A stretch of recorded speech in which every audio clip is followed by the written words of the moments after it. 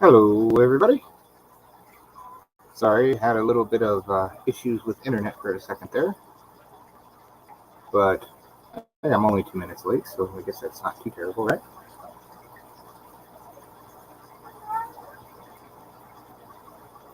One second.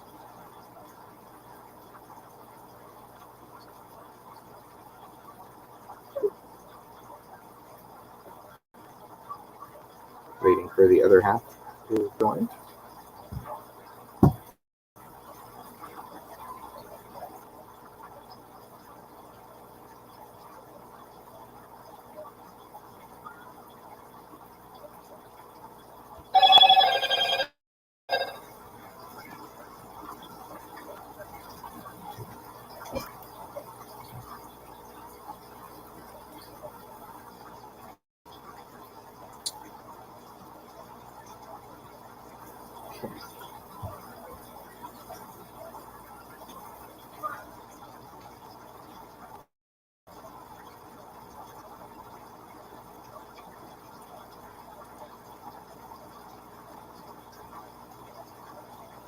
So, hello, everybody. Sorry, I'm waiting here for just a second.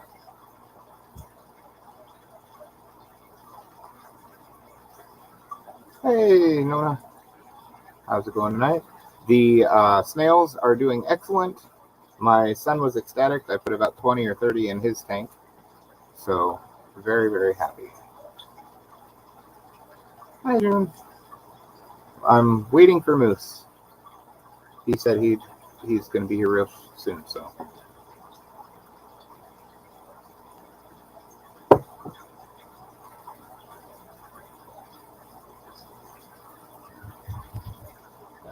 Sorry, I was a couple minutes late coming live, but I all of a sudden lost internet at the last second, which was wonderful.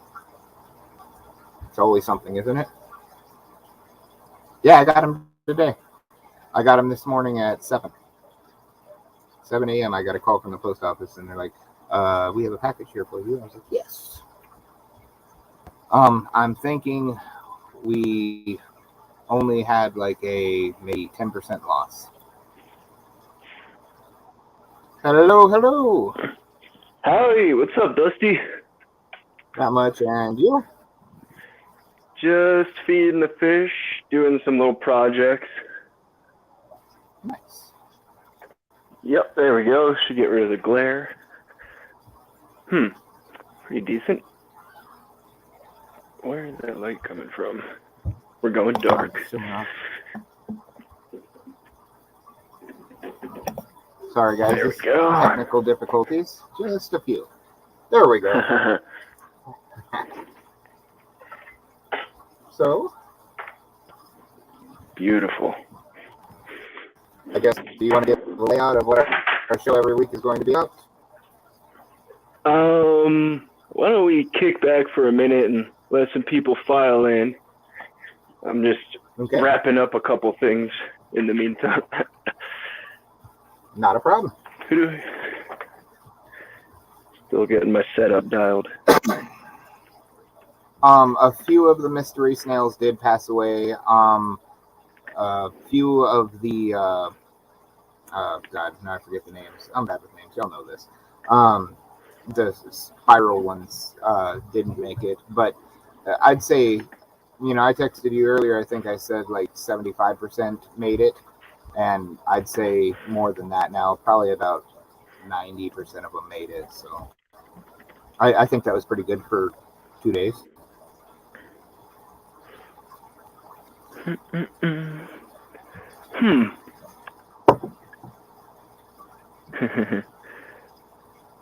Egg glitches.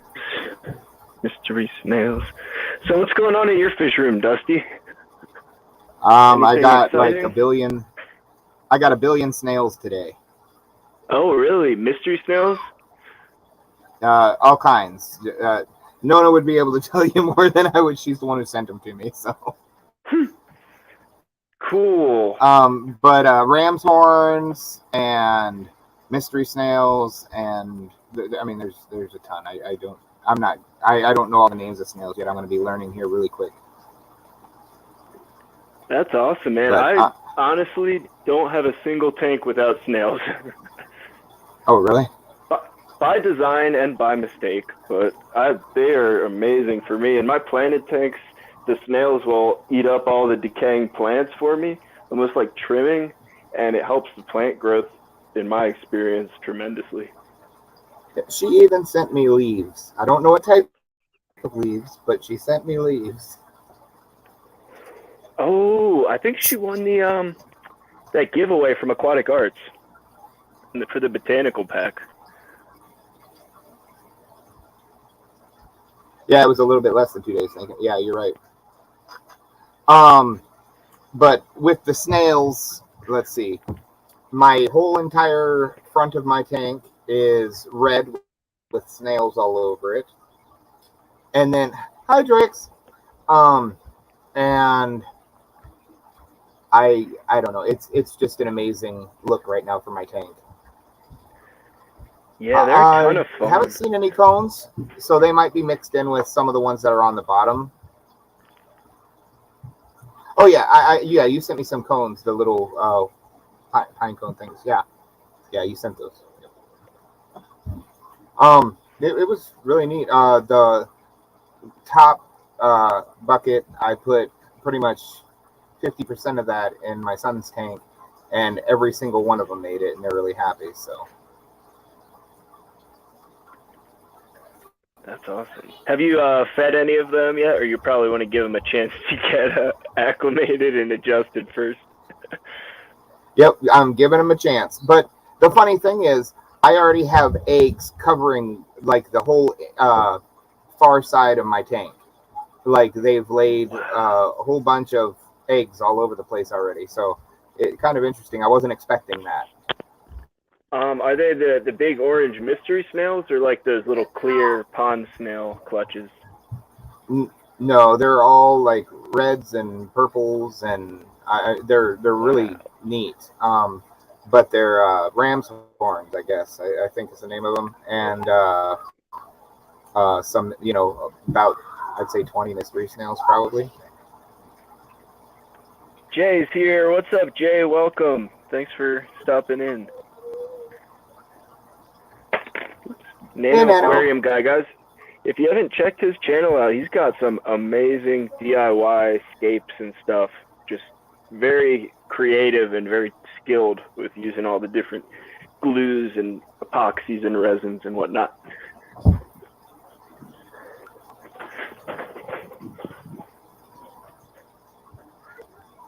So, see how it goes. So, Dusty, today I teamed up with, oh boy, leave it to the timer. Get that back on. That's funny. So today, Coro and I teamed up to make some DIY fish food, and we're going to go ahead and test some of it out here live. So you live close to Moose or to Coro then? I just hopped in on his stream and just did it live with him. Looks like it hasn't set yet. There's a little piece. I missed quite a bit today. I was busy moving around my whole upstairs. So. Oh yeah, Dusty. I mean, just from the times I've talked to you, all that stuff going on in the background, I can tell you have your hands full during the day. Yes. It's like screaming and things falling over. It's always fun, 5 kids and just everything always going on. It's never a dull moment at my place. It keeps us busy though. Yep.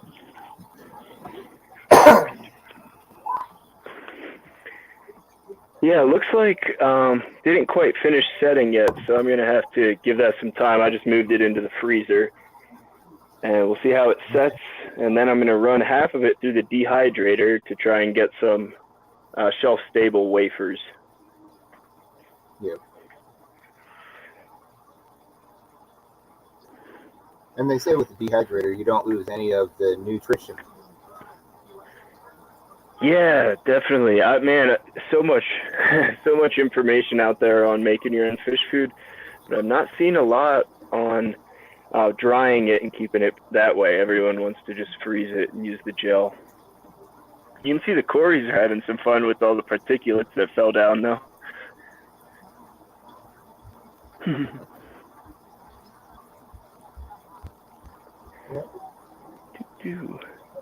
Tennessee Fish Keeper, what's up? Sketty in June. It warms my heart to see you guys here. You guys are awesome. Yes, they are.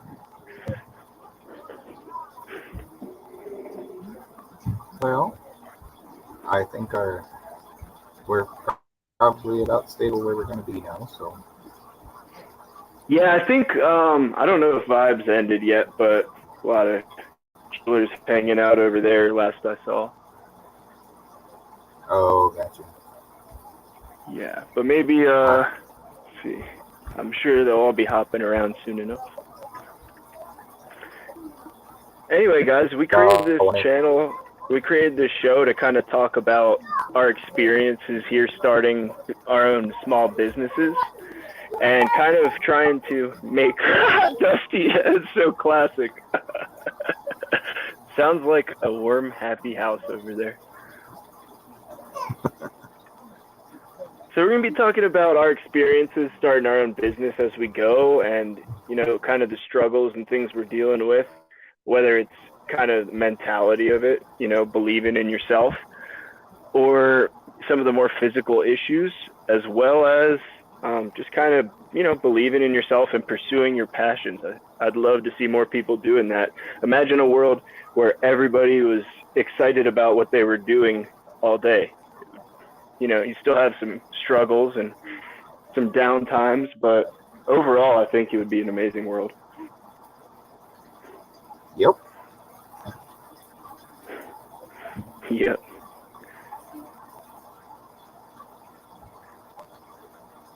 Hi, Jennifer.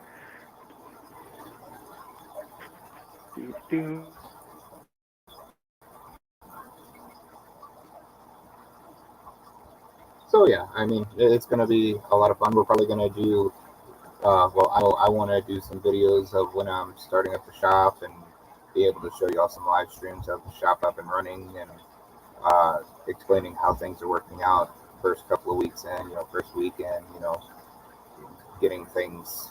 Love you, Dad. Love you too, honey. As I said, never a dull moment. But just, you know, being able to explain everything that's going on while still keeping this channel pure, if you get the drift. So.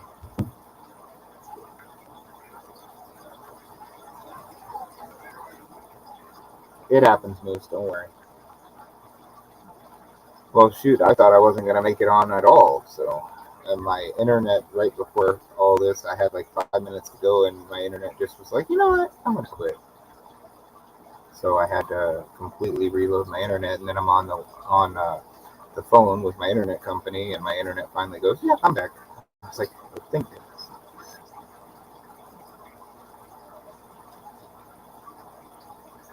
So hopefully everybody had a good day today. Anything new with anybody?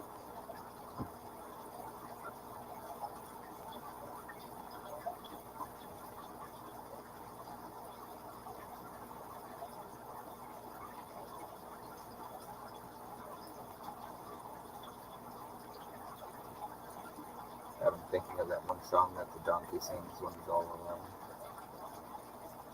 I'm all alone, nothing my troubles do.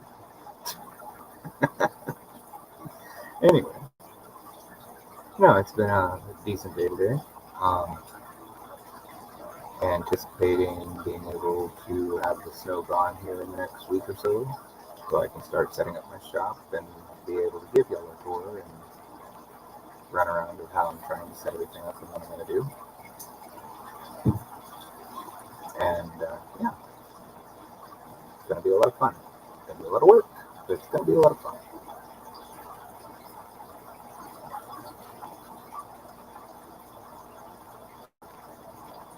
Right, always, right when something like really special is about to happen. That's when your internet just quits. I completely agree now.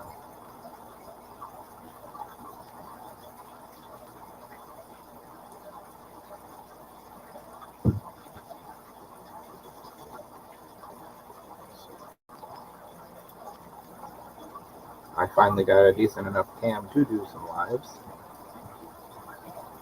That will actually look nice. A lot better than the old one, isn't it, guys?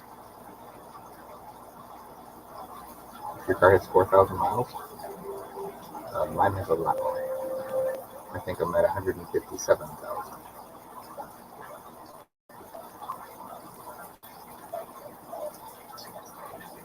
Moose is back. I'm back. Yay! Messing with this new tripod. Learning curve. It happened. So, can you hear me all right? Yeah, I can hear you all right. Perfect. Awesome. Yeah, my car is a 08 truck. I think that's about the newest car I've ever owned is an 08. I had an 09, but the 09 was the newest thing we had ever had.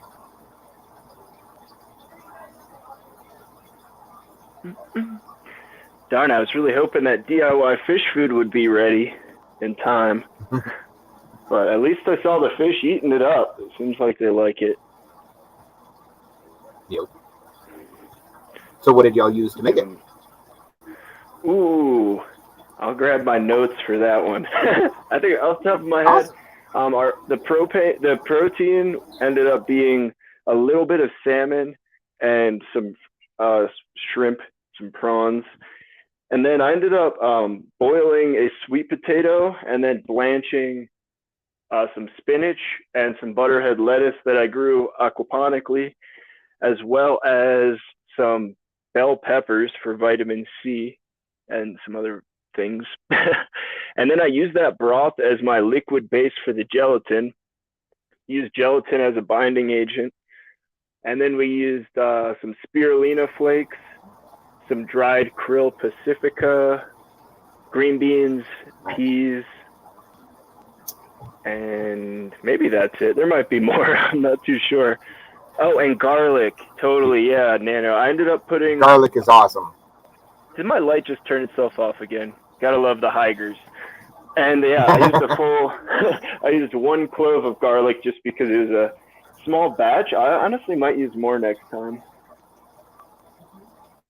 Garlic is awesome for fish. That's like one of the best things you could ever give fish. Yeah, man, just from this initial feeding... Let's see if she stays on now. Just from that initial feeding, I mean, they all came up and attacked it pretty darn quick, so I've got high hopes. Even sick fish will go after garlic. That's how good it is. Yeah, I was reading up on it just to see what they said scientifically, and they call that chemical compound allicin. It's an appetite stimulant, which is cool. And then, it's good for their internal gut health and parasites. That's pretty neat. Garlic actually pretty good for us, too. That's true. Now, I also heard just from a friend that garlic, the more you eat it, the less effective it becomes. I don't know any science behind that. Nano says, laugh out loud, this stream boycott by Higer. Honestly, man, this is going to get me hated from the fish people, but I'll take the Higer over the aquarium co-op light every day. It seems to be the exact same product, but half the price. Hey, welcome, Coral. Thank you for coming. I don't know. I don't have any aquarium co-op lights right now. I've got the aqua clear lights, and I have some sunlights and stuff like that, but I don't have any aquarium co-ops yet. Mm-hmm. Yeah, one of these guys just bought one of the aquarium co-op lights, and he paid $150 for it. I got this I don't know. Dusty, you probably know off the top of your head. How wide is a 40-gallon breeder? 40-gallon breeder. I think it's like. I don't know. I don't know. It's not. I'd have to measure. I don't know. Actually, this is an older Higer light that I just got with that 30-gallon lowboy off Craigslist for $15. But, you know, Craigslist, not a fair representation. But I bought my Higer light off eBay for $50, and it was too strong. But I don't know. I like Higer. I haven't had any issues. I like their heater. Seems to be exactly the same as the Aquarium Co-op heater. And I'm sure I'm missing something. Like maybe the Aquarium Co-op heater is more reliable. I know their warranty is certainly better. Welcome, Daniel Barry. Daniel Barry. I don't know. I'm trying to think of the name of my favorite light right now, but as I said, names always evade me when I try to think of them. So. Oh. Ain't that the truth? It's a big, huge blue and white light, but it's got two different switches on the front of it. It's a big 48-inch long light, and it's about a foot wide, and it's just a massive light, but it's awesome, and my plants love it. If I could think of the name of it, that'd be great. Yeah, you know.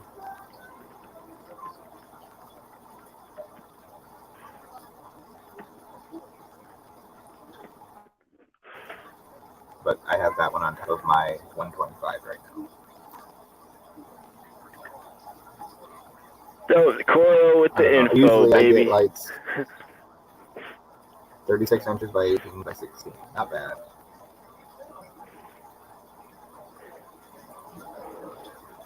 Yeah, and the 30-gallon lowboy is actually the exact same shape, same dimensions as the 40 breeder, but shorter, which is pretty cool. Shorter.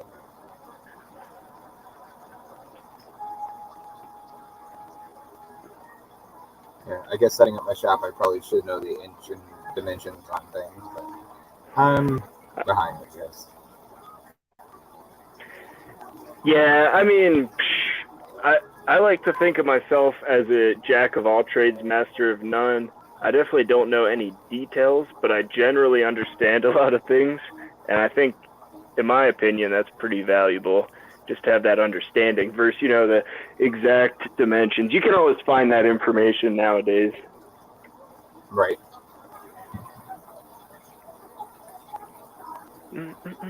Man, I've been loving these orange Venezuelan Cories. They are a ton of fun. They're always out. And they're really pretty. If we can get a good shot of them. Purple and orange, right? What was that?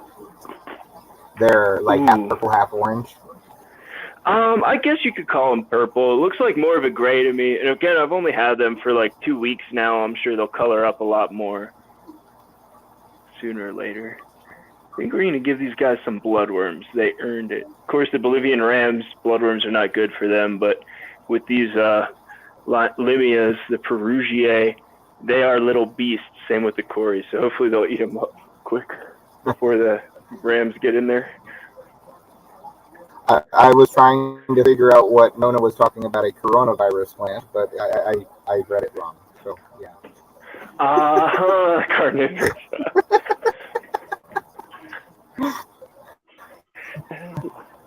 Not reading it today, I guess. Let's see, what do we got? Man, when I first started buying bloodworms and stuff, they're like, do you want the blister pack or do you just want a tray? And I was like, why would I ever want a whole tray of bloodworms? Well, I think I'm finally at the point where I know. Yep. They go quick. They go quick. And I mean, I don't know if you've got any fish, but I accidentally bought a fish that only eats bloodworms or frozen food. That's fun. I have tons of fish. My fish do like bloodworms, but it's kind of hard to get them around where I live unless I order them, and then, you know, they're That's the shit. So. Yeah, I tried everything. I got my pea puffer to eat the freeze-dried bloodworms. He'll take them out of the forceps. But my peacock eel will not touch. I think I saw him eating baby brine shrimp, but that's a tough one for him. He's slow. Hey, Mark. Welcome. Good to see you. Hey, Mark. Here we go.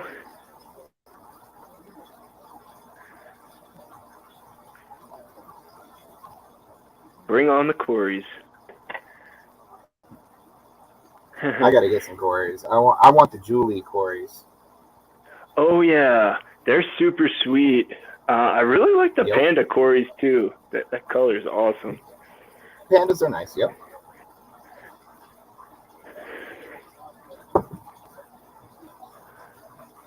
Honestly, my favorite fish right now are the Bolivian rams. They've been amazing. Black soldier fly larvae, gotcha. That would be cool. I would, as long as they don't turn into flies on me. I'd really like to start doing some mosquito larvae too. That just seems so easy. That fish seems like You guys see that ram posted up in the back corner? Completely still. Looks like it's frozen if it weren't for the other fish. So, is that a cave system underneath the plant right there, or is it just a dark shadow?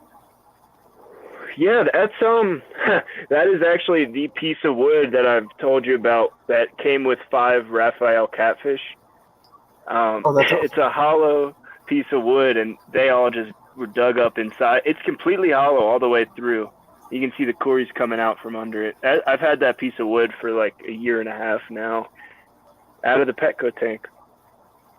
Nice. Yeah, we've heard that.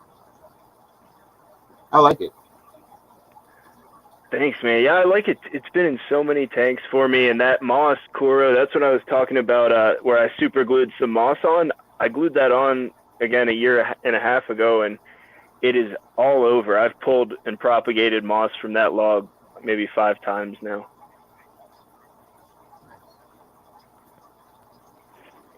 So how many tanks are you sitting with at this moment? Let's see. This is back. We're counting bowls, right? For the bettas. Let's see. I've got. Do we count terrariums? Are there or fish is in it them? strictly? No fish, no. But there are hydra. Doesn't count. No. Okay, good. No, Let's see, I don't care. I'm gonna not count it just to keep my count down. We go. Okay. Oh man, I gotta look at them to count them up. I think it's around 15 tanks total. Not bad.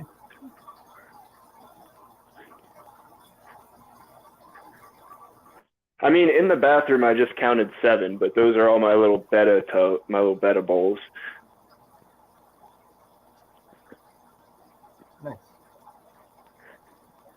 Oh my God, we're like, if I'm also counting my roommate's tanks, I think we're like 22.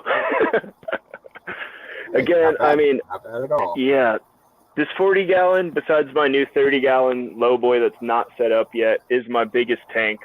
I've got 2 20 longs. My roommate has a 29, and then I've got like 2 10-gallons set up, and some 6-gallon cubes, and then like some 5.5 gallons and things like that, just to mess around with different species and fry and stuff. All right. And what general type of fish do you go for? I mean, we can see what's in this one, but is that the gist of what you have, or? Yeah, definitely going a lot more for the smaller, more community fish. I had a ghost knife. I like picking out a random, exciting oddball fish and growing it out and bringing it back in for store credit eventually or whatever. So I had the ghost knife in here, and he was a jerk. So he's gone now, and it's very laid back. You can see that pleco Ghost kind of knives hiding. generally are. Yeah, man. He was so chill. he'd just be eating food. And then the first day I ever saw my white clouds laying eggs, I went to go grab a turkey baster to try and collect some, and he swam over and ripped the minnow's eye out. So oh no, yeah, you were telling me about that. Yeah, I got rid of him the next day. It's like, no more. But this tank's pretty warm. I just moved half of my white clouds over to my roommate's tank. He keeps it down around 74, and he's got a ton of plants and some rock piles. So we're hoping to see some white cloud eggs come in. Other than that, I always have a bottom feeder, always. I've got pygmy cories, these Venezuelan cories, a couple plecos. I got the albinos and the green dragons, and coolie loaches. They're amazing. I mean, coolie loaches and any geophagus do such a fantastic job at keeping that sand moving and keeping the algae off. You know, I'm definitely guilty of turning my lights on at night and leaving them on for hours and hours and going way beyond 15, 16 hours light cycles. So the fact that this sand is still this white is just awesome. And I've noticed, like, with my tanks, I'll turn on the tanks when I come downstairs, all the lights will come on, and then I'll usually leave them on until I go upstairs in the morning, and I'll shut them off on my way through the fish room. And I suppose that's about 6 to 7 hours they stay on a night. So wow. I think it's pretty good for them. Yeah, I mean, I definitely like trying to grow my plants out fast. So the lights are good for that. Yeah, I'm just checking out the chat here. Cora said his tank has dropped 5 degrees on average since swapping pumps and pulling out power heads. That is such a crazy concept, how much heat is generated from all those accessories. Hi, Jeff.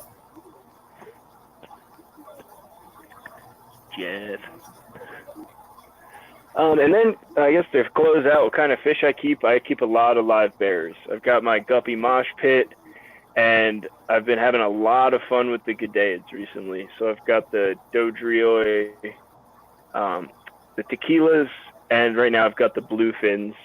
They're cool, honestly. They swim around like little barracudas or something, but they're a bit big for my style and tanks. So I'll probably be sending them out if anybody wants some bluefin Gadeids. Nice.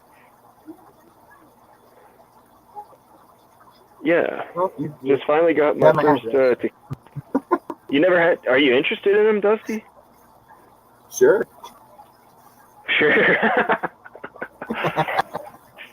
They are hilarious. I mean, by far my favorite of the 3 species is the tequilas I've got. They are amazing. They have so much sass, man. They're like, my biggest one is the female's like 1.5 inches, and she will rip snails clean out of their shells, swim up quickly to the glass and stare at me. And I was just so stoked to get some fry out of them. I've got 5 growing out, and they're like little gold nuggets for me. I really want to get that colony growing. If he does send them to me, Nona, don't worry. I won't feed the snails to them right away. Yeah, let them propagate first.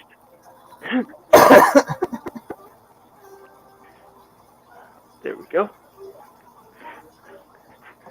What about you, Dusty? I know about the cichlids. You got some barbs too, don't you? I have barbs, yes. Tiger barbs and cherry barbs. I also have silver tip tetras, and I have bleeding heart tetras with the flame back bleeding heart. Those are awesome. Yeah, I've been wanting some tetras, but it's hard to fit. I don't know. What is your minimum tank size for those species? I usually say a 20 is about my lowest size tank. 20 and up. Anything. My dream tank, just to explain like what I want when it comes to tetras. I want 1,000 cardinal tetras in a 1,000-gallon tank. That's like my dream. 500 to 1,000 of them in that big of a tank. And it wouldn't have anything else in it. It'd just have the cardinals. Really? No bottom, no cories or anything? Well, It might have a few cleaners, but I mean, no other. Right, no. You know. Totally, like centerpiece or just nothing to steal the show away from the Tetras. Right. I mean, there might be some shrimp and some other things in that tank, but no other fish-wise. Yeah, I know catfish are fish, yeah, plecos are fish, you know, but y'all get what I'm saying. Totally. Yeah, those barbs are sweet. I think for me, like, I don't know if I get bored. I just love to see all the different aspects of an ecosystem play out with every species of fish. Like, you'll see here and there, I've got this little, what would you call it? I'm sure Koro knows what it's called. It's some species of goby, I believe, swimming around. I don't know. You get such different personalities from every species. It's so much fun to see them all play out together. Of course, that means I don't get any eggs. I think that's why I like having so many tanks, because each tank can be a completely different environment for a completely different fish. And I'm thinking of separating the bleeding hearts into their own tank so they can start to breed and, you know, reproduce. So I have a whole tank of them. And then I want to switch the cherry barb, you know, because right now I have the bleeding hearts, the silver tips, I'm forgetting one of them, but I have four types of barbs and tetras in one 40-gallon tank. And I want to eventually, here, when I have a little bit more room, spread them all into their own tanks and possibly get a few more of each breed, and then have just the solid tank of those specific species. I think it'll be really nice. Yeah, that's a great point you brought up too, man. Like, I get a little bigger tank every time, and I'm like, this will be my catch-all. I'm going to make a perfect community tank. And then I'm like, but just this one species doesn't work, but they're so cool, I'll just get another tank. And it just never ends. Right. That's where you catch the MTS. Yeah, man, I caught it bad. I also like that MTS goes for the Malaysian trumpet snails and the multiple tank syndrome. That was awesome.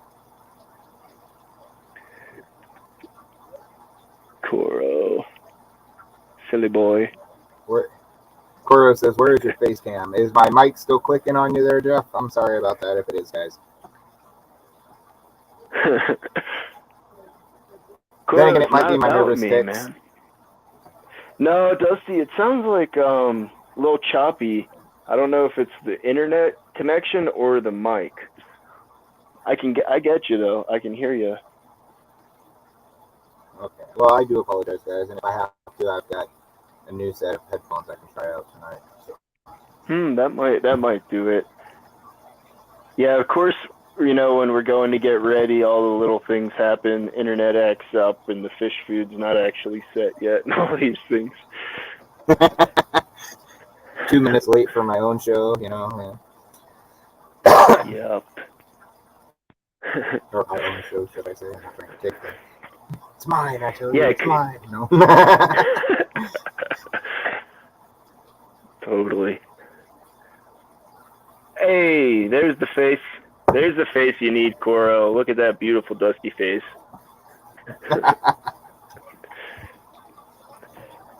Could be.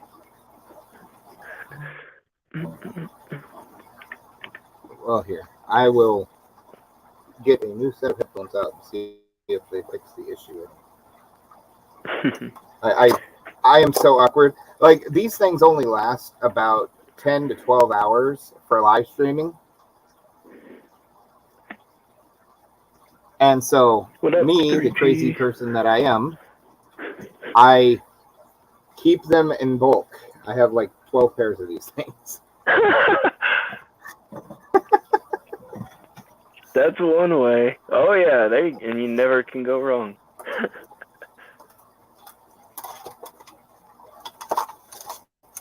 So we will test out another pair right here. Hi, 3G. Welcome. Oh, look, Pleco's waving.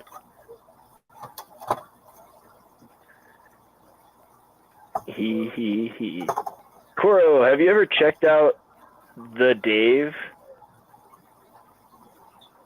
He's my inspiration.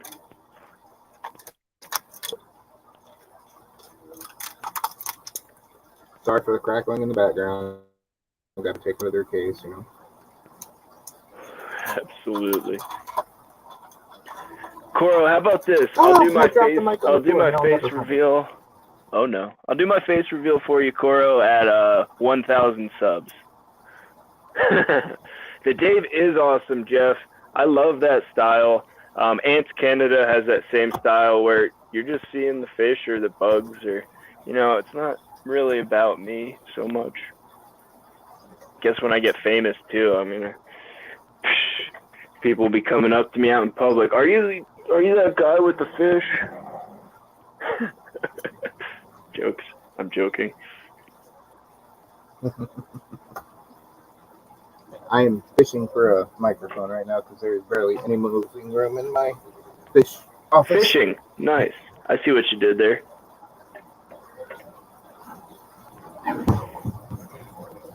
All right, now let's see if I can. All right. As I said, nothing is working right tonight.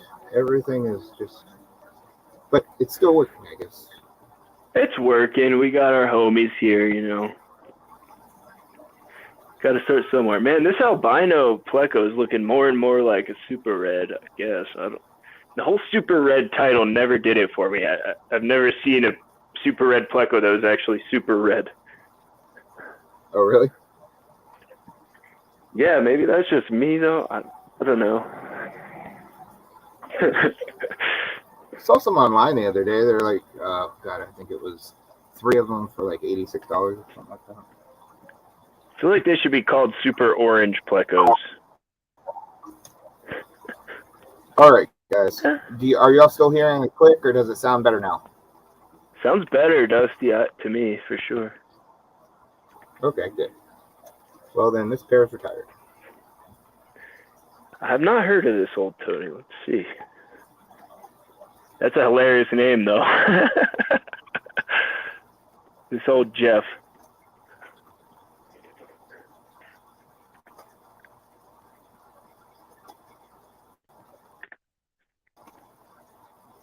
Yay! Way better. Awesome. Very good. Jeff, why does this channel... this old Tony, this channel screams Jeff Kane. Rotary and linear dampers. Welding cast iron, that's kind of cool. Universal bender. Jeff says, "Get off my lawn." Yup. Exactly. Man, so what does everyone here in the chat think about the subscription-based service? Like doing our mushroom farm, you think we should offer like a monthly subscription bundle box where you get whatever's fresh or exciting from the farm that time of year? That was my idea. I thought of that by myself, by the way. Cora didn't help.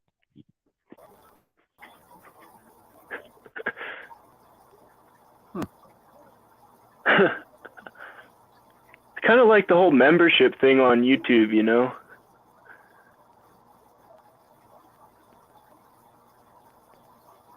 Yeah, I don't know. I like a lot of YouTube, but at the same time, I'm opposed to some of the stuff about YouTube also. Oh, yeah.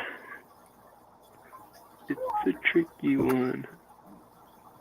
Ew, cool. Looks like the giant spider that my dog caught for the terrarium has molted. Nice. Gross. Maybe we'll get a camera in here on the on these tanks. I personally like spiders. Nobody else in my family does, but I do. I think they're cool. They still give me the EBGBs, though. I was told that the day I bring home a snake is the day I sign divorce papers by my wife. Yeah. And so I'm trying to think of ways to sneak a snake into my house. Might have to sneak a snake. tell her that there's actually water in that tank. So It just looks like there isn't. I don't know if we all can see that up there. Okay. Inside.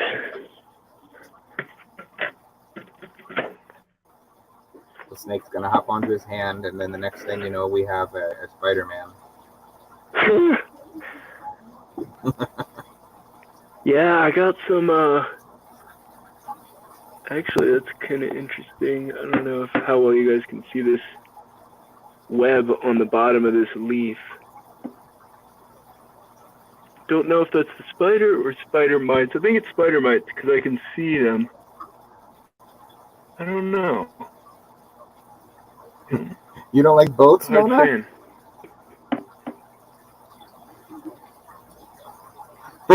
Jeff's gonna mail me a grass snake. Yeah. Y'all want me getting divorced or? Yikes.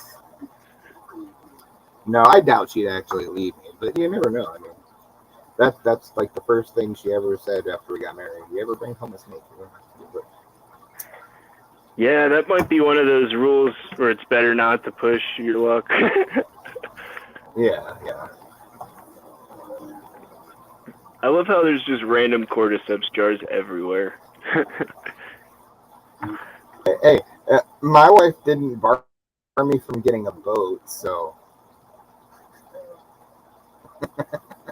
messing with you, no. Oh, the cordyceps are growing. Yeah. Yeah, we still have to do that.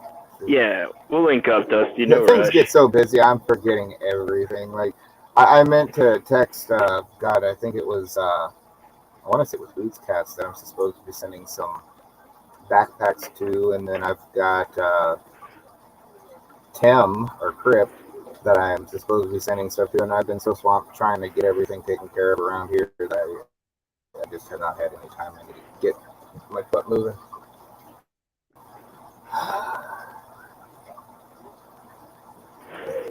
Then I needed to send Money a backpack also. You are a good man, Dusty. That's a lot of work. Good thing that one guy never reached out for the canister filter, or you'd have a whole nother job on there too. I feel bad about that, but I feel bad about it, but at the same time, like, I offered him to him for free, you know, and yeah, granted, it might take me a while to send him because I am strapped for time, you know, and I'm always doing something, but I mean, the only thing I said is you have to send me your address if you want something, and he never sent me his address, and then I guess I saw him like a couple of days ago, he was saying something to somebody else about that I wasn't sending anything, or I never tried to get a hold of him, so I'm like, the nerve. You're like, hey, I'll keep it for free, you pay shipping, just hit me up. And you know, that's funny because you're like, you definitely said you got to reach out. He like told you, he's like, oh, this is my Facebook, hit me up, and you're like, no, you got to find me, I'm not gonna. I was like, I gave you my email address, it's right there, and he's like, oh, okay, well, my Facebook is this, and I was like, well, my email address is this. It's like, I'm really not a mean person, I really am not, but yeah, anyways.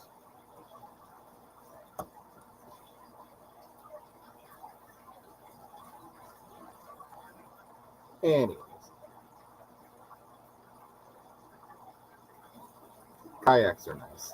I could not personally use a kayak. I'd end up with it flipped over, and I'd be like, you know, drowning. So, but I like canoes. I can do canoes. Kayaks are just too enclosed for me to be able to get into one and be able to be steady in it. Did I lose you, Moose?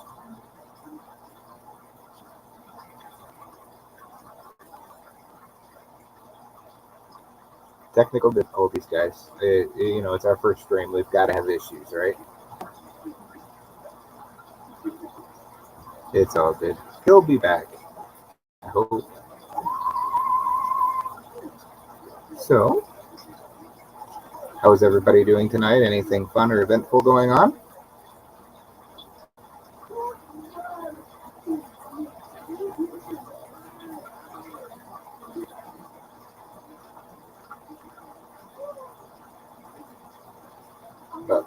sending. They were trash talking who? Saying people were trash talking me about not sending out some kind of. To you? They were trash talking you? Why would anybody ever trash talk you? You're awesome.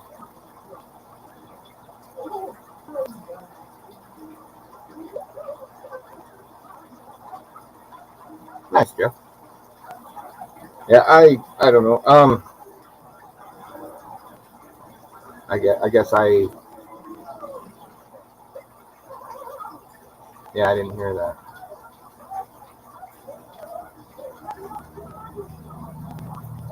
Oh my God, where's this kidding? Oh. Yeah, I'm sorry. No, that Moon Groups was being rude to you.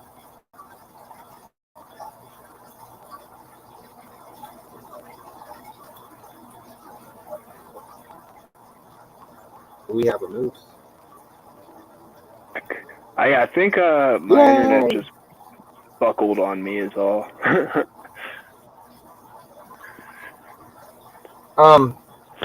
I'll say I've been to the stream. I'm not going to say names, but I won't be back to the streams. I tried to be nice and help somebody set up a tank and told him I'd give him all the steps to do so. He asked me to come on his live stream, and then when I got to the live stream, it was a bunch of cussing and screaming and rudeness. Dude, I know exactly what you're talking about. I got, like, one of the streams I was on ended, and it put me into that stream, and from the other room, I just hear, like, screaming and cursing. What the heck is going on? And I go in, I'm like, unsubscribe. I stayed on for 2 hours of that stream, and don't get me wrong, I mean, I had some fun on the stream. I got to show off my pistol collection, and I collect antique pistols, so. But I showed off my pistol collection, and I had a little bit of fun talking to a few people. There were a few people from the fish stream, or from the fish fam anyways, but not the stream that I'll ever be back to. And then repetitively, after I did that stream with him, he came into my next, like, 4 streams, plus anytime I was in somebody else's streams, being like, hey, did you know SaintsDust has guns? Hey, do you know this? Do you know that? Da da da da da. And I'm like, no. Because, it wasn't a fish fam stream. Yeah, so I'm just getting back into the chat here. Did we clarify with Sketty that he was probably talking about you and not her? Probably. Because yeah, Dusty is the one that was supposed to send the canister. Sketty, you've never done anything wrong to anyone as far as I'm concerned. Well, it's not that I was supposed to send him. I told him I would, and I will still hold up to that. But he has never messaged me. Man, that's just such minor drama. It's kind of funny. Even if you did tell him you were going to find him and send it, and you didn't, I mean, I guess it might be different, but who cares?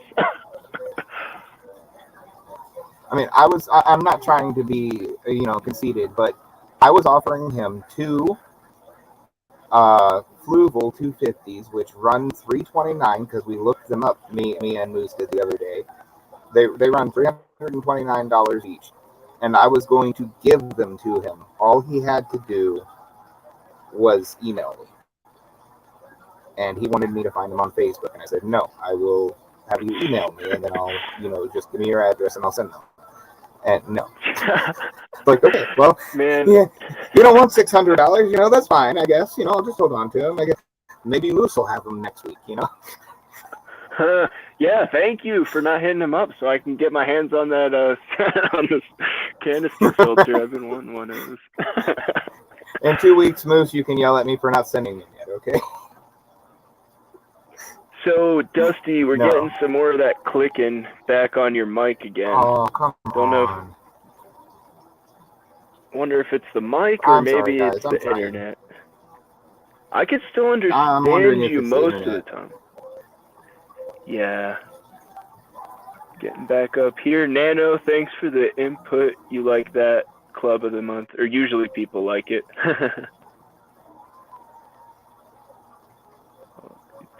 I'm wondering, what a crew, guys. Is the clicking actually coming from my microphone? Because I also have nervous tics where I sort of click my tongue a little bit. I don't It's know. not that. It's nervous definitely tick. not that, Dusty. It's definitely not that. It's Okay. like cutting in and out, kind of.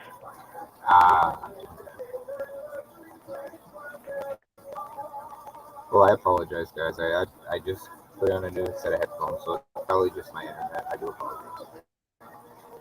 Yeah, maybe one of those like boosters or something. I don't know. Jeff says you should probably send him your address one of these days, and I think that would be sick because that guy has a ton of angelfish. I will get you my address tonight, Jeff. Yeah. And we got to get some angels out of Jeff's room so he can take some Gideids into his room. Me and Jeff have been talking for quite a few months now, so yes. Heck yeah. He does have some beautiful fish. I got to say, of all the people in these streams, Sketty and Jeff and Bunny and Koro, man, you guys are the ones I noticed first. Good vibes, awesome guys, awesome people. Why, thanks. And Dusty, like I told you before, I don't know if I said this live or anything, but you were my first stream. Koro was my second. So definitely, it's got to be the right vibe for me, that's for sure. And and that's the difference too. We were just talking about different streams and styles. Like some streams might be more of a party, others are just a kickback. Your vibe attracts your tribe, kind of a deal. Yo, I don't pretend to know everything. I don't even pretend to know a little bit of everything. I just try to have fun and have a decent conversation. Share a little bit of what I know if I can, and just talk. Totally. Right. I really solely got into this just to share my experiences with my fish room and plants and all of that stuff. And that's why this has been so fun for me. Like having Koro, man, to talk to is just so cool. That guy knows so much about, or so little about so much. Hey, Morbid. Morbids. Sketty, awesome vibes. Yeah, I'm really making the content for you guys. Like, I'm not, views are cool. I like to share like my spider mite experiences with people, but really it's like, I want to share my fish with and my tanks and aquascapes and whatever with people who like them and care. Yeah, Nona's done her first 2 lives on my stream, but I promised her I wouldn't put up the second one, so I won't. And I accidentally deleted the first one, and I found it after great looking. I found out that YouTube records, but so does StreamYard. And I was looking through all my YouTube videos because I knew I had accidentally deleted one, and it turns out that the one that I deleted was her very first live stream, which was on my show, or on my stream anyways.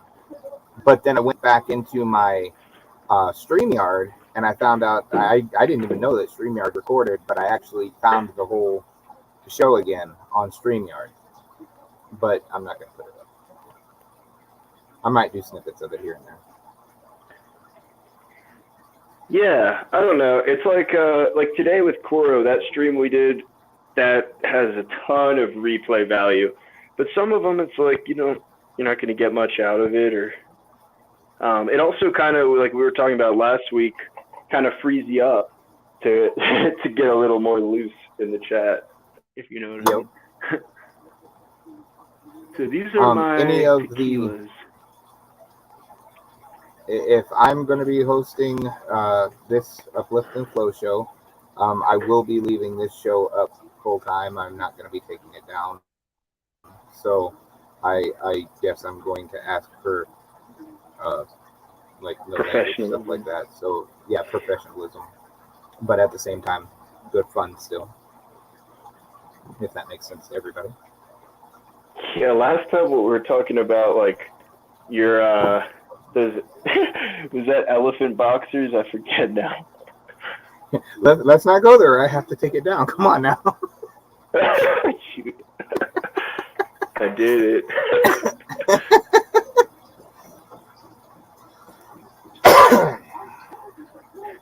These are my tequilas, working on getting the female nice and plump again after her recent fry drop.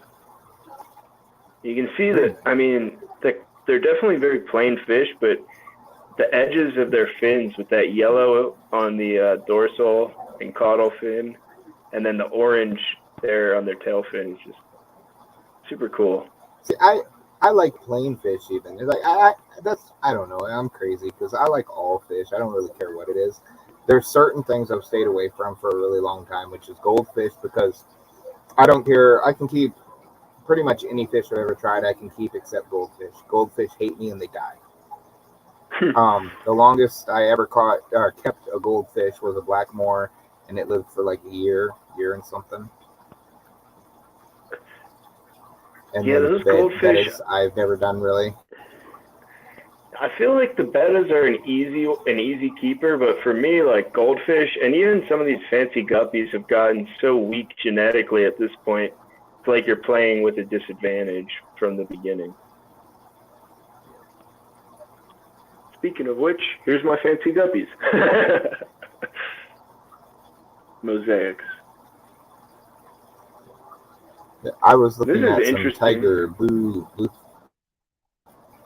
phantom tiger guppies or something today, like something like that. Yeah. Cool. Yeah, definitely a bigger fan of the endlers, but these fry will sell, so here we are. Jeff says his trout Godiads were buttheads. Dude, they really can be pretty darn spunky, and especially the ones that get bigger. Nano's still here. He made like this. I don't know. This is my little QT rack. I've shown this before, but coffee ponds with mini matin filters. Get some bettas in here now.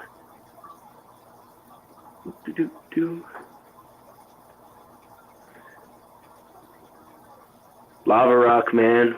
Magic.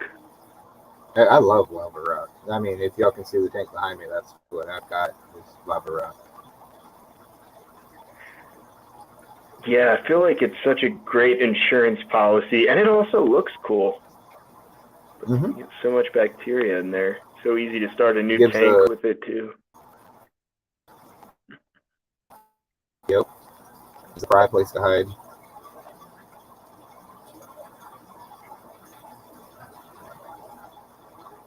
Longfin cherry barbs. I don't have any of them. I do have the cherry barbs, but not the longfins. And all of my females are looking really fat right now, so I'm thinking if I separate my fish quickly enough, I might be able to actually have some fry in my tank.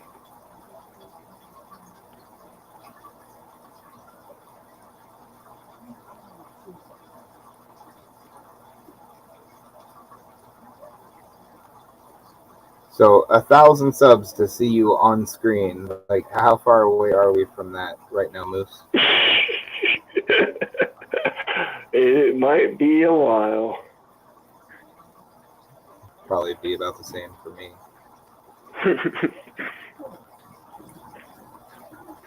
Well, I've already agreed to, as Cora will say, I've agreed to wax my chest if I get to 1,000 subscribers.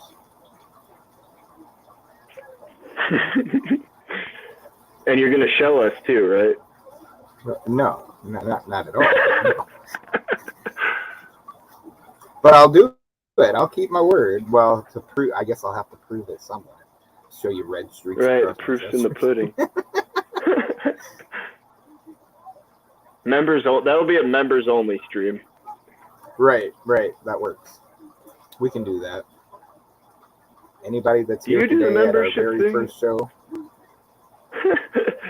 Yeah, maybe not yet. That would be a great way, though, to get some viewers in here.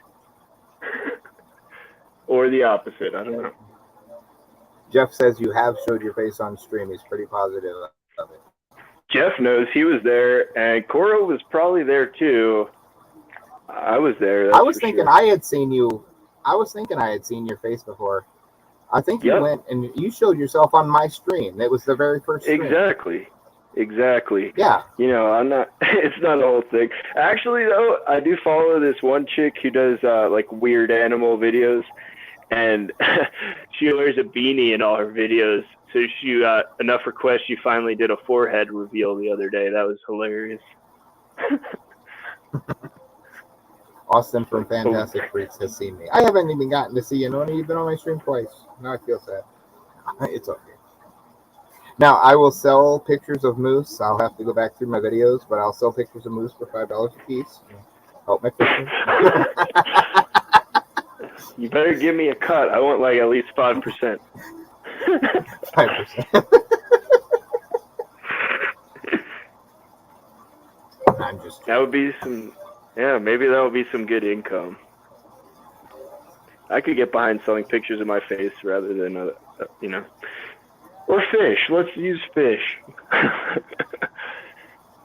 Yeah, cherry barbs are gorgeous. I agree. Right now, my males are looking like blood. I mean, they're so red, it's ridiculous right now. So I know they're breeding right now. I got to get them moved into their own tank before they start spreading out the eggs. That's awesome, Sorry, man. talking in everybody's ears. Oh, that's right. I'm still working on getting eggs. That is the downside, the biggest downside of keeping all these community tanks. You got to be really on top of the eggs.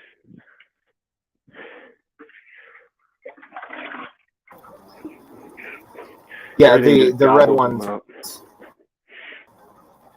The bright red ones are the males, and I have 3 of them, and then I have 5 females, which are the like tan with black checkering and like a black stripe.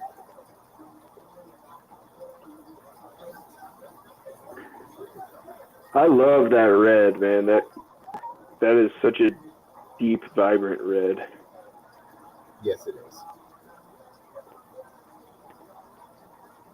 Now, do you have neon tetras too? Are you working with them yet, or is that in the future?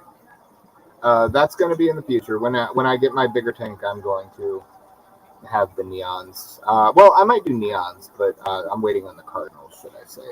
I might do 10 or 20 neons and see what I can do with them. Have some fun. Right, that would be really cool. That would be sweet if you were able to start up your whole 1,000 tetra tank just from like 10 fish. Yeah. It would be awesome. I'm no matter what, eventually I will get there. I'll find a way to do it. I mean, that is my absolute dream to do. So I did it a long time ago with a smaller tank and about 400 cardinal tetras, and it worked out very, very well for me. But when I moved, I had to let go of my stock. So yeah. That's the fear. That's the one thing keeping me from going full out MTS. Well, I know that if I ever do move again, it's not going to be for a while, and I'm going to make sure that I have a place to ship everything to, and it'll probably be my daughter that'll do it because I've taught her how to do everything the way I do it with fish, and she's on the cuff of whether she likes fish or not. She finally took a 55 into her room, and she has 2 red devils, and they're actually breeding right now, which is kind of nice. But cool. She still doesn't know if she's really a fish person or not, or she just likes to look at them but not have to deal with them. But she knows how to set up everything exactly how I do it, and she can set up a tank just as quickly as I can. That is the way. That's awesome to have that as a resource. Yes. And so, and we are shipping them all. Yeah, I'm going to ship every single fish I have if we do decide to move, and we have been looking into it. In the next 2 years, we could either be in Alabama, Florida, or North Carolina. We're talking about it right now. Or if we can get everything we want to work out where we are, we'll stay put. But it all depends on what the bank will give us to expand and do some other stuff. So where do you think you would move to if you could move wherever? Most likely North Carolina. That is a cool state.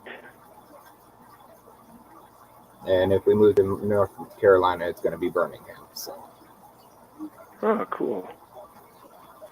Yeah, it's cool to be able to get the mountains and the ocean. Yep.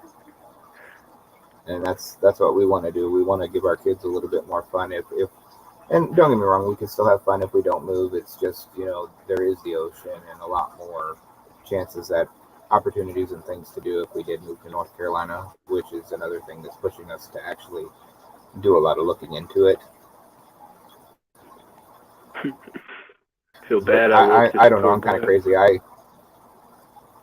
I'll buy a house there before I ever actually move there, if that makes sense, because that way I have something to ship to. I have everything worked out already, and I don't have to worry about time management and stuff like that. And then after I move, I'd take the process to sell this place. That totally makes sense. Right now, my main concern for the next year at least is just to get the shop up and running, because no matter where I am, I know I'm going to lose a little bit of, in-town sales and stuff like that, but I do plan on also shipping and doing, the online stuff with my business too. So even when I'm in the move, I think I could still make everything work. If that makes sense.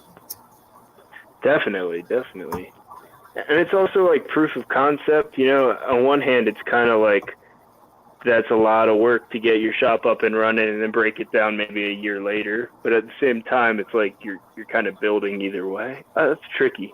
Uh-huh.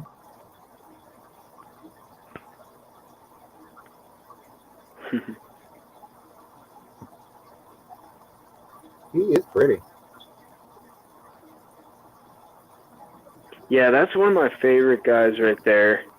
Now that he's waking up, he saw the bloodworms. He's pretty excited now, but felt bad. He was sleeping over I turned the light on. He went into the corner to go sleep. I was like, I can relate to that, buddy. Night, Nano. Thank you for coming. Thanks, Nano. Appreciate you.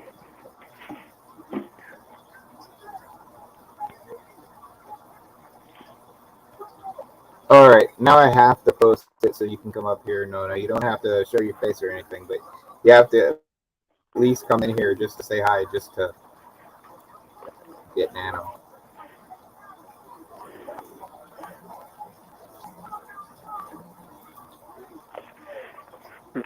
Hopefully you're fine with that.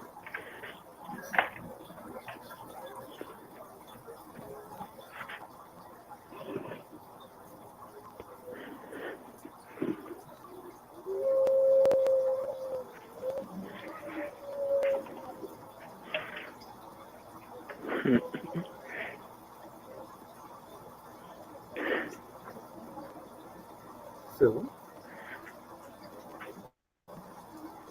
what's the first thing you're going for with your business?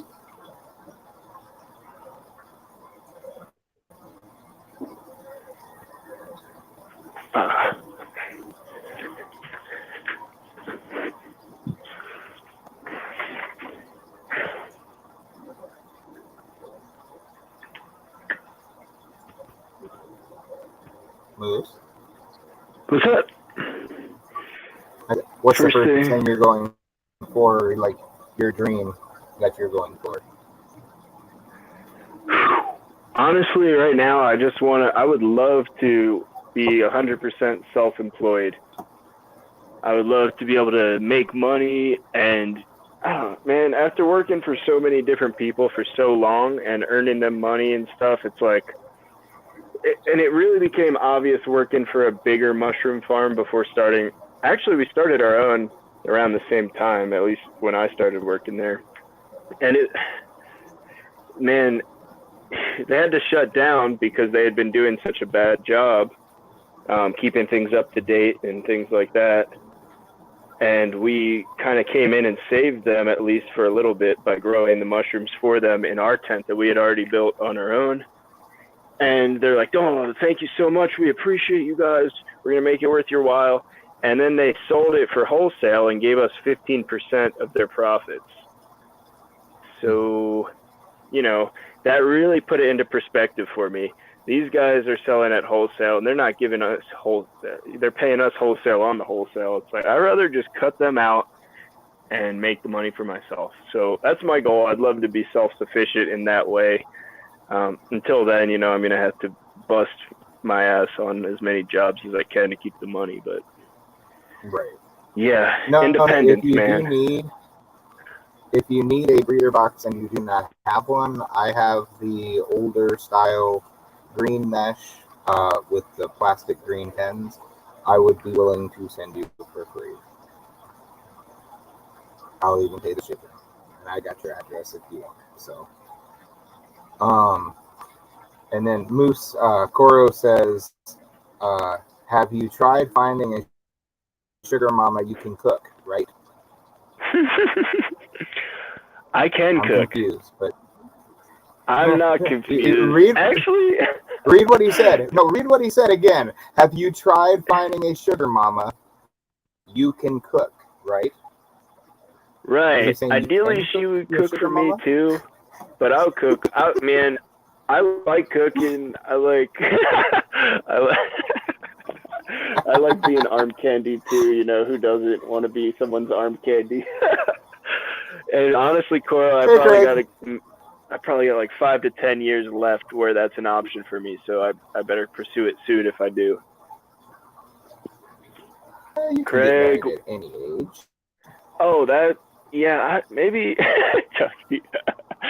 So the thing a lot of people in our tax bracket are doing and age range is there's like even apps and websites that will connect you to well-off women that will support you financially in exchange for your time and affection. Yep. I don't know. My wife's awesome. I got very lucky. I'm blessed. Maybe, I don't know. I'm pretty good at giving hugs. Maybe I could be a professional cuddler. That way, keep it professional. Hey, you know what?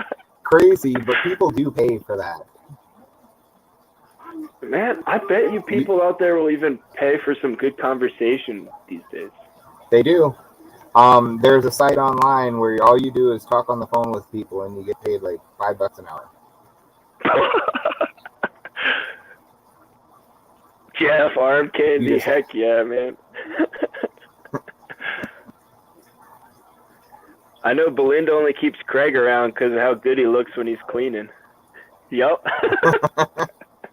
Clean it like Craig.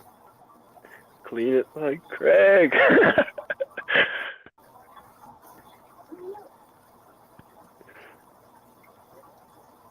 Man, I was, so the other night, I kind of signed off and went to get some work done in our farm, and it was amazing. I was just in a pair of shorts, and that was it, and I was doing my thing. We're just moving bags around and things like that, and I got called up onto Rico's stream, and I was so caught off guard, man. I was not ready to be talking. He's like, "Can we ask you questions about mushrooms?" I'm like, "Oh, boy." Sure. Thank God Brooklyn Bell was there to bail me out, man. She is a genius.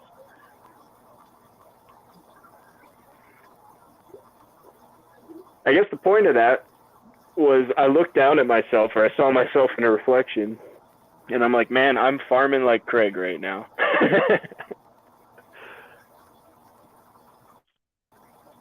I didn't see if Nona ever said that if she did want the breeder or not. You scared her away with the stream. No, she said she thinks the gudgeon fry would get through them. Wait, she got some fry from the peacock gudgeons? I'm taking it that is so. Yeah, Sketty, if you're hanging out, how's that going? I know. Oh, she did get some fry. That is awesome. Yeah. And I have. What are you feeding them? That I haven't used. That's so cool.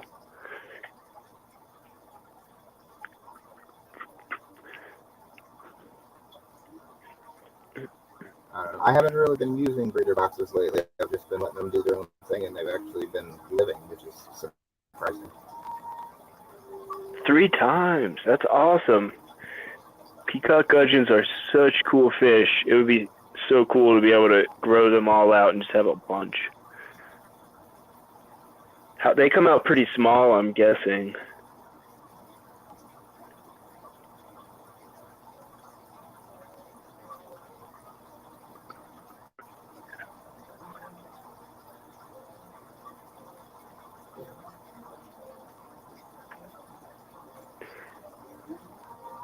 Yeah, might have higher build quality on the fluval box, Koro.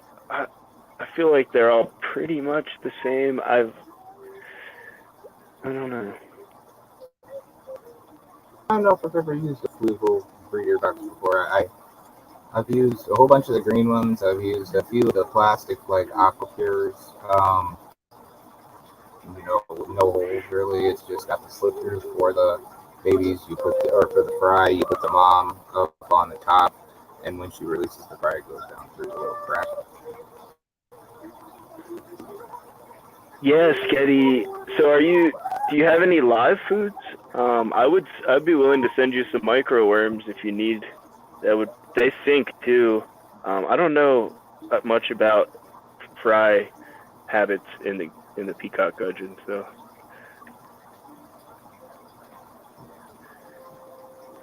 Definitely my first sparkling gourami batches, I was trying to feed them infusoria, and that was a whole thing.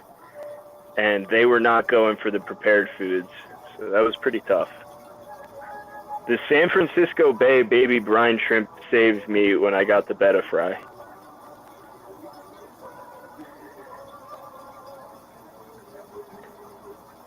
Sketty, have you tried the San Francisco Bay brine variety? It's a different species, and they do hatch out a lot smaller, in my experience.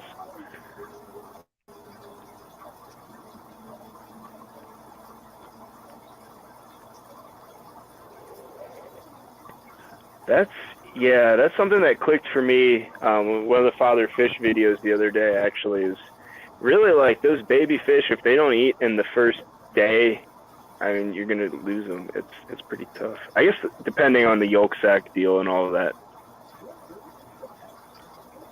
Dusty, what's the smallest fish you've spawned? Smallest that I've spawned. Probably the silver tip neons, but right now they haven't. I mean, they've had fry, but the fry gets eaten within the first day or so.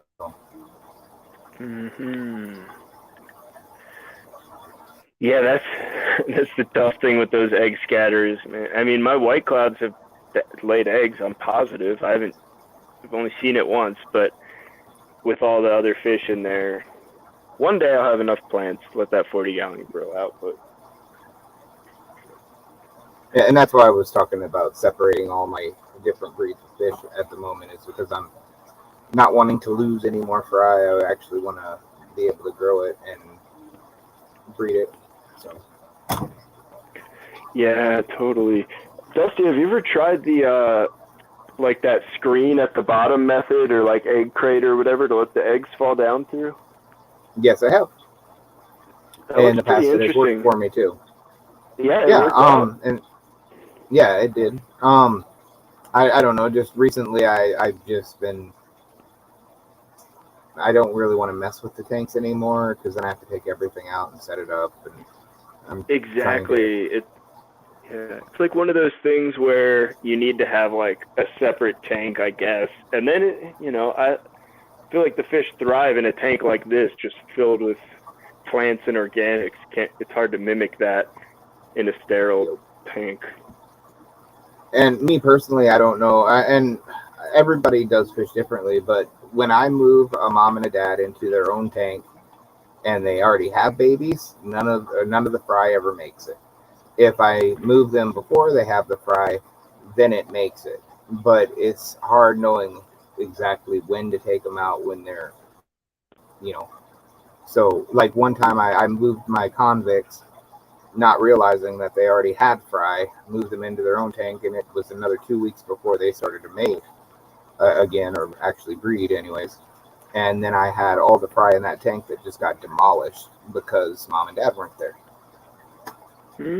So what do you do? Yeah, that's where, like, I've moved a gravid guppy before, and she died that night. And I was like, gosh, I should have just left her alone.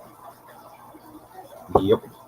And that's what I always worry about is, am I going to move something that already had fry that, you know, I'm going to be the reason that everything died. And I hate being the reason for my fish dying, even if they're fry. Now, that actually reminds me, this is a cool topic we could talk about, is this little dirted tank over here that I started.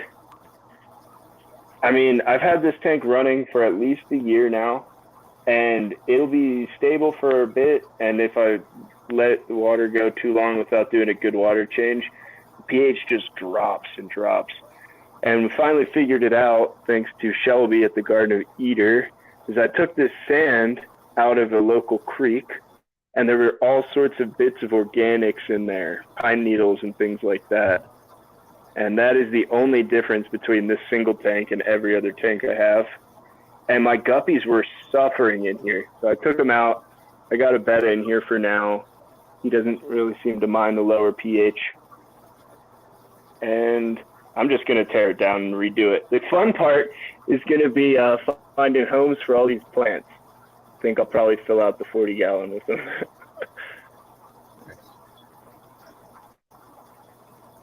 So the sand was your issue? The sand, yeah, that's the only thing that I could figure. That's the only difference between that and my other 19 tanks, right? And that's the only tank that's had any issues for me. And I just could not figure it out. But then I was like, you know what? There are a lot of pine trees, and I did not do anything to that sand to prepare it. It was experimental. I was trying to use bacteria and little critters. Yep. No, I like catappa leaves, and I like the catappa bark. I like using driftwood, you know, tannins, and everything puts nutrients in your tank. Live plants definitely do help, and I've been trying to switch to live plants, but I don't know. I don't live in the area to actually get them, except from the one person that I know that every time I come up to that town, I get all of their clippings and all of their fry that they have from their African cichlids. So that's one of the reasons I'm doing so well with African cichlids right now, is because me and him sort of working together. That's the guy that's going to give you that driftwood too, right? Yep. That's so cool.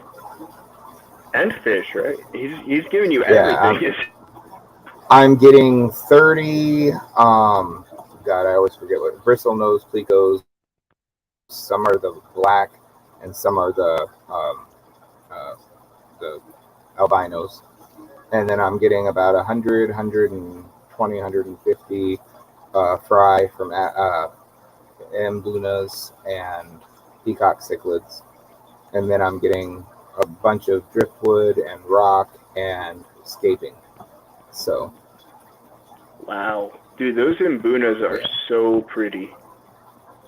And I'm not getting it for free. I mean, I am paying for it, but definitely a lot less than you would pay for it at a store. So, and a couple of the pieces are actually brand new and never used, so it'll be nice. You guys see this peacock eel? He's trying to eat this tiny ram's horn off the mystery snail. Awesome.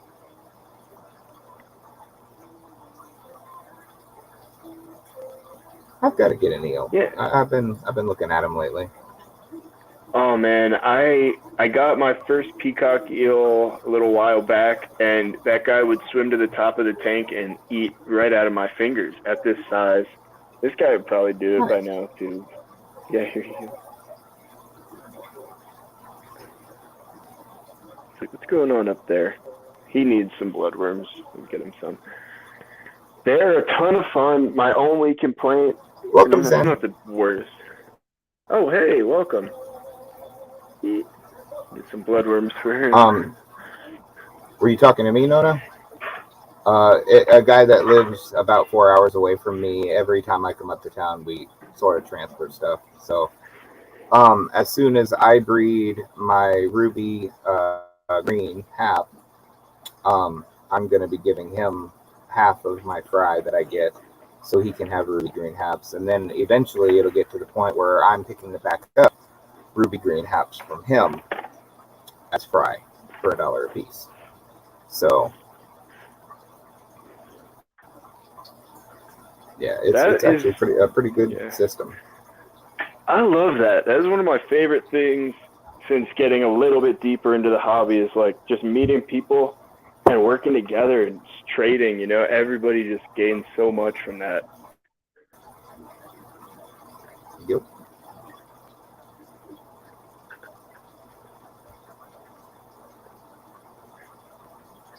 Definitely, Nice, I would recommend I can't wait. the Peacock.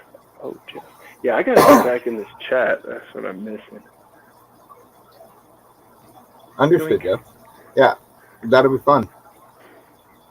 I don't know what I'm going to do with 30 bristlenose plecos, because I probably don't need that many, but it might be interesting to see if I can breed plecos. I've never done that before, or at least not on purpose. But yeah, it maybe I could go that route and keep 12 and breed them, and maybe send some awesome people a few once they get a little bit bigger, because right now they're under an inch long, so it's going to take them a little bit before I could ever ship them to anybody and give them away or anything. But I don't know, maybe I'll have to do, or maybe me and Moose could do a giveaway for some plecos or something here shortly. Oh, that would be fun. I would donate some bettas to the cause. Some coys. So, and I mean, I want this stream to be, you know, I'm sure Moose does too. We want this to be a big thing. We want y'all to be able to enjoy yourselves and possibly, you know, grow. So, yeah. Hi, Vibes. Vibes, what's up, dude? Thanks for coming.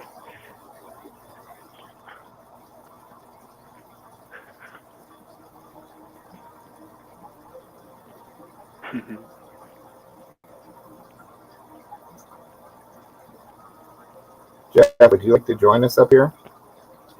Or are you busy? Come on. You have an issue with that? Go.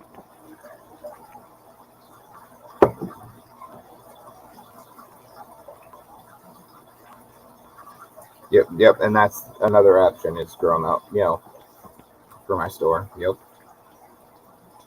But, you know, I'm going to be getting some from you, as me and you have been talking about when you were just telling me. And I don't know, I've got my friend that's going to be, you know, I'm going to be having quite a few. His thing is he doesn't want any babies. He just wants to keep his adults. So every time he has fry, period, they're mine. So every time his plecos breed and every time any one of his fish breeds, I get all the babies. So I'm eventually probably going to have too many of them to, you know, it's going to be a lot. But yeah, growing out from my store would be a good idea too. But I still want to be able to do giveaways and stuff.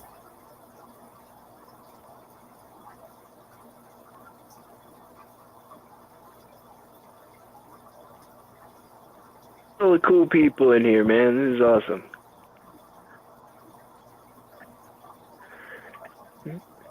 You want to come in here with us, Jeff? I can post the link here. I'll do it.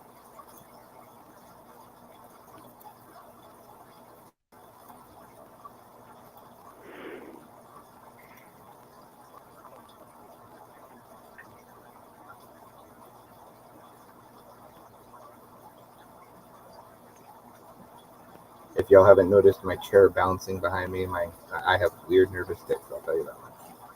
I don't know why I'm nervous tonight, but yeah. First time, Dusty. We'll delete this one and we'll start fresh for our first episode next week. No, I'm not. I don't want to delete it. I mean, I delete all my other ones. I want to keep this one true from start to finish, you know, if that makes sense. Sure. Yes, sounds good to me. I don't care if I look weird. Oh, no, you look great tonight, man. Oh, okay. I know I look weird tonight, right, guys? right, Koro? Whole bunch of plants growing out of you and stuff. It looks like fish are swimming around you.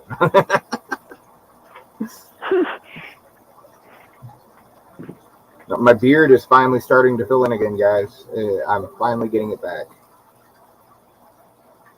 Are you leaving us, Koro?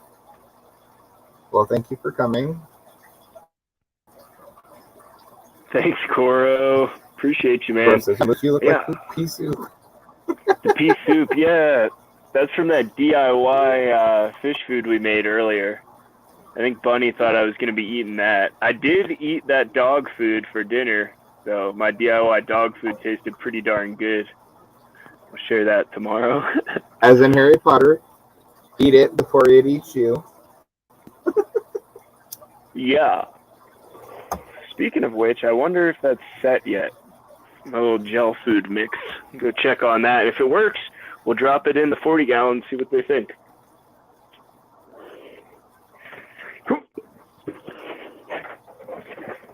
Vibes is up.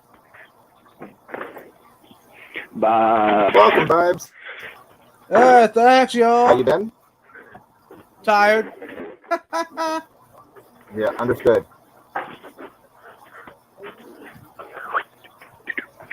And I had originally set, or me and Moose had originally set this to end at midnight, but if y'all would like to stay on longer, we can definitely do that. If y'all don't, I understand, and that's cool, and we could end it.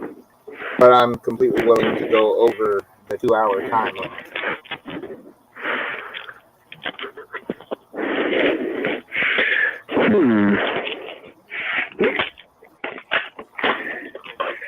It's ready. I'm not saying, I don't know, Moose, maybe you disagree with that. But. Well, Dusty, I'm happy to be a little bit behind you on the clocks. So for you, midnight ain't so bad for me. Yep. Man, this light really wants to turn itself off. Fire it up, and we're doing a feed-in, boys and girls.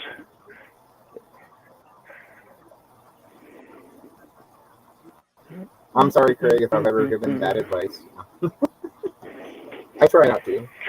I try not to answer a question unless I know it. Was he talking about the heat, the cost to heat a fish room?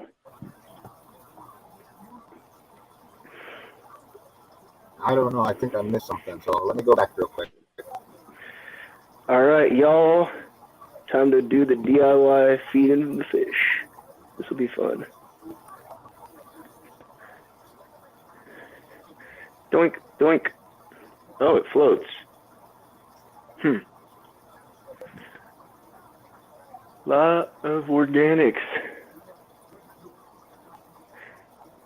Me personally, I have a heater in almost every single tank I'm running. And yes, it does cost quite a bit to run all my tanks. But when you get up in the number of tanks, it's going to cost you more. I mean, that's a given. And I just had my 350 watt go out on my 125, so I switched it to a 500 watt. So it just died on you, Dusty? It didn't do any. It didn't do any damage.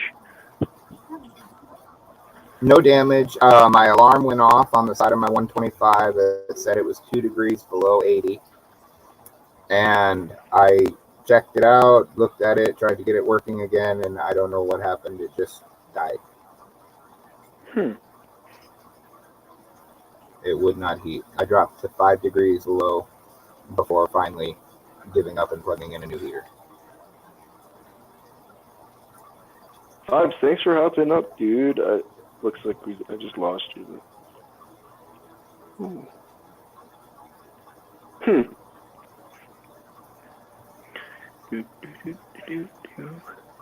No, I'm still interesting. Here. Oh, what's up, man? I don't know. I don't usually worry. Go ahead.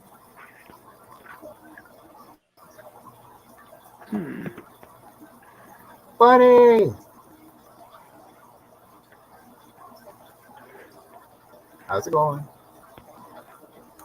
I guess I don't usually worry about heaters and stuff like that because I don't know how I came up with so many, but I've got like a surplus of heaters and backpacks and stuff like that I never really worry about the parts, and I know other people do, and that's why I try to help out where I can or when I can.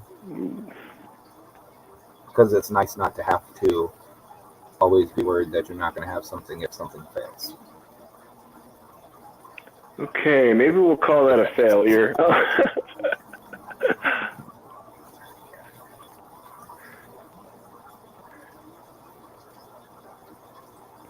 think I need to add more gelatin next time. Sorry, We're not Gary. getting very great binding.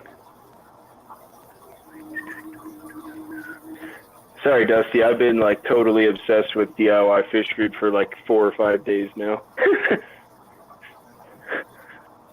That's fine.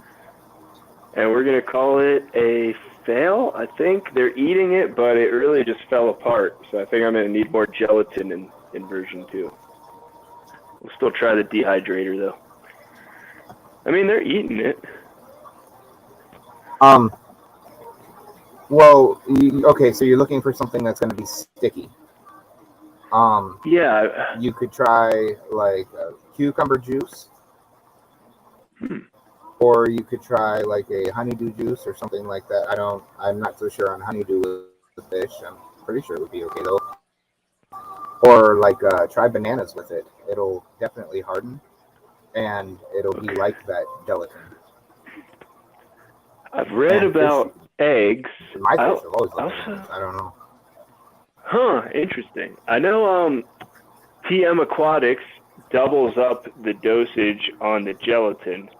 So I might try that. I also want to try agar because that's derived from seaweed. I think that would be a good caking agent as well. But I'm also trying to do it super cheap and based on what I already have available out of necessity and for the good of everybody else, you know, not wasting extra money. Yep. Well, hopefully I don't get a big bloom of some sort tomorrow or anything like that. I don't see that.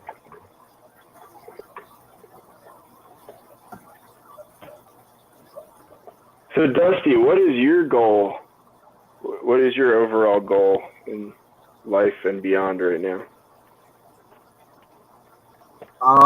My main 2 goals right now that I'm going for is 500-gallon aquarium within the next 2 years, housing 2 black arowanas and breeding them. In 5 years, I plan on having my 1,000-gallon aquarium with either 500 to 1,000 cardinal tetras. And 10-year goal is to be a breeder.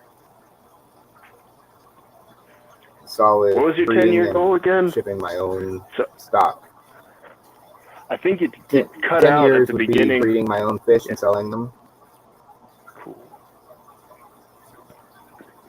I don't want to have to buy from anybody else. I want to be able to do my own thing. And I realize there's going to be a lot of building in that, but you know, a guy can dream.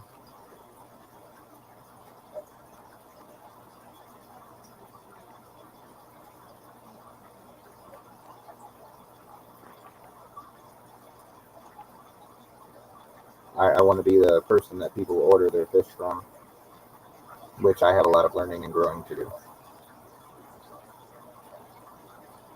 Totally. I like you. Yeah, you answered that way better than me, man. But thanks, Vibes. Have a good night, dude. Good stream earlier. I've been enjoying you. Take care, Vibes. I think that's a great title name, Vibes Aquatics.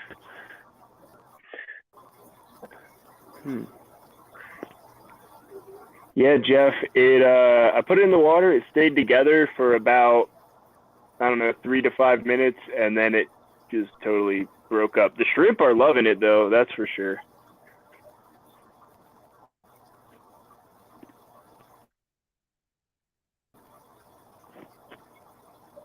Okay, hold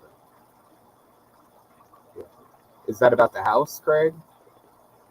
Because I caught the end of the stream the other day where you were talking to the guy. So was that about the house?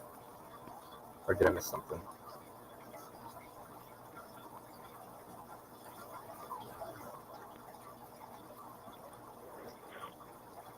Hi, Bunny. Lurking. I completely understand that. I don't know, kind of money.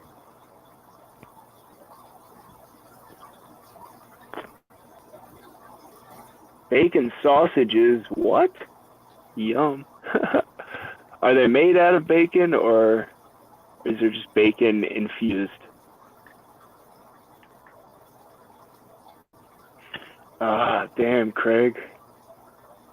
Okay, yeah, it was about the house. Sorry, I had to go back up further into chat. So yeah, he's talking about the house. I'm sorry, Craig. I was hoping that it was going to work out for you.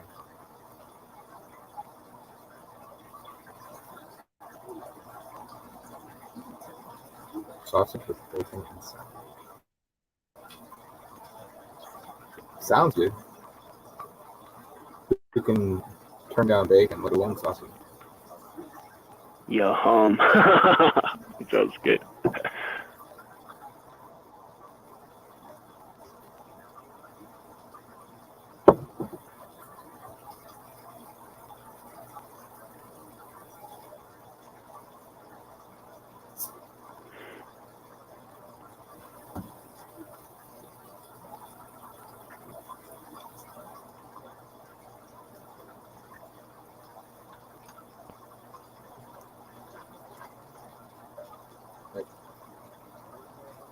I don't know. I'm undecided on a few things at the moment with my business.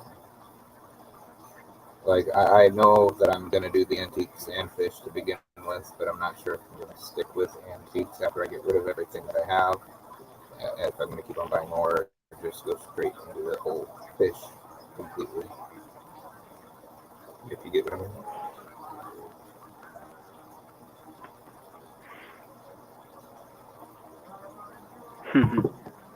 Market research.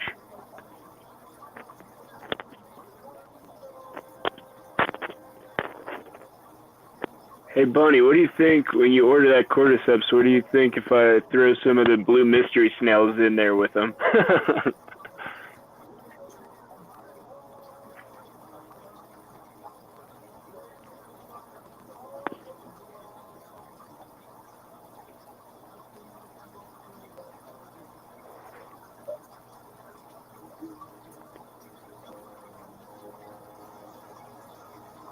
Well, for anyone curious about the DIY... Okay, Bunny, I'll send you some for sure. Anyone curious about the DIY fish food? It turned to mush and dropped. I'm pretty stoked, though. I think those Corys should be able to pick up a lot of it off the bottom, and hopefully I'll wake up to a crystal clear tank again. I think I'm gonna take all of that and grind it up and add a second dose of gel to do it, I think. Strip them. I've been trading in, let's say, about 50 to 100 mystery snails a month to the LFSs. Definitely the best way I've seen is with the wet paper towels in a bag, not in water. And that's how Nona shipped them to me, is the wet paper towels and God, what do you call them? Like sandwich containers or whatever. And I only lost maybe a tenth of what she sent me. So. Oh, cool. And how long did they take to get from her to you, Dusty? I guess she sent them. God, we were talking about it at the beginning. She sent them Friday, I want to say, or no, Thursday night, maybe. It was Thursday night she sent them, and they got to me at 7 o'clock this morning. So a day and a half. Wow. Okay. What do we think about air in there? Like, I'm wondering if I put it in a soup container and punched a hole in the top and put some filter floss in, and then the wet paper towels, I think that would keep the humidity up enough and then also allow some air exchange.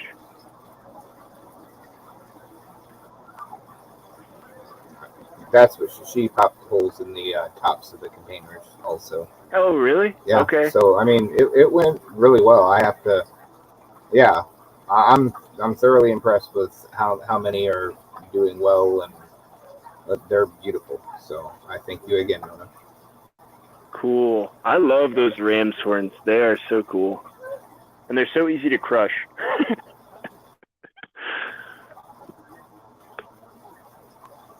Personally, I feel... Yeah, definitely let them build up first. I've got so many now, but crushing them, my pea puffer, he gets to eat the whole thing, and I find less rot. And then the shrimp can come clean up after him a lot easier, too.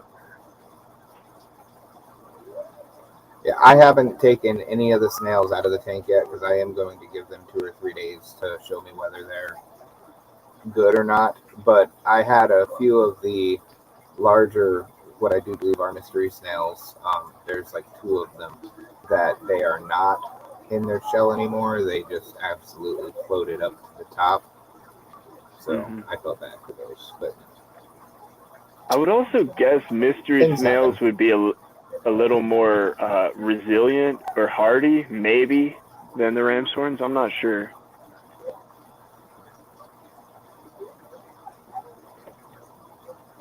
I love the red ram's horns. Yeah, all the. I think that was quite a bit of what Nona sent me. They look like the red ram's horns, and they're all thriving. And I haven't seen one that was floating around or not doing something. So.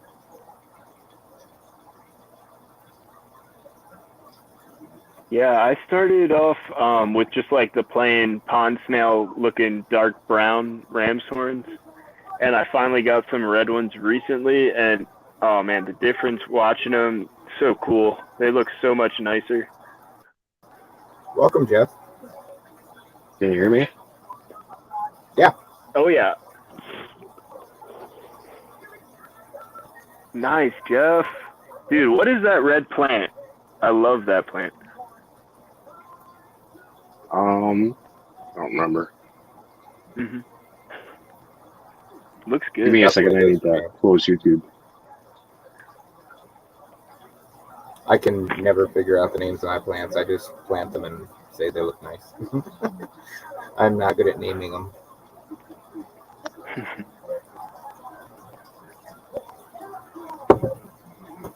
But I just started with plants, and hopefully eventually I'll learn how to do know what they are and everything. I know what Jungle Val is now because I ordered it.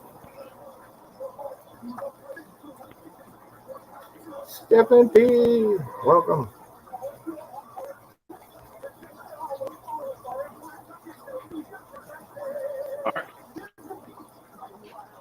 That makes sense. I'm only getting one.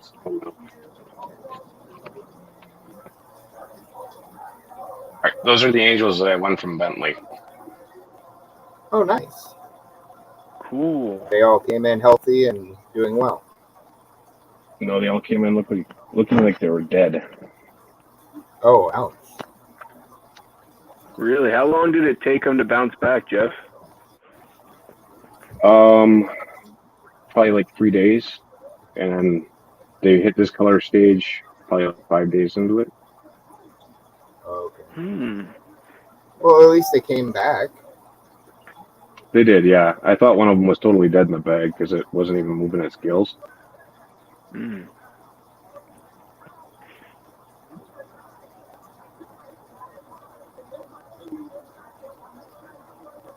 But the red plant was the immersed one. Welcome, and it's been in here for about a week. Cool. Are those kois, or what would you call those?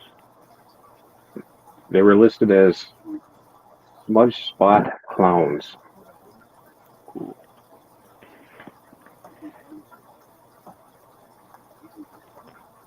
Well, they look really nice. Yeah, they're coming in pretty good. There's one extremely fat female for sure. Excuse me. Sorry about that.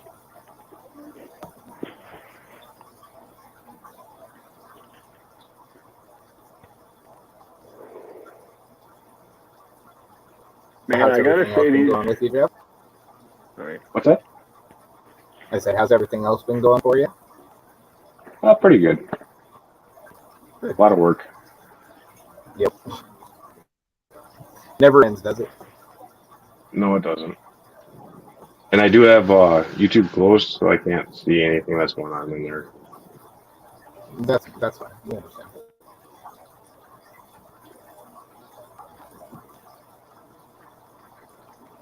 But hopefully soon I can figure out some shipping stuff for you, Dusty, that I can actually send you some fish.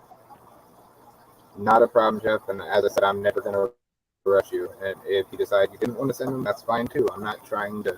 I will never pressure anybody into sending me something for free. So. Good.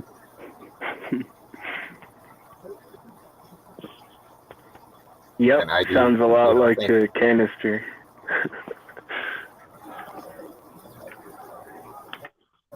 I think we're going to repeatedly talk about the canister filters.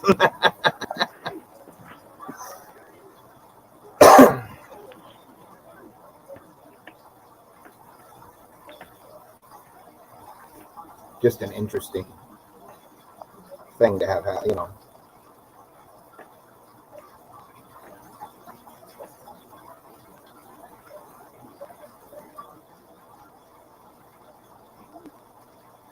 Am I wrong for not looking him up on Facebook and getting his information and, contacting him rather than saying he needed to contact me if he wanted him for free? I don't know. Maybe I am the rude one. Then I should have gone looking for him to give my stuff away. I think you know my view. Let's hear what Jeff's got to say. Yeah, I don't think so. Pretty sure you. Okay.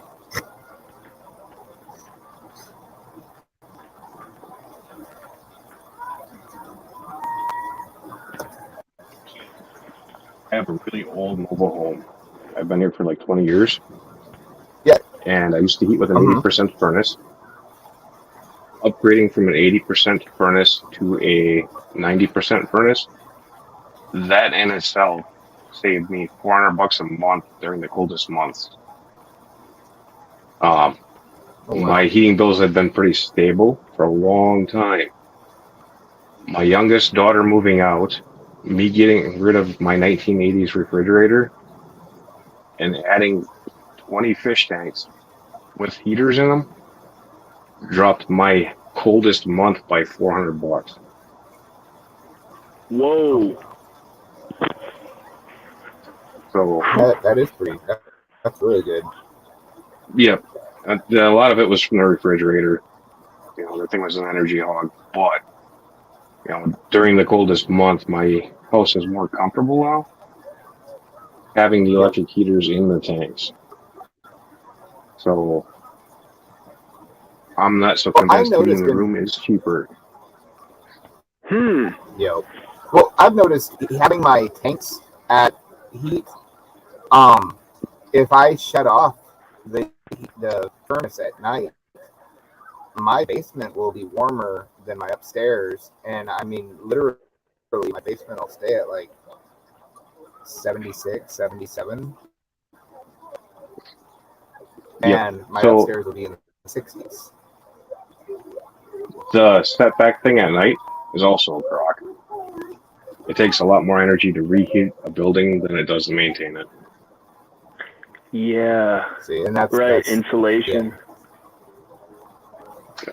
So yeah, the insulation is the bigger factor in how much money you're actually saving.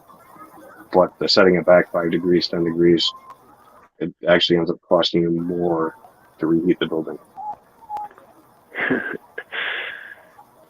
Yeah, we use propane for heat over here, and it is expensive. And my roommates love to leave windows open through the night. It sucks. And we got the baseboard heat with the what is it, like glycerol or whatever.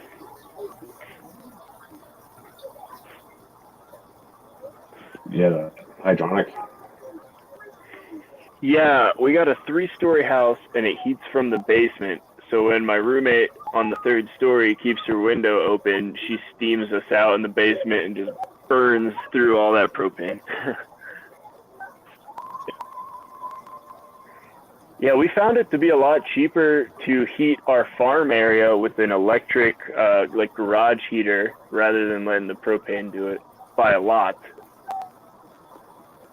It really depends on where you're at and the rates that they're charging. In the 70s, it was cheaper to heat with electricity. It's still currently cheaper to heat with natural gas. Propane is 50-50. Depends on the time of year and what the rates are going for. That makes sense, Jeff, because we live up in the mountains and there's snow and ice everywhere, and I'm sure they're bumping it up for that. I know there's a lot of people that are really stuck on electricity being more expensive, but realistically, it's almost a wash. Welcome, But Ted. it does depend on where you're at. You know, like in Australia, that might be a totally different thing. But in the U.S., in Wisconsin, it's 50-50.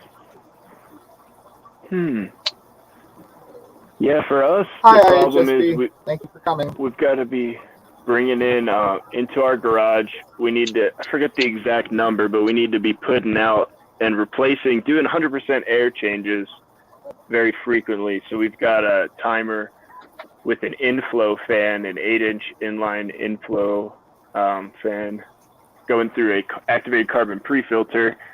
And we just had that thing running 24/7 at first, just pushing all the warm air out. And that, I mean, all the money we made growing our mushrooms in that period of time went straight into the utilities. Yeah. Oh, wow. See, I'm still debating whether I want to run natural gas from my house into my garage or if I'm going to do propane. But me and Jeff are talking about it. It seems like it's a better idea to do natural gas. And my furnace is for natural gas. Yeah, long term it is, yes. Short term, it's cheaper to go propane. You know, but after you go about 3 years, you've recouped your money that it cost you to run that gas line. Yep. Is that for where's that coming from, Jeff? Is that like That's the from the cost infrastructure? of well, it's the cost of running the gas line from his main house to the garage. So he's got that expense up front. Whereas the propane, he's got a lot smaller bill, but the fuel's more expensive. So the differential within 3 years, he should recoup it. Now, do you think in the near future we're going to see a decline in natural gas? I know there's a lot of talk about health effects. Actually, and it's going to go the other way. Pretty soon, you're not going to have enough propane to heat houses because of electric cars. So propane is a byproduct of making gasoline. If we're not making gasoline to power cars, you're not getting propane. Interesting. Right. It's like fluoride. Well, they're kind of shooting themselves in the foot and don't know it. So, but what we're actually going to see in the end is electric heated houses almost throughout the entire U.S. and any not retrofit house. A lot of the new laws are coming into place where you're going to have like R60 walls on 90 ceilings. You're heating a house like that in Wisconsin with a hairdryer. So it really doesn't take much energy. Oh, wow.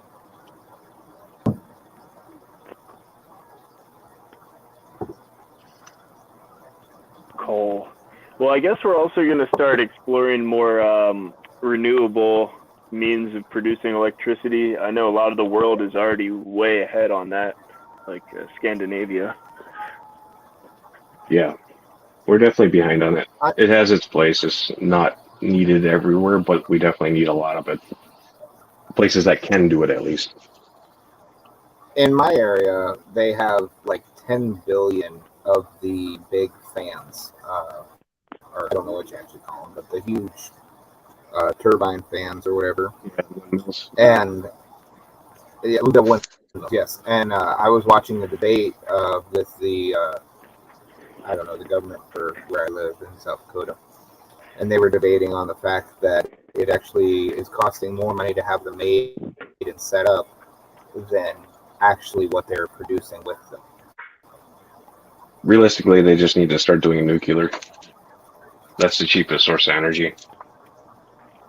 Jeff, have you heard about that new, like in Japan, I think, or is a team of Japanese and U.S. scientists that were able to find a new way of, I guess the best way I could describe it is like a newer version of nuclear energy. No, I did hear some research being done on using the nuclear waste for batteries for cars. Let me look it up. I think it's something similar to like the particle collider deal. Oh, no, I haven't seen that yet. I did see some of the particle collider stuff, but I haven't seen any updates in the last couple of years.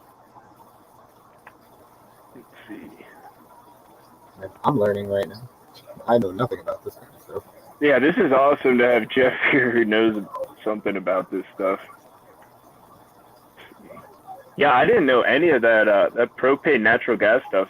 That's awesome to learn right now, especially as we all consider moving towards more affordable methods of consumption. Yeah. So electric is the closest you're ever going to get to 100% efficiency, but the cost of use still doesn't match natural gas. So even though you're wasting it with natural gas, it still comes out a little bit cheaper.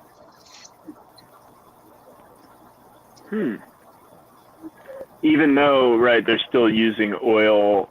I guess, what do you think the percent is in our country of renewable versus fossil fuel production on electricity?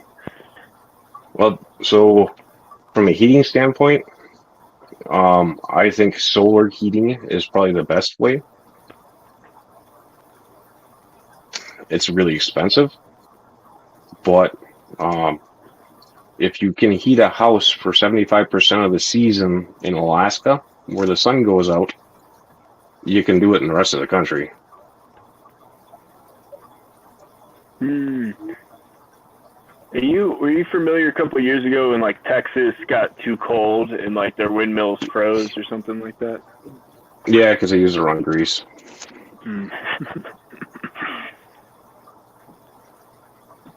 That's because engineers are too smart for their own good.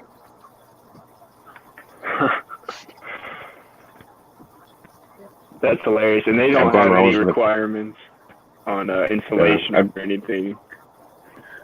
So that's going to have to change too, because as far as I know, the building code is going to be national and global. It's not going to be like just one state.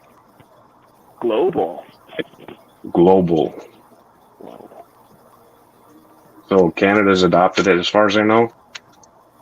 The West Coast has started adopting it. Minnesota started adopting it. So, like our boiler manufacturer, our last big class, they had to come up with an electric boiler because they couldn't make a flame small enough to heat the new houses.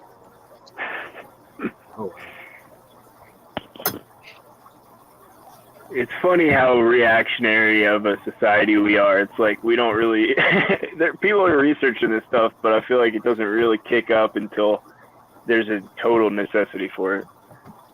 It's very true, and it's just people being people. You know, if they don't want to, or they don't have to spend for something they don't have to, they won't until they have to. Yep. I go into a lot of frozen cabins because people don't monitor them.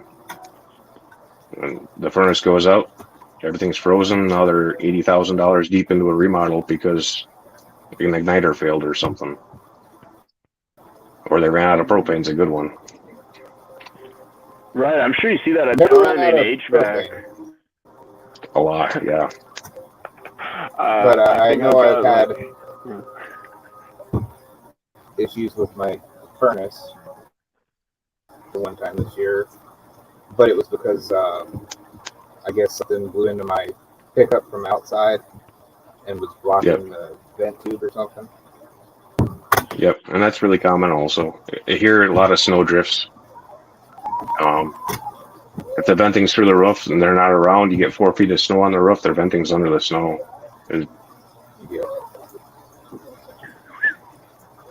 So Jeff, this is my first time living in a house powered or heated by propane.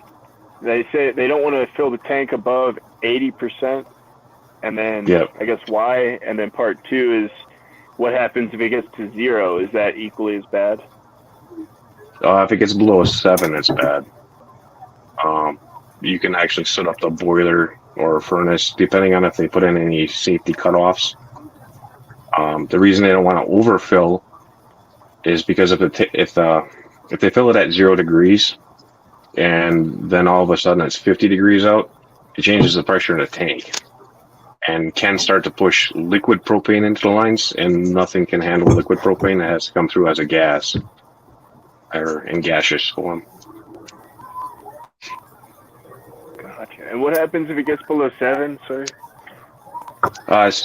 If you get below 7, it starts to diminish the flame. And as you start to diminish the flame, you change your fuel to air ratio, and it starts to burn dirty and creates actual black soot. And that will plug up a heat exchanger really fast. Gotcha. Good to know.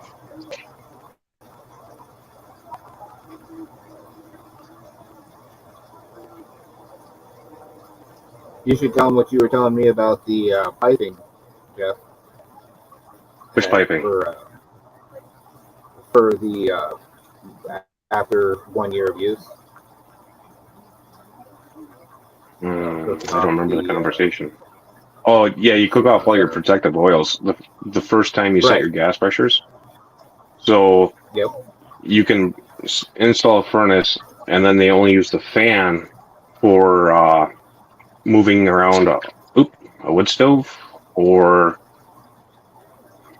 a hydronic fan coil or something like that. And 20 years later, they decide they want to use their furnace, but it's rotted out because they burnt all the protective oils off already, and just the natural moistures eat the holes in it.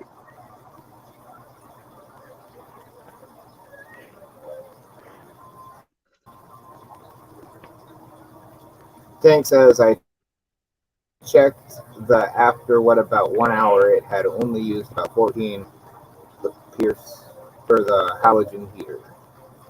Most electric element heaters start at about 1,000 watts. Halogen element start. Halogen, Jeff. What do you know about halogen for a heating option?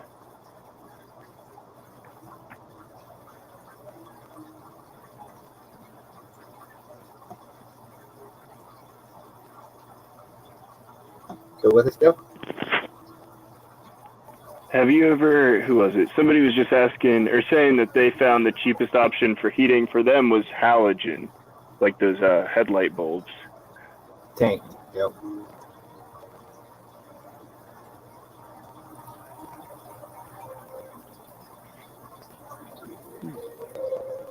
I think we lost you. Oh no. This DSL, man. Yeah. I'm sorry, Jeff. I wasn't trying to interrupt you when you were talking.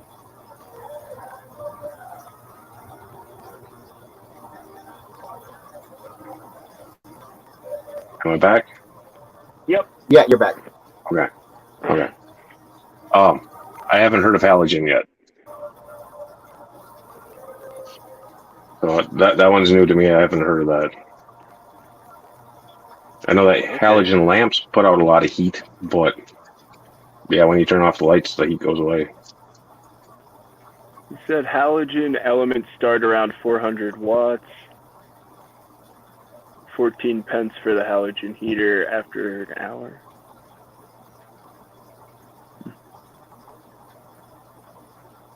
Pence, wait, in the UK. Must have different options there. Can you still hear me? Or? Yeah, we can hear you.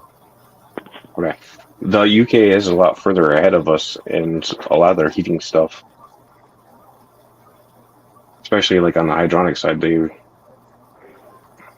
the ones that kind of designed a lot of the heat exchangers that we use in the US.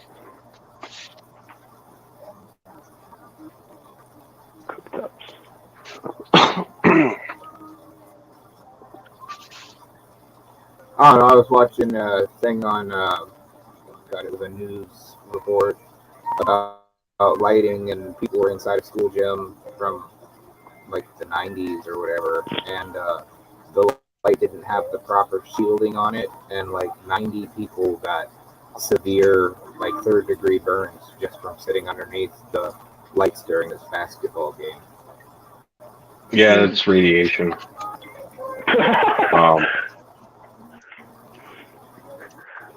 It's a form of radiation burn, at least. Because whenever you feel heat coming toward you, that's a type of radiation. Huh, that's a good point, actually. It might not be a damaging radiation, but something like a halogen bulb could be using some funky stuff. Kind of like a UV light.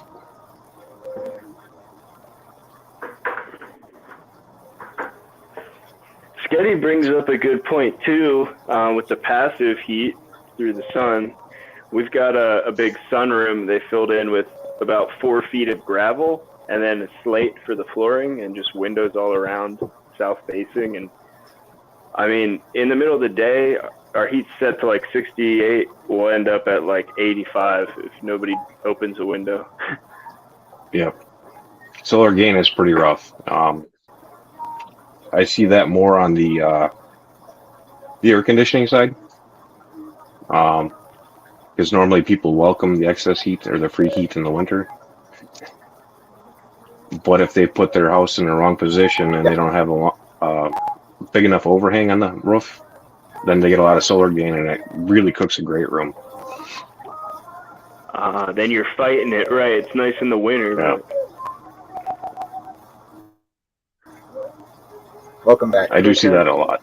No, my house, generally I keep my thermostat set between 70 and 72, and generally in my house it'll stay at like 75.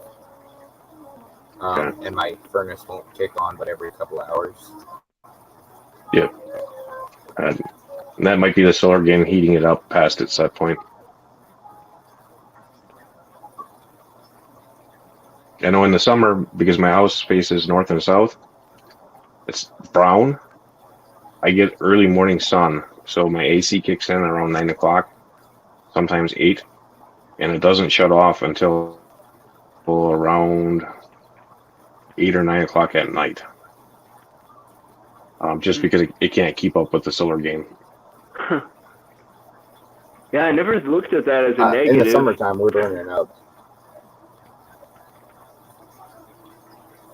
What's that, Dusty? In the summertime, I have to have all my windows open plus fans running, or else I have to have my AC running full blast the whole time because it gets up into the 90s in my house and it will not cool down. Yeah, I have the same problem because of the solar gain. I have really bad infiltration also, so I heat the outside almost as much as I heat the inside. Yep. Usually in the summer, I run the thermostat at somewhere between 76 and 78. And I'd say by probably like 11 o'clock, I start losing ground if the outdoor temperature is 85 or warmer.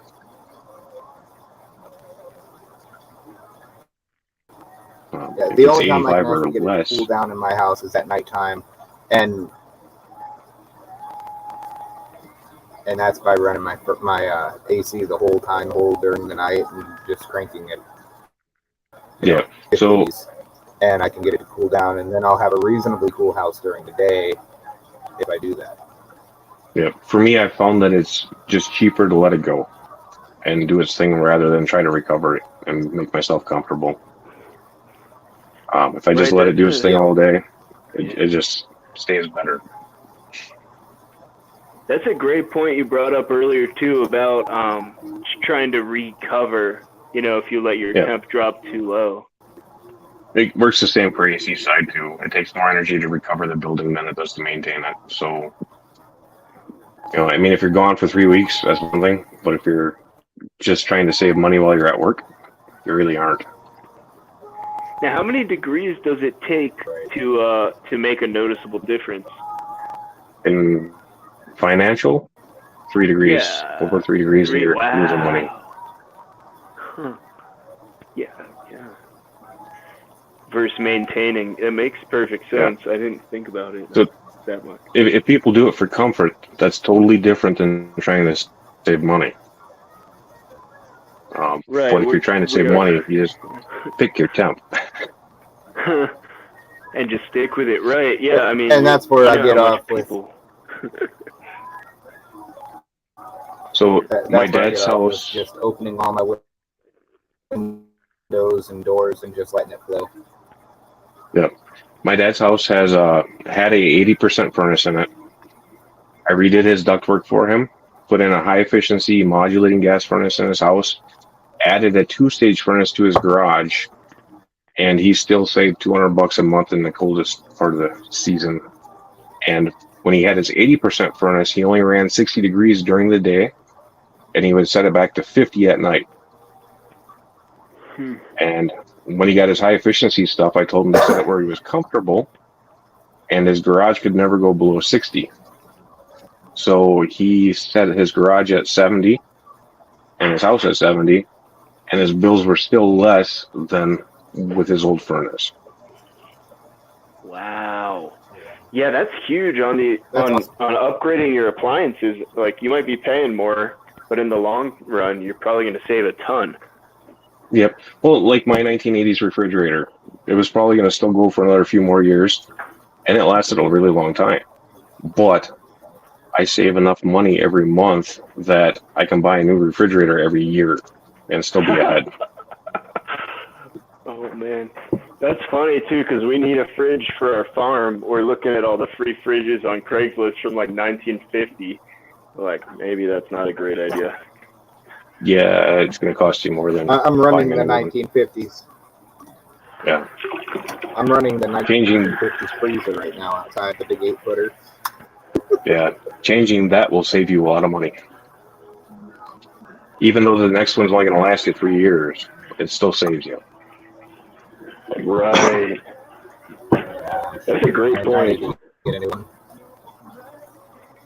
Yeah, it was funny. Our landlord, our fridge started messing up, and he did not hesitate to get a brand new fridge. And that makes sense as to why.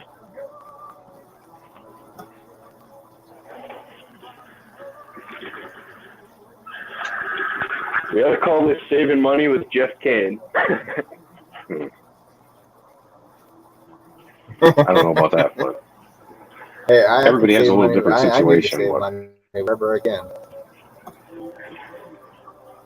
It is funny. I have a hard time getting this idea across to people, but saving money is the same as making money, right? Yeah. Or wrong?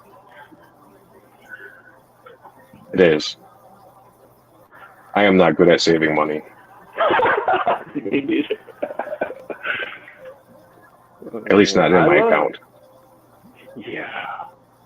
Amen, dude.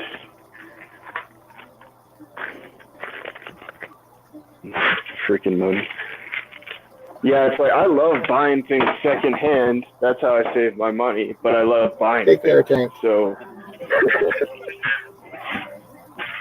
if you're buying more cheap Trying- things, it's the same. Buying more. Yeah, trying to save money has usually ended up costing me more money in the long run. That's a great point. End up having to upgrade things because they don't do the right job. Like, cars are a really good example of that. You buy a brand new car and you drive it for 60,000 miles and only put tires and oil into it, and you pay the same payment that you paid for the one that had 150,000 on it, but you have to rebuild the motor halfway through it. Ain't that the truth? Yeah, I guess it just comes down to how much you have on hand at the time, which sucks because it's kind of like a trap for people with less money accessible. It is. I just had It's to very much a rebuild trap. my motor in my truck. But what a better feeling it is, rebuilding your motor versus buying a new used car and not knowing what's wrong with it. What was that? For me, I could only ever afford a used car, but it's so much nicer after going through a handful of them to just stick with the devil you know versus opening up a new can of worms. Sometimes, yeah. So I don't think people do enough research on that side, because you can buy that used car with 150,000 miles on it and pay $300 a month for the loan payment, or you can go buy the brand new car for an extra $100 a month and an extra 3 years on your loan.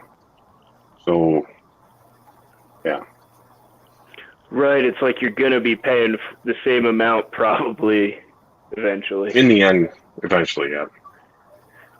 And it's not an investment that has return. It's an investment where you just make your payments and you drive it till you can't. Right, and that's where the whole other side comes in of people saying, like, you know, a new car loses X amount of value the second you drive off the lot. It does, versus, but you know, like a car with 30,000 miles. Once you hit that 5-year mark, though, then you're good, because you've gotten all the maximum use you can, and it's the appreciation value is going to stay there for another 5 years. I actually traded in my truck during that stupid. I don't know. They were giving out ridiculous amounts for truck trade-ins, and got more for it than I paid for it. I love that.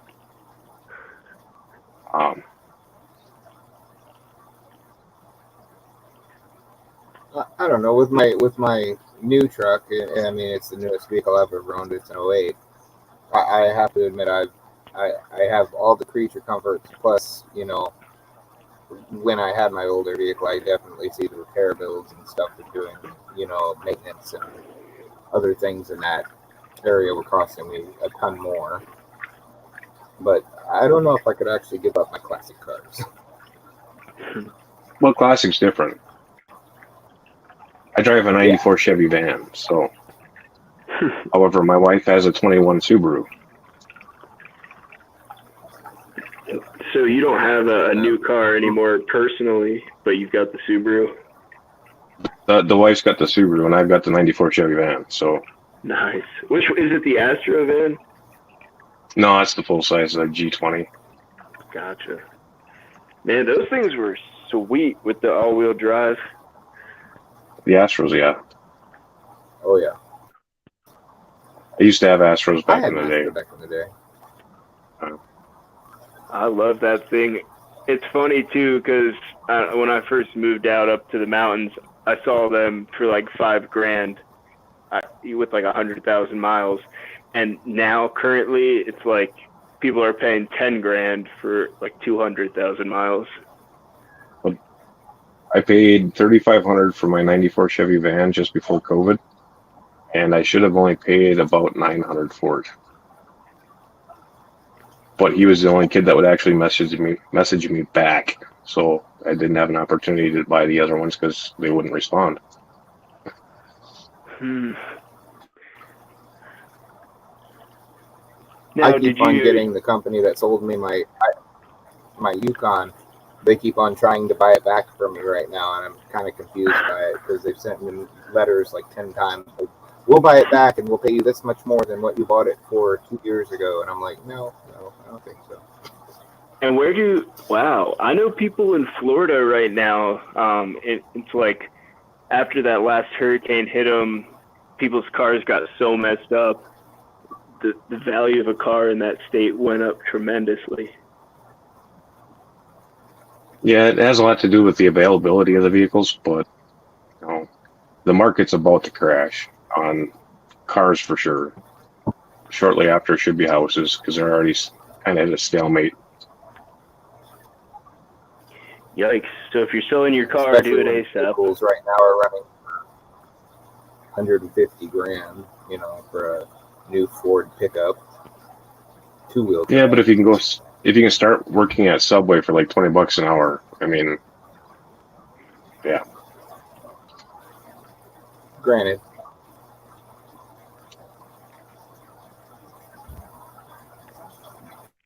Yep. Hello. Bunny says, I hope Propel made a bloody fortune from his crazy inventions.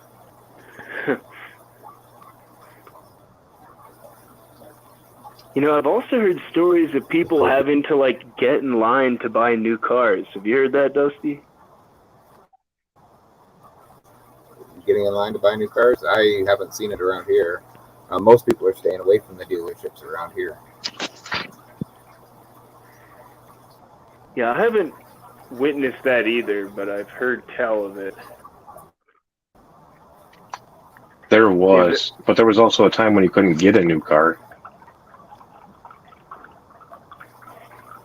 During the height of COVID. Supply chain, right? Yep.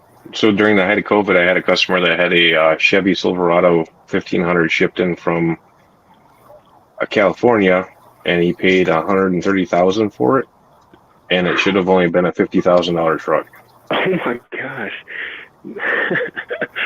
Man, the amount people are willing to pay, number one, for comfort, and number two, for having it now. It's interesting. There's some people that always have to have the latest, greatest. I need functional. Amen. Yeah. I do like my Fluval lights, Definitely though. on that one. The Fluval lights. Chichiros. I like the soft starts, and I can pick my own intensity. Yeah, we were talking. I think you weren't quite here yet. We were talking Higer earlier. You have any experience with those lights? Higer. Yeah. I think that's what's on this tank. I picked up a lady's fish room, and this tank and a few lights came with it. Awesome. Yeah, I just got this old touchpad Higer light for $15, and I love it. Those colors. And this is their older model. I've got the newer model I got off eBay for $50 or so, and I like this one more. I don't know. Definitely the touchpad controls are a pain, but I'm glad it's not app controlled. I like the app control. Oh yeah? Just because I can. So I run my lights from 6 in the morning till almost midnight. But, it only runs for 1 hour at peak power. And then the rest of it's all ramp up, ramp down. Gotcha. Yeah, this light can do that too. I just have to reread the instructions because it is not a simple setup. I'm sure it is, but it's just involved. But that's a good point. Different light levels throughout the day. Number one is natural, and number two has got to help your plants a ton. They do pretty good. So I run the 48-inch lights mostly, even on my 5 gallons, because I've got them, or the way I have them set up. So one light takes care of 5 gallons. Okay, that makes sense. And then you've got that backwards compatibility, or you can just swap them all around. Yeah, and then I can run one 4-foot light on 4 10 gallons.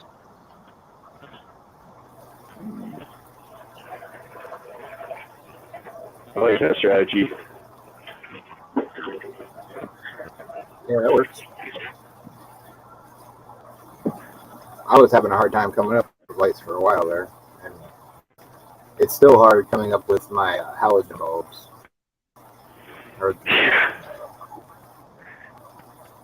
Yeah, the halogens I think he'll struggle with. You talking fluorescent, Dusty? Yeah, fluorescent. There you go. Fluorescent bulbs. I always get names confused. That's my. Yeah, the fluorescent lights are the ones I'm having a hard time coming up with and keeping in stock. They have a conversion now, like an LED internal tube that plugs into a fluorescent slot. I will have to look those up. So I know LEDs, they don't ever burn out, correct? Maybe I don't think that's eventually. true.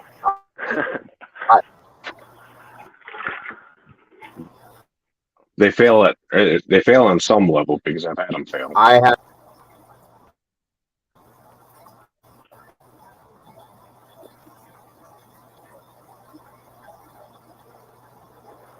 Oh.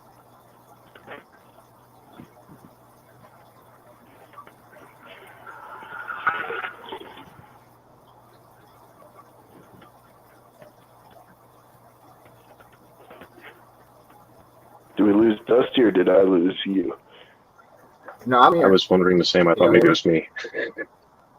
It was like a dead spot for a minute there, is what it was. Okay, I hear you now.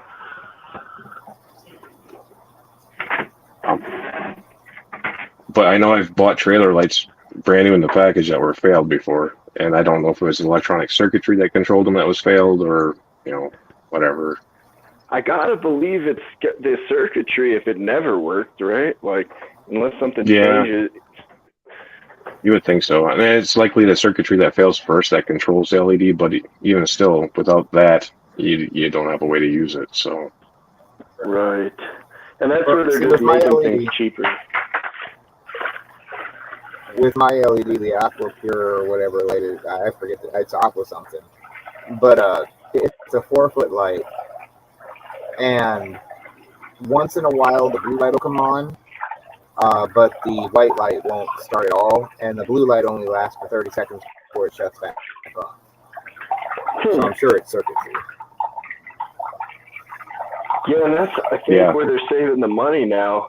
It's like the soldered contacts are so crappy.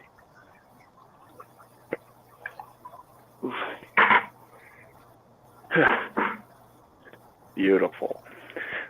I've got one of the Fluval spec kits, the 5.5 gallon, I think. And that thing, the switch, I hate these touchscreen switches. Half the time it doesn't work, and I have to unplug it and plug it back in to get it to work. Oh, wow.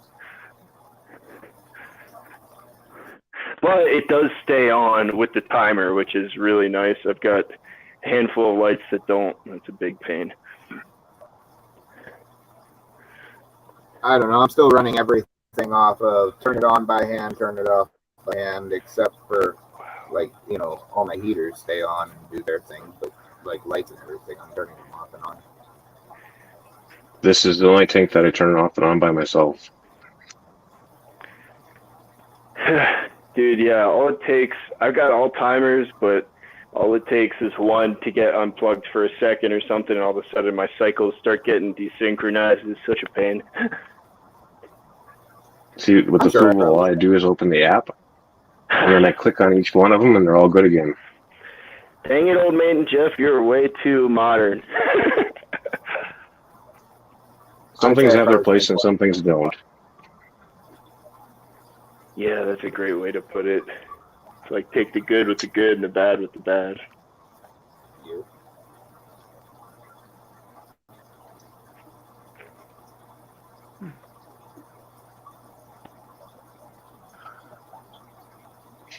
I do like my matte and filters, and I'm gonna be playing with some other under gravel stuff.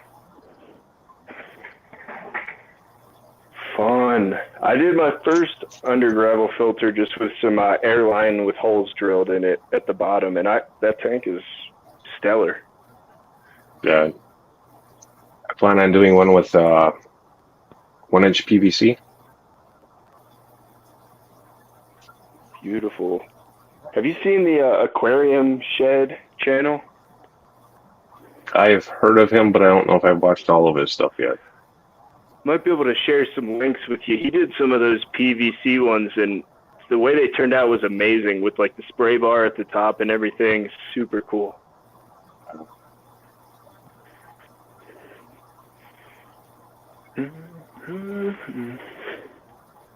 The Pocket Fisherman. What did he use for substrate?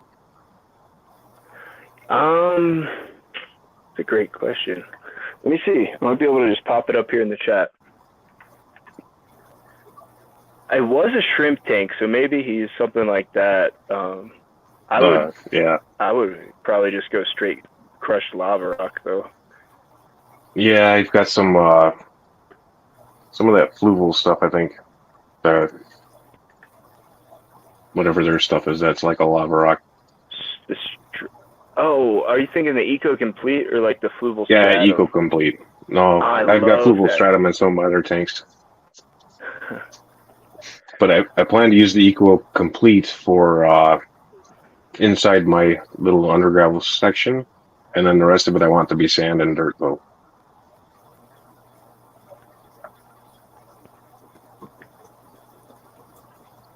So it's not going to be your typical undergravel. No, are you gonna do like a big circle or like a T, or what are you thinking? Probably a horseshoe type shape. Cool. So that way the sides and the back are all my undergravel, and then the front is all just dirt and sand. Coro's awake. Dirt and sand. Yeah, that sounds great. Man, that Eco Complete, honestly, getting back into keeping aquariums, the guy at Petco sold me on the Eco Complete, and I mean, my tank, it's seeded already with bacteria. I didn't lose a single fish. I just got back into it at a great point. It made a big difference. Well, this is stuff that I got from that lady. The bag's all dried out, so it's not, I don't think it's got anything left in it, but I just want it for its structure. Yep. I'm thinking I'll get a bunch of just straight lava rock and crush it up with a sledgehammer and wash it good and try that out next. So I did a bunch of reading of other people before I got into or got back into it, and my main 55 that I had angel growlets in is about 2 inches of lava rock, then some just some filler rock, some generic Eco Complete stuff, or not Eco Complete, but generic fluval stratum stuff, and then sand on top of that. And that tank has got like 6 inches to 8 inches of substrate, but it can handle a massive bio load. Interesting. Yeah, I love that deep substrate. Sorry. Before it became my angel growth tank, there was 10 angels, 10 discus, a whole bunch of neons and white clouds, and yeah. How big was that tank? 55. Wow, that's a heavy bio load on a 55. Yeah.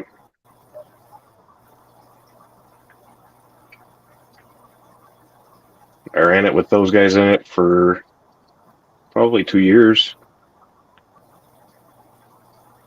And then I finally started adding more tanks and splitting them up. Getting ready to tear dirt out of my front yard to do my first actual dirted tank. But the 75 community tank that I have is sand from my backyard. And it's also got Eco Complete below that with, root tabs and peat moss and all that good stuff. Peat moss, I've never messed with that. I've heard some people have some hesitancy on it. So my lower 55, which was my other grow tank, or angel grow tank, that's what it turned into at least, that had lava rock with peat moss and another generic fluval stratum type deal, and then capped with rock and sand from Petco or PetSmart or something like that.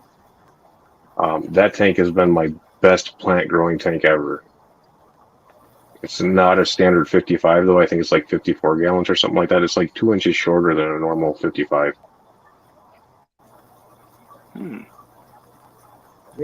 Wow. So you probably bury that peat moss pretty deep down in the substrate? Yeah, it's my initial base. I do the peat moss with, like if you're using powdered root tabs, you'd mix that in with it. Or now I've got that, those little bags from, I can't remember what the hell his name is. It's a DIY fertilizer guy that LRB promotes. Horrible with names. Yep.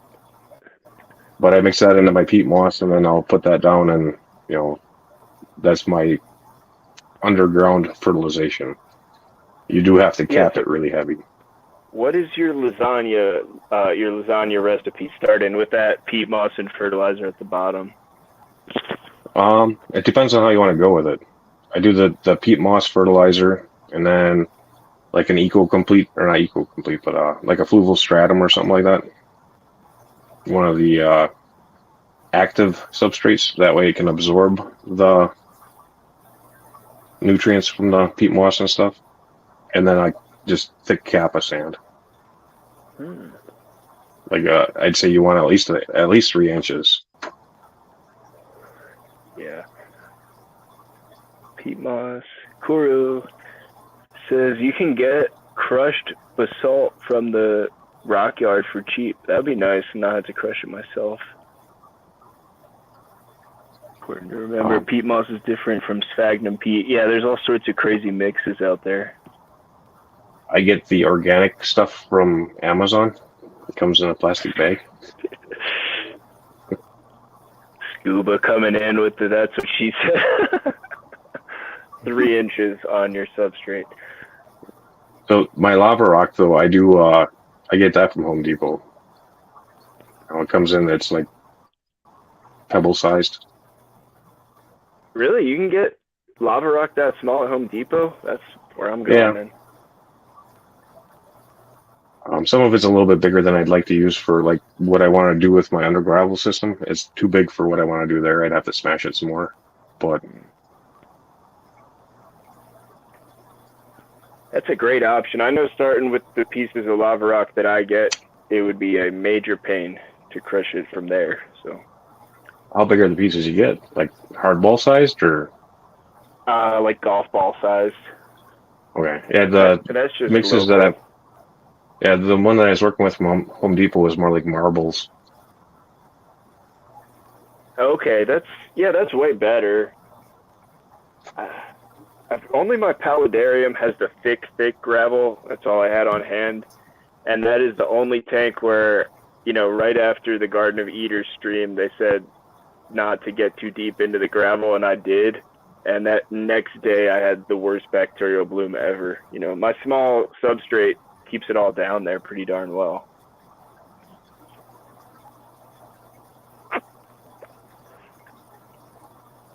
So Jeff, I found that that air-driven filter I was telling you about. It's a nice quick video too, just to popped it in the chat there.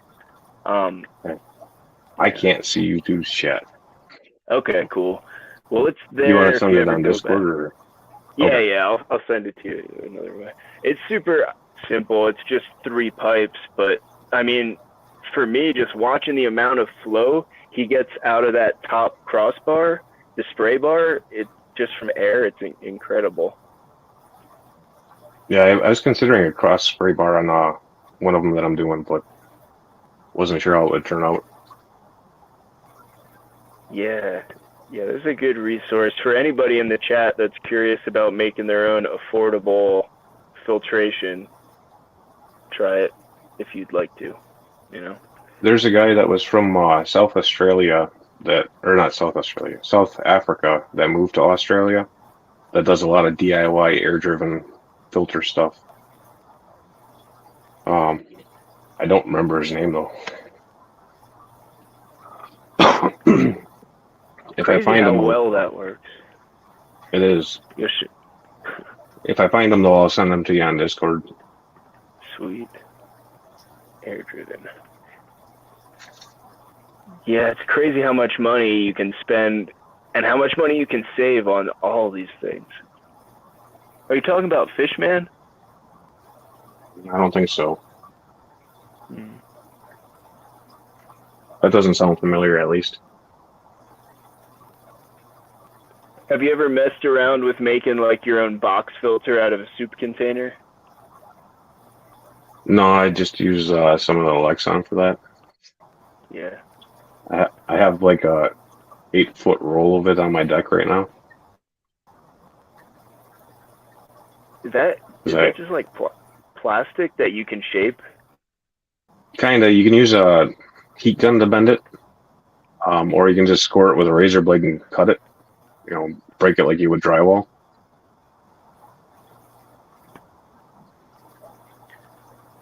Cool.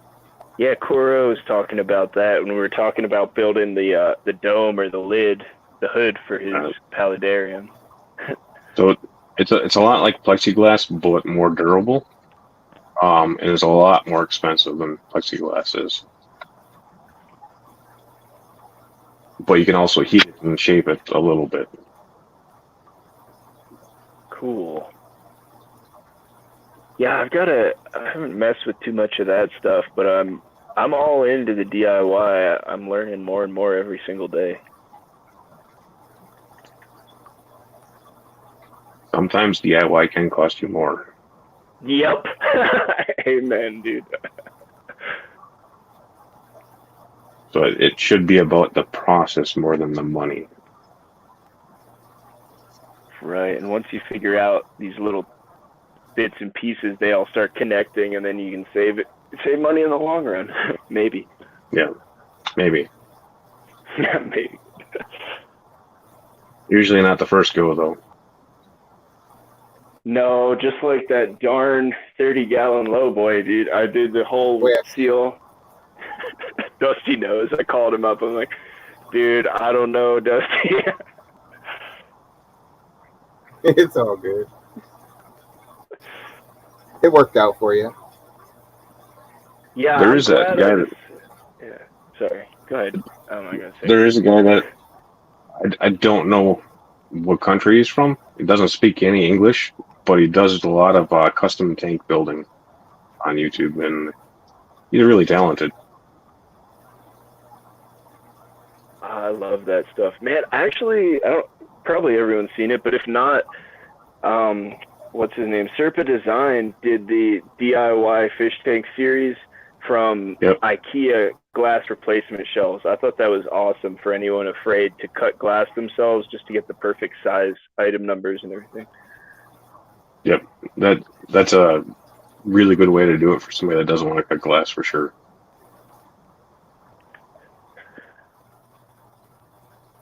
You don't beat the $1 per gallon sale, though. It's still more expensive. Yeah, right. Yeah. Man, the reseal, if only they had the 30-gallon low boys on that Petco sale, that would have been perfect. I don't think they exist anymore, do they? Honestly, I don't think so. Definitely Aqueon does not make them. That's for sure. No, personally, I think the 60 breeder is a better fit for it.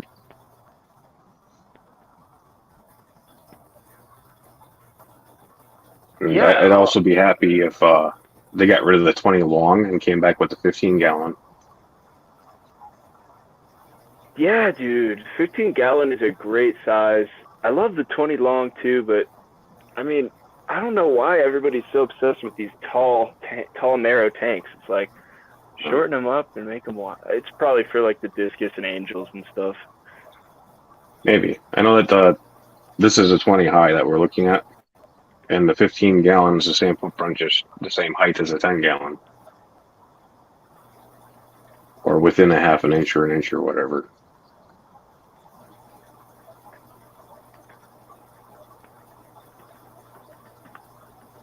But if you're trying to maximize space, having the same footprint tanks is a lot more helpful.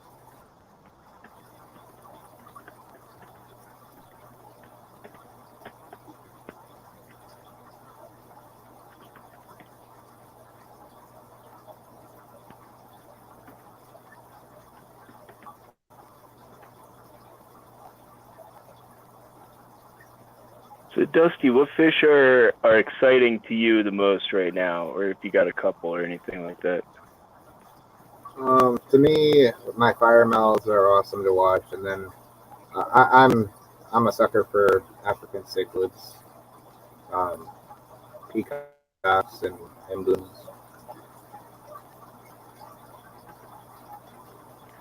Those fire mouths are beautiful, man. I grew some out for my buddy, and those, like, their fluorescent cheeks and stuff, those colors were insane. Yes, they are.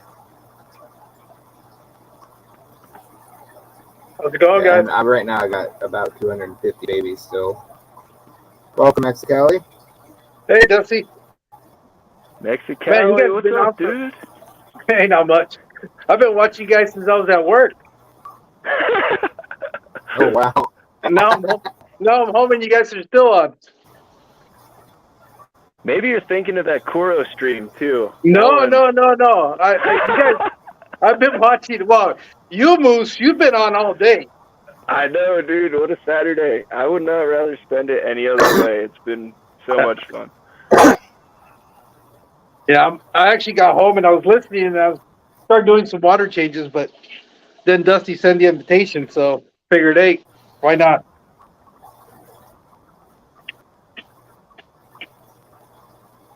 Well, thank you for coming up. No problem, man. I heard you guys talking about tank sizes and stuff like that. I'm kind of on the same boat as you are as far as I prefer a wider tank than taller. But then again, it's probably because of the fish that I keep. And I also tend to escape my tanks a little bit more, so it gives me a bigger footprint to be able to do that. Yep. So that's why I'm kind of partial to shallow tanks and shallow and wider. Yeah. Yep. The plants are happier in a shallower tank. Well, the light gets to them a lot easier. That's one thing for sure. Yeah, it's funny, though. Once you finally see that tall tank start to fill in with plants, it starts to make a little more sense, at least for me. Once they get up and they can get to the light, at least. Yeah. So if I do this, will it? No, gonna mess it up.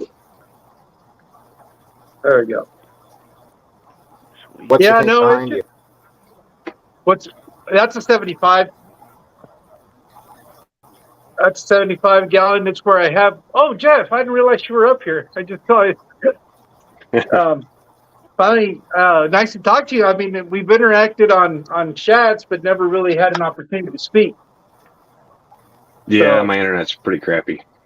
no, this is a 75 gallon. It's not the biggest one that I have, but it's the one where I have I used to have like what was it, 5 blue acaras in there, but in this summer I lost 3 of them, and I was left with a breeding pair, and one night the female jumped out of the tank. But I think what happened to her, Oh no. she was kind of blind. You could tell because her eyes were you could see clouds in her eyes. And I think she must have gotten startled and just took off swimming and ended up on the floor. Never good. But so now I'm down to 1, and I got some Bolivian rams, which I know you were talking about those earlier, Moose. Mm-hmm. They're kind of a underrated little cichlid. I mean, people kind of sleep on them because you see them at the store, and they're not very, very colored up when you see them. They're kind of drab and gray, but once you get them home and they get used to your water parameters, they actually start coloring up real nice. They're kind of quickly becoming also one of my favorites. Yeah, they're amazing. I was keeping the Bolivian rams just as a pair for about a year, and they weren't spawning for me. I don't think the parameters were quite right, but I loved them. And I talked to Dan, and he was like, man, you should add some more Bolivian rams. And I got lucky picking out a pair just somehow. And having 4, I want to have 5 or 6 ideally, but having 4 has made such a difference. Their behavior is awesome. They're all like hiding and creeping through the plants, playing with each other, fighting. Yeah, I was going to say, you don't have a lot of aggression issues? Because I know on my 75, I started out with 6, because I thought, 75 gallons is a pretty good sized footprint for those small cichlids. And all I have in there now is 3. Two of them just died because they didn't make it through quarantine. And then I put all 4 in here, and they started ganging up on the smaller one, which I had to move down to my 55 gallon. So now I'm only left with 4 of them, and it seems like 3 is just enough room for them in that 75 gallon, so that they don't go into each other's territory. And I don't think any of them have paired off either. So I don't know if either have all males or females. That's one of the hardest parts. The guys at the fish store in my experience, have not been able to tell the males from the females. So I kind of was just watching for their behaviors, and luckily they had a little terracotta pot, and I observed 2 of them, hanging out and chasing others away. So I got lucky grabbing them. But of course, the second you stick the net in the tank, they take off, and you don't know who's who. But I think in my tank here, I've got that deep footprint on the 40 breeder, which is nice. And I think rock piles definitely need a lot of hiding places. Now also, like, I had my first pair for a year. The male from that pair is massive. So he's obviously, the dominant male. And the other male that I have stays out of his way. Like, you won't even see him up on stream here. He'll be hiding in the back most of the time. But they're good at, I think as long as they got a place to get away to, they're good at telling each other when enough is enough, if they can get away. Yeah. Yeah, like I said, I typically only see 2 of these guys. Let me turn them around so you guys can check them out. And that's another tricky thing. If you got like 3 males and 1 female, I don't think that's going to work either. So that's the tough part. Yeah, he's kind of like he's a little boss right now. He's got the other 2 cornered in the back. He's got the whole front of himself. And they got plenty of hiding spots in here. But, he doesn't like anybody. The other one's heading back in here behind the branch. And then the other one I hardly ever see. Yeah, the other one I hardly ever see. I always think that I don't have him anymore. He's hiding over there in the back. Until I start feeding, and then I'll see him pop up. But I still haven't really paid attention as to where he's hiding out. But yeah, this little jerk right here is the one that's got the whole front side of the tank to himself. Yeah, I would say maybe if you had rocks around, make a couple caves, that might help. But that tank looks great. I don't know, Jeff, do you have experience with the... I thought I haven't spawned Bolivians.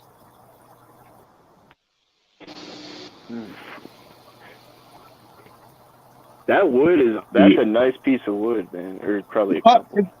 Yeah, it's actually 1, 2, 3, 4 pieces of different wood that I've kind of arranged so that it looks like one continuous piece. But but it's actually quite a bit of them.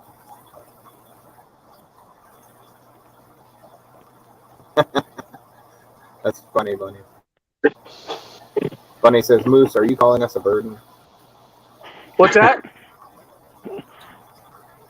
I was saying, thanks for splitting the burden on talking, but yeah, you're right. Because of the stream earlier, and then Bunny says, Moose, are you calling us a burden?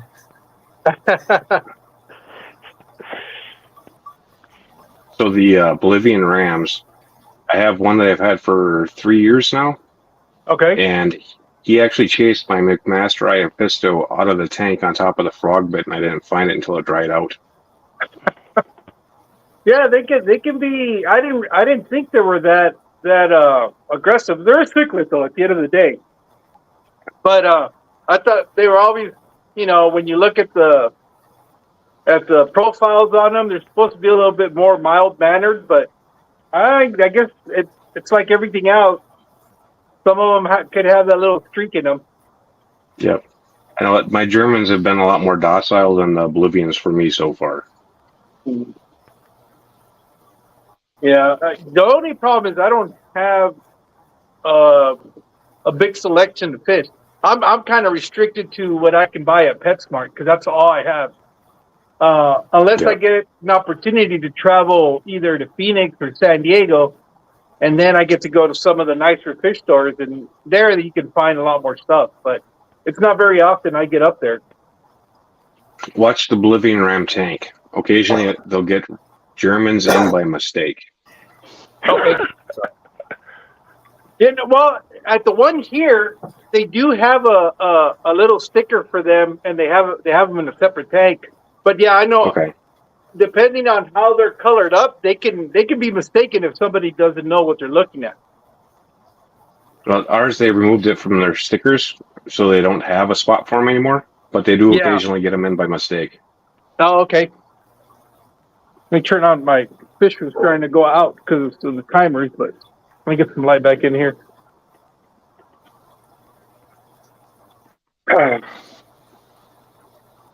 Where did Dusty go? He fell here. asleep. I'm just listening. Oh, okay. I can't tell if you're still there or not because the camera's off. We just missed your beautiful face. Here, one second.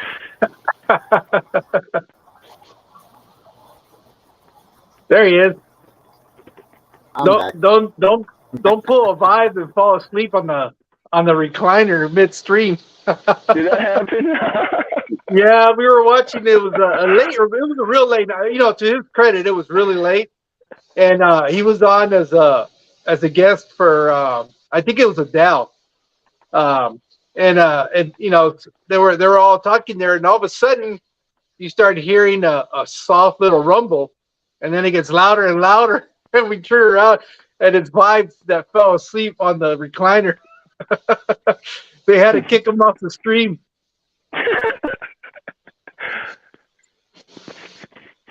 But that's the problem when you're streaming really late at night. Mm-hmm. Because I know it's 11 here. I'm assuming it's already past midnight in most of your guys' area, isn't it? 1 o'clock here. Yep. And I'm 1 hour behind making my brine shrimp. Uh-oh. Oh, are you hatching them? Yeah. Oh, where did Dusty go? He really went out this time. Dusty? Yeah, there's only 3 of us up here now. That's funny because he started the whole thing. Yeah, I was going to say, I'm surprised he didn't kick us off. Unless he just kind of removed himself from the mainstream, probably. He's got a lot going on. I wouldn't be surprised if he's putting out a couple fires right now. Oh, okay. Yeah, I kind of keep looking away because I'm looking at my goldfish tank because I'm doing a water change. I want to make sure I don't run it over. So what else you got going on over there, Mexicali? What tanks are you excited about right now? Right now, I guess it would be the guppies because it's just as a project. I'm trying to straighten out not straighten out. I started out with mud guppies, and like for example, I'm trying to grow up here. I'll show you guys. I'm trying to get some. I had some guppies that had that double ear strain, and I'm trying to breed it out into these mosaic double ears, like that one that's right there. And so these all started out as mud guppies, and slowly but surely I've been selectively breeding them, and I'm starting to see some of the genetics that I want. Like now they're all hiding. Like this guy right here. I've got another one there. They're starting to get the double ears on them. So I've got those in there. I've got these red lace, metallic red lace, red and blue lace guppies. And working on these guys. I like the blue on this guy right here. So I've got those, and then I've got some other strains that I'm working on down in here. I just mostly live bears, I guess, is what I have in here. Mm-hmm. Oh, that blue looks awesome. That guy that just went towards the back. Yeah, that blue one. Yeah, I guess it's a metallic. The strain on these, the females will throw out 50% red and 50% blue. But the guy that sold them, this is the only straight line that I have. And he sold them to me as red metallic or metallic red or metallic blue lace guppies. And I really like them. I like the colors on these guys. I don't know why I'm getting mostly reds, but once in a while I'll get a blue one like the one you saw, like this guy right here. Whoa. So yeah, that's a good red too. A little sharper than the orange. And so those are some of the ones that I'm really enjoying right now. And then just some other random projects. I did have that up here is all my, I guess, all my little breeding projects that I have. These are all 10-gallon tanks. They're also they double as plant grow outs and as my live bears. I got some least killifish in here, which I need to cut back on the pearl weed, but I haven't done it because I want to use this for a bowl that I want to set up, and I want it to be long. But I got to come in here and hack this back. Here's another project that I'm working on. I'm trying to get some of the mosaic tails on some of these, but it's a little smaller project. This one I'm not sure yet. I'm trying to see what they throw out that I like as far as genetics and play around with that. These are some purples that I'm trying to pull from some of these, but not having very much success. Here's one. It's a little bit more purple. Here's another one. But that's what I'm working on that there. This one is more of a hybrid between Endler and guppies, but I don't know what I'm doing here yet. I mean, like I said, these are just things that keep me busy. They're like busybody projects. And here, you can't hardly see them, but I do have some Aphenias mentals. These are some killifish, but I need to get rid of some of the pearl weed. Here's some of the coloring. They almost look like little flagfish. Wow. But I need to get rid of. I need to start selling some of that guppy grass. Oh, that stuff looks great. I will take some. I will trade you if you want for some Gideids or Oh, yes. I definitely want some of those. The other tequila was right? Tequilas, I've only got a trio and 5 fry right now, but I've got some extra Dodrioi and bluefin. That's fine. We'll link up and we'll exchange information because yes, I'm definitely interested in some of the goodies. These are just some run-of-the-mill platies, and which the hornwort is overtaking the tank. But these guys are getting pretty big. Like I said, I don't have anything really fancy. This is just my little. This is the tank that my wife decided that she wanted to stock it with fish, and so these are the fish that she likes, which are basically angelfish. And I have a couple of dwarf neon rainbows in there, and I had a trio of Congo tetras, but I lost 2 of them. But this one's a 150-gallon tank. This is just my tiger barb tank, which they're all hiding right now. They're freaking out because the lights should have been out. Yep. They're all back there behind the driftwood. They're all hiding in the dark spot right now. And then this is my cold tank, or kind of like trying to. I don't discard them. If they can live out their life, they will. But these are all the colors that I don't necessarily trying to work on right now. So it's just a hodgepodge of mud guppies. But once in a while, I'll find a strain in here that looks pretty cool, like that one that looks white. And I'll start, if I see something that I really like, I'll pull it and try to selectively breed it, see what we get. But that's kind of the stuff that keeps me busy in the fish room. Oh, yeah, maybe I gotta turn off the water. Let me hop over and show you my guppies real quick. My mutt guppies, I put all my females and my 3 favorite males in. One of them was one of those all-white males with the yellow head, and one was an antler, and one was a mosaic. And all the fry I got, I mean, they're growing out now. Hopefully they'll get more colorful, but they're pretty faded. I don't know if that's adding that white to the strain, because I had a lot of black in my mutts at the time, or if that antler just dulled them out. But I think it would be cool to have some antler genetics in there in the long term.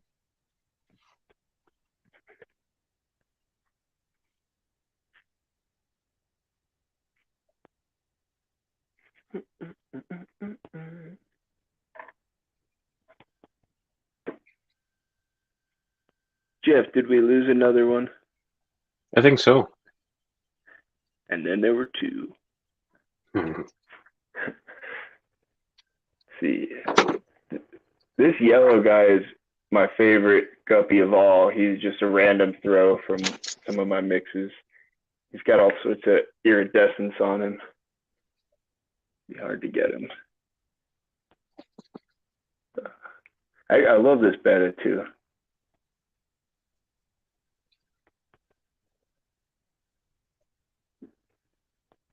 There he is.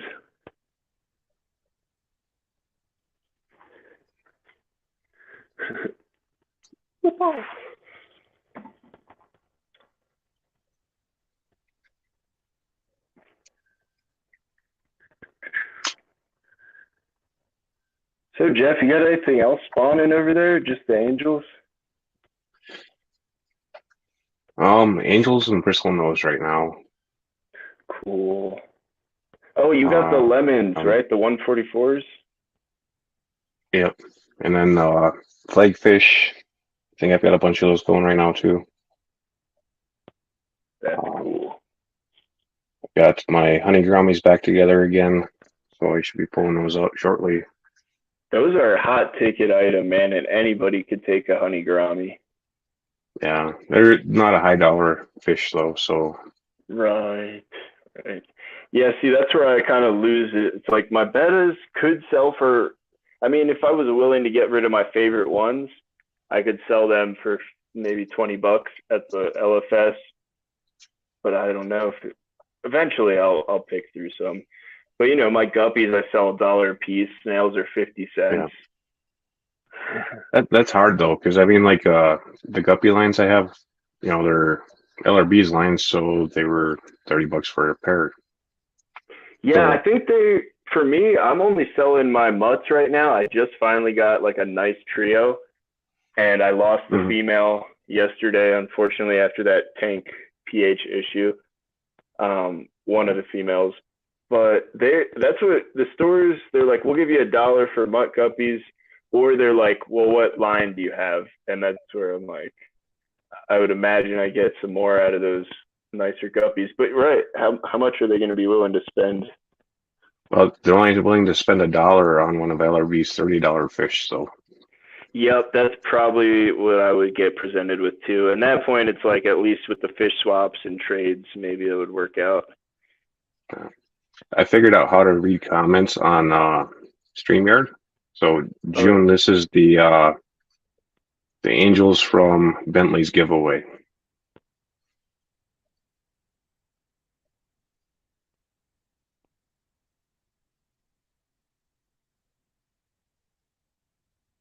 I wonder if Mexicali's still in there, if he got the full boot.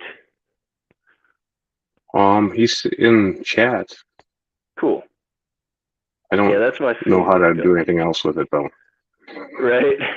The link is still in the chat, so if anyone wants to hop in, feel free. June, if you want to hop in, anybody. So eventually June will have babies from these guys too, but not yet. I think it's 3 females and 1 male in this group. I believe this guy is the male, and then the other 3 are females.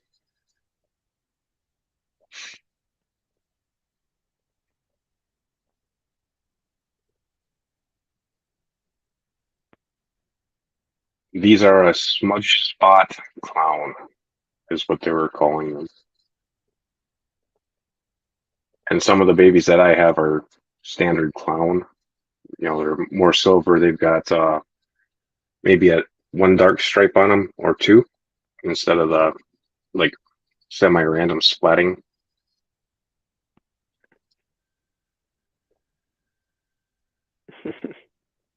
Well, we can say that DIY fish food was a success for the shrimp. They are going crazy for all that powder that came off of it.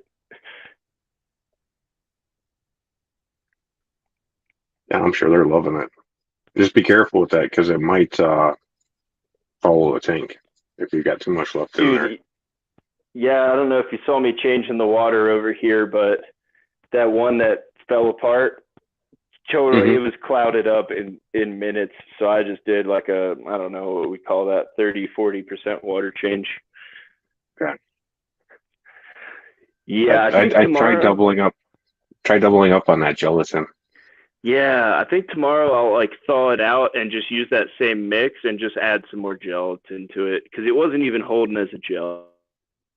Yeah. Of course, I knew that from the video from TM Aquatics, but you know, I was accounting for the dehydrator. So maybe I'll run some of it as is through the dehydrator, add some gel, and then do it again like that. Because I got a ton. I wasn't even trying to make a big batch. Yeah. One day I'll play around with some. I'll probably use some of my abundant duckweed because I have way too much duckweed everywhere. Yeah, right. And I don't know if you're in the one we're talking about, like people can eat duckweed. Apparently, I'm not saying go do it, but it's nutritious.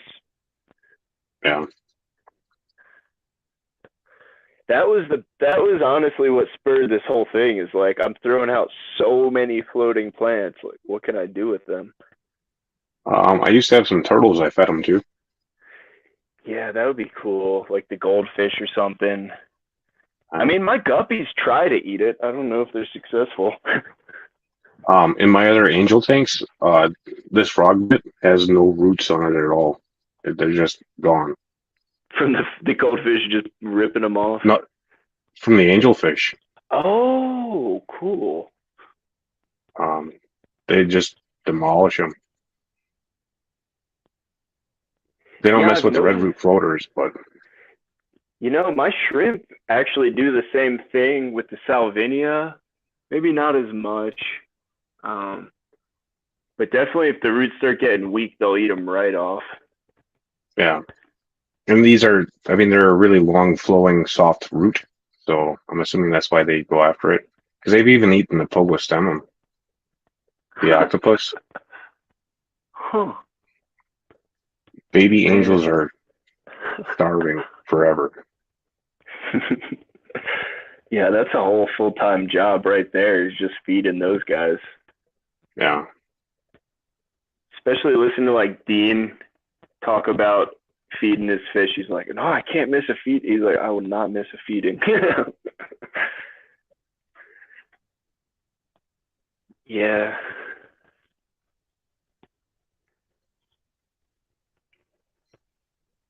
That's cool. The parents, did you just remove your eggs and just raise them all out yourself?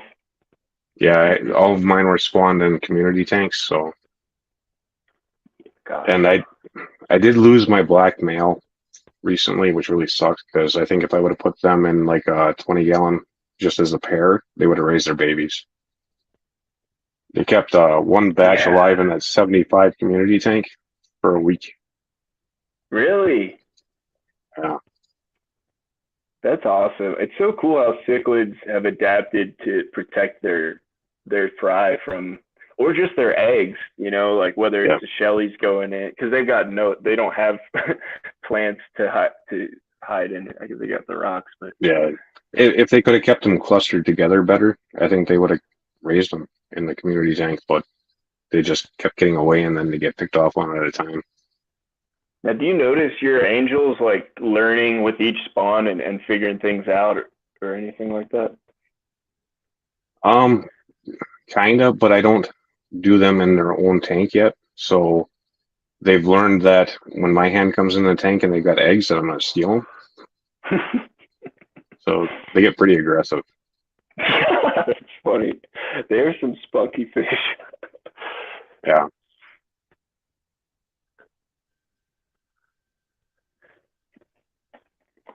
Then you think they like go and start eating their eggs when they see that too, just to get the protein back? I did have one pair that did that would start trying to eat them as I was trying to get them. And they never laid anywhere where I could harvest the eggs, like as off of a water spike or whatever. So I'd have to scrape them off and try to get them out of the tank before everything else would eat them. Mm-hmm. But I did finally hatch some of their babies. Because I had that pair forever, and I think they were about 4 years old when they finally spawned. Wow, that's awesome. Gives me hope to keep trying to get my white cloud eggs. White clouds, I didn't even try. The white clouds, I put them in a tank with to seed the tank for some 173 Bs or 174 Bs that I was getting in, and they apparently had babies because I started finding them swimming in and out of the heater. So the heater was their refuge where the parents couldn't eat them.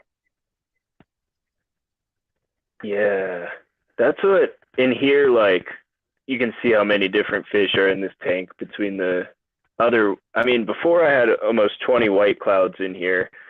I feel like they would probably be enough without enough plants to be picking them off. But I like that rock pile idea. I think that's next up. Rock piles are helpful, yeah. I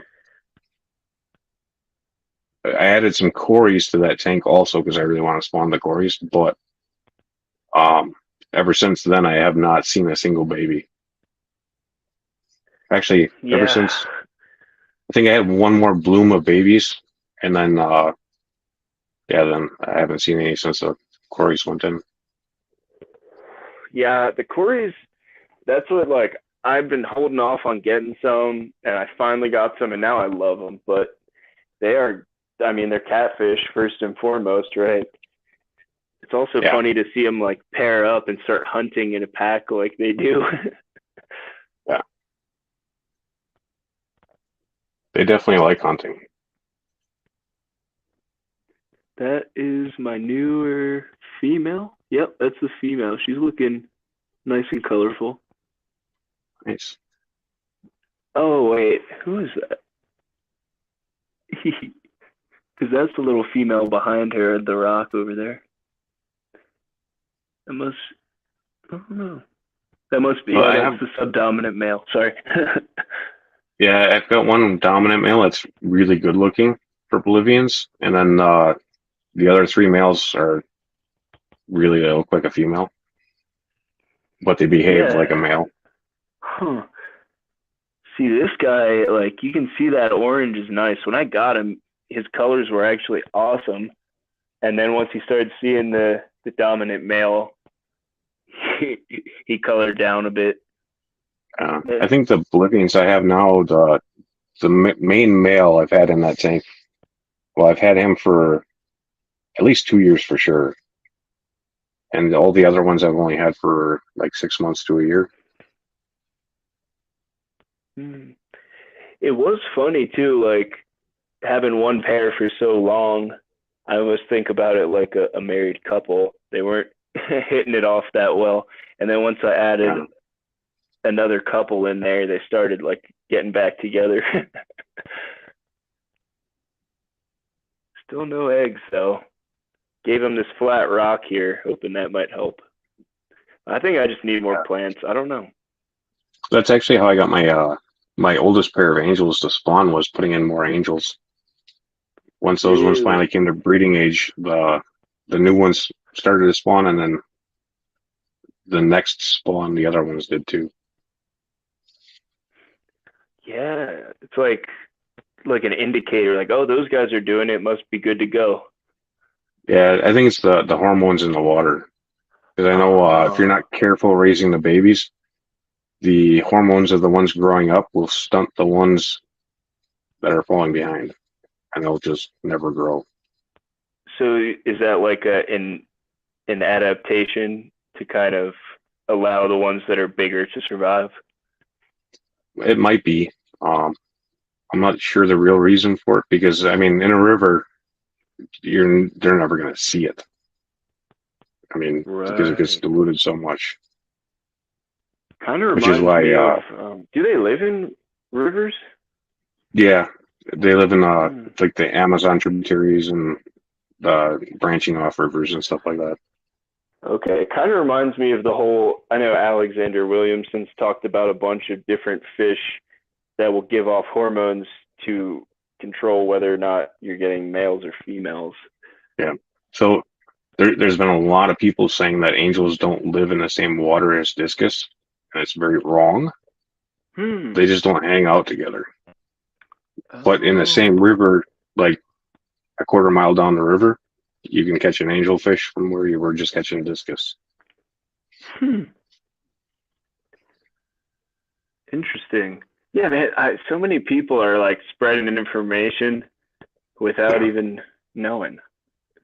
I'm one of them.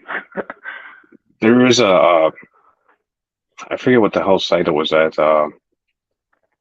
They've got different temperatures in the Amazon, and they'll show you like the surface temperature is like, was it 85 degrees? But down at the bottom, it was only 63. Huh.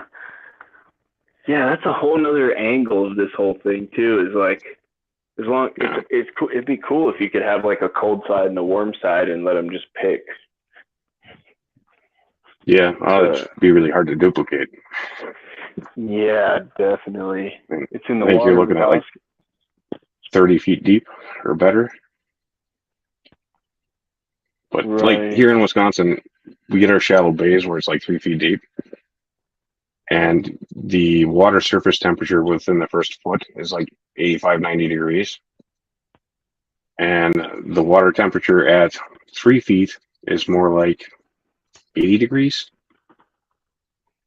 But those are cold water fish, bluegills, pike, bass, and they do just fine there too.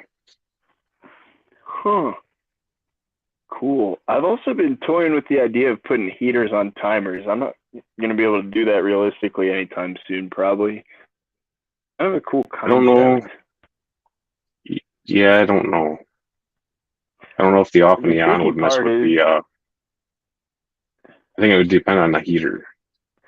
Yeah, right. And it'd be cool if the new aquarium co-op heater had like app control or something, or like a ramp up, ramp down function. I guess that, like you were saying though, that's going to mess with your utilities, and that's also going to put more strain on the heating element, right? Having to stay on that long. Possibly.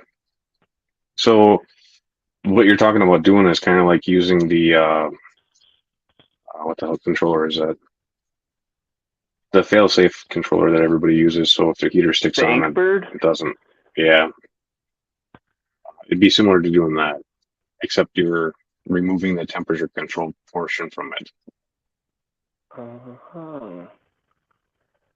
Yeah, it would also be cool if you could, like, I don't know, right? The easiest way would be having it like a timer at night on like a second heater, so that you could maintain some sort of, for me, if I were to turn this 40-gallon heater off, it would drop from 80 degrees to like 60 some. That's a pretty big swing. I don't know how they'd handle that. You'd probably need to run 2 heaters. Right. So if you're trying to simulate wild, you'd have one that's set at, say, 85 and one that's set at 78. And you would turn off your 85 at night and let the 78 maintain it throughout the night. That's what's going on in here. I've got one of those preset heaters at 78, and then I've got an adjustable one that is set to 80 right now. But that would be, yeah, right. It's just like turn off the adjustable one and then let the other one just kind of maintain. Yeah. So I run my house at 76 at the thermostat. The ends of the house are totally different temperatures, but I've got tortoises, and I also have plumbing issues where if the house doesn't stay warm enough, then I freeze if it gets too cold out. So I found 76 it saves me a lot of money in plumbing. Okay. But it also has helped my fish tanks because I can run a 100-watt heater to heat a 75-gallon tank.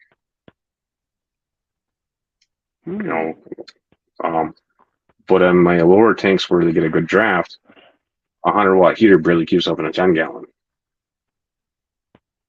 Huh. So the room and environment kind of plays into it a bit. Okay. But one of my June, tanks that has no heaters typically stays around 76, 78. just from your room temp? Just from the room temp, yeah. Now, does it matter what it probably does between like where the tank is positioned in your room? Yeah, for me it does. Outside wall, the draft is pretty bad because, like I said, it's a really old mobile home. So I've only got about an inch of insulation. So the infiltration is pretty good. It just cools that lower level down pretty hard. Yeah, I was watching Greg Sage's videos, and he's saying like, depending, like his tank's in the window, for instance, the fish will spawn with the seasons because of that natural light. But then he goes as far as like comparing covered versus uncovered aquariums for species and all that stuff. That's pretty interesting. Yeah. And like June was saying, her tanks stay at 78, but her house is 75. And a lot of that probably has to do with the power heads and the canister filters and that kind of stuff, adding the heat to the water as well as the lights. That's a good point. Like in my cabinet setup that I have out there with the doors on it, those 4-foot fluval lights put off a lot of heat. So the heat heats the tank below and the tank above, just via radiation. Totally. You think those canister filters kick out more hang on back? No, I don't. I think that the hang on back puts out more heat. Because it's right there. I'm not sure, but I think it depends on the canister maybe.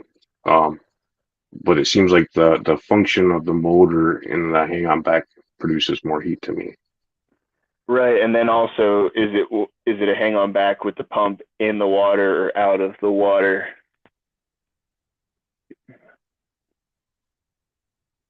Yeah, that'd be a tough one.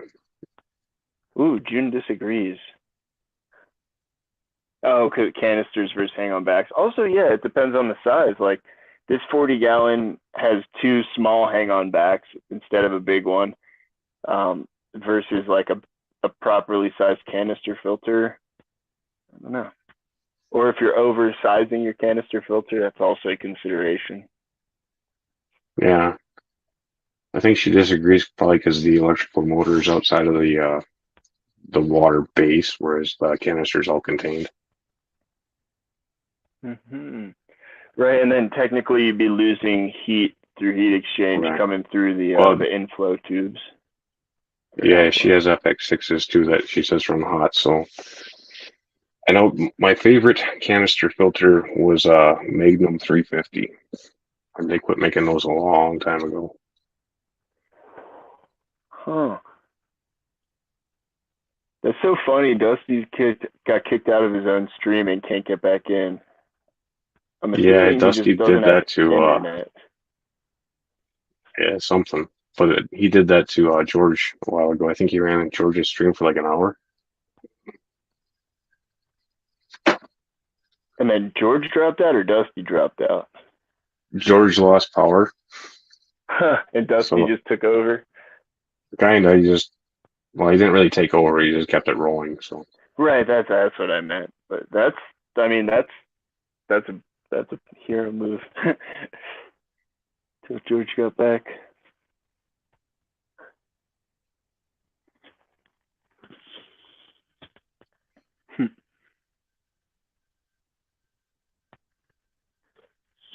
Yeah, I got a toy with having like a Wi-Fi camera or something just to be positioned. That'd be so cool to click through each tank, man. You could spend so much money though. Yeah. So that red plant that I have in this tank was a whatchamacallit, comes in those little tiny packages.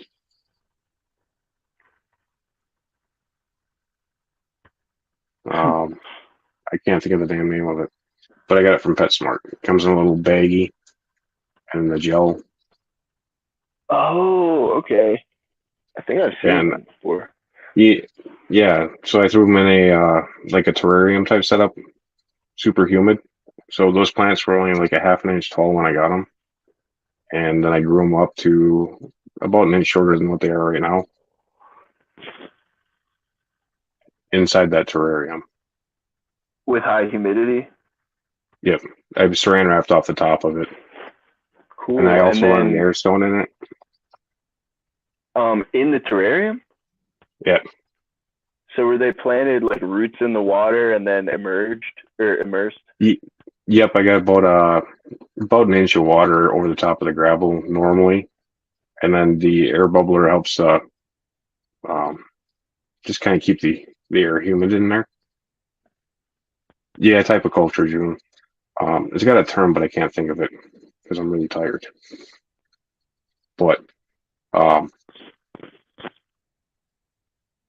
the air stone also adds the atmospheric CO2 in there, so you get air exchange a little bit. And the plants, once they kind of turned into it, they really boomed. I moved some of my Java ferns from the tanks into there as well, Did you and deal with any? Sorry. they seem to have transitioned pretty good. Did you have any dieback or melting, or did it just transition fully? When I put And then them in there, everything just took yeah, off. cool. But coming into the water tanks, you can see down at the bottom, the leaves are getting thinner and holy. That's part of it eating itself or dying off. Right. That's cool though, man. I feel like a lot of the information I see says taking a plant from immersed and putting it underwater, it's just gonna have to melt away completely. But I think it does I have to think it do with the depends on acclimation. the acclimation and the type of plant it is. There's some plants I don't think would do it. Like I did some pink flamingo crypts that way, and so far I haven't had success with that yet. But I've also only tried transplanting them in my 75 gallon, so that might have to do with light penetration because pink flamingos hate me. They just do. Sounds like they don't like anyone. Pretty much. There's very few people that are successful with them, I think. I love those But crypt the Wendidis. They're so easy yeah, comparatively. the Wendidis are really nice. Some of the pink flamingos that I have look like they came from Rose and Maiden, maybe, because I got some Rose and Maiden from LRB, and some of the plants that I planted in there from that pink flamingo culture are tissue culture. That's what they are. Turned into those, even in the immersed situation. Cool. But they were all super pink in the package. Huh. That's pretty funny. I guess like they just had the right conditions to color it up, huh? Yeah, I think some of them just reverted. I think is what it was. Back to Oh, that's a whatever they cross? originally. It's not natural. Gotcha. So it's like the pink rotala or the indica rotala. You can have indica and regular rotala on the same plant. I don't know how it's possible, but I know that I've had it happen to me.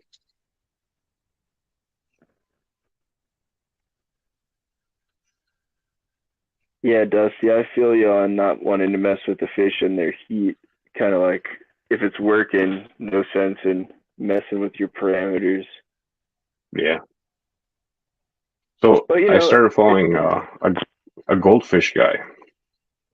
The what is it? This Orandas with the jelly head. Mm-hmm. I found out that those actually aren't the cold water fish anymore. They're an 85-degree water goldfish. Which is why everybody That's why everybody kills them. That makes sense. I just figured it was genetics, but Well, it is like genetics.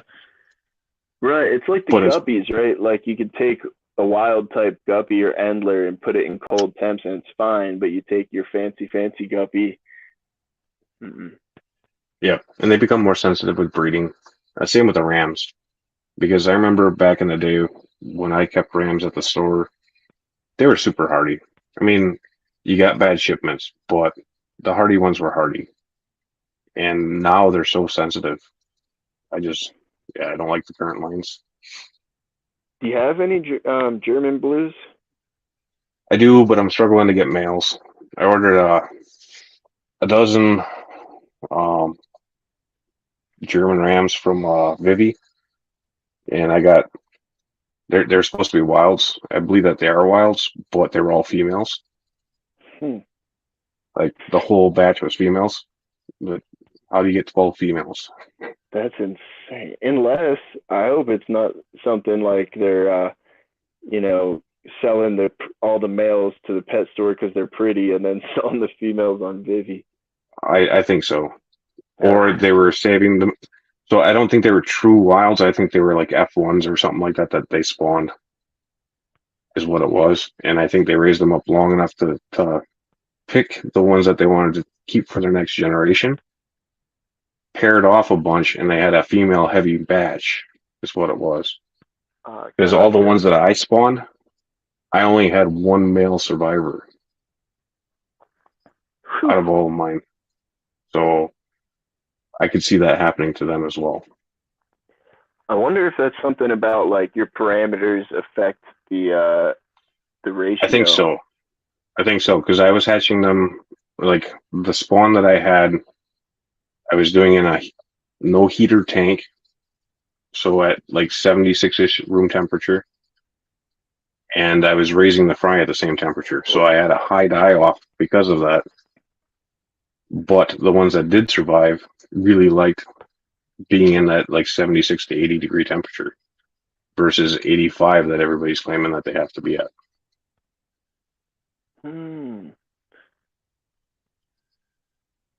Yeah. So eventually I'll get a nice stable line again. I do, but I'm still working on getting them. Still? I just picked up 2 more today that look like they're going to be male, but they're both juveniles. So. Oh, so you won't. It's going to take a minute to even know. Well, it'll take probably a couple months before they're ready to spawn. Like probably another month, I think. But they don't have any of the blue spangling indicators of being a female, so that's a positive. Hi, Craig.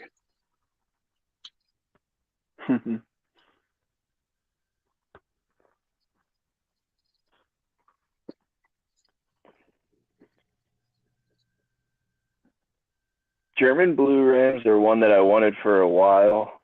I just didn't want to shell out the money or crank my heat up that much, but here we are. Well, it depends on where you get them from.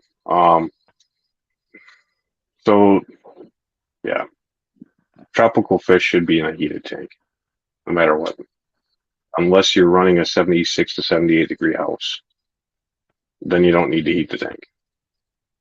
You'll probably get enough residual heat from your pumps and from your lights, be just fine. Totally. Yeah, what do the Rams like it at? Is it 80 or is it higher than that? So it depends on who you listen to. Some people claim 85. Some people claim 90. And some people claim 80. But everybody agrees that you can't run them at 76 like I say you can. So. And that's where the genetics probably come into play. Probably, but I had black rams breeding at 76, so how much truth is there behind what everybody's viewing on the internet? Right. It's especially with the whole temperature thing. I think a lot of people were just doing that out of fear for a while. I'm not sure. Yeah, I think so. Yeah. I know I kept this at 76 also. They're not as happy though. If you get 78 to 82, they're a lot happier. And if you're having problems, you definitely crank it up to 85 or 90. What would you keep your Bolivian rams at? 85 right now. Wow. So, I mean, when I first got them, That's just because they're in with discus right now, and the discus are a little finicky right now, so I got them bumped up.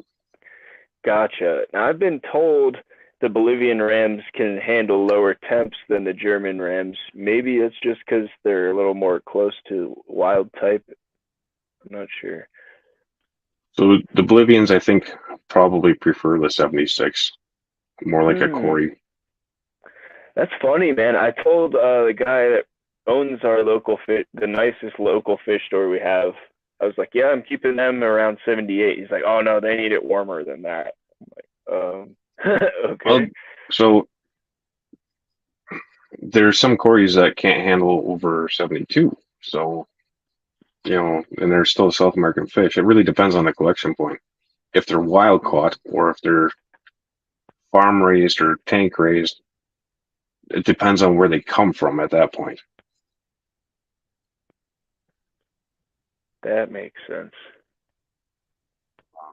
So when it comes to like discus, you want to know what the breeder was doing.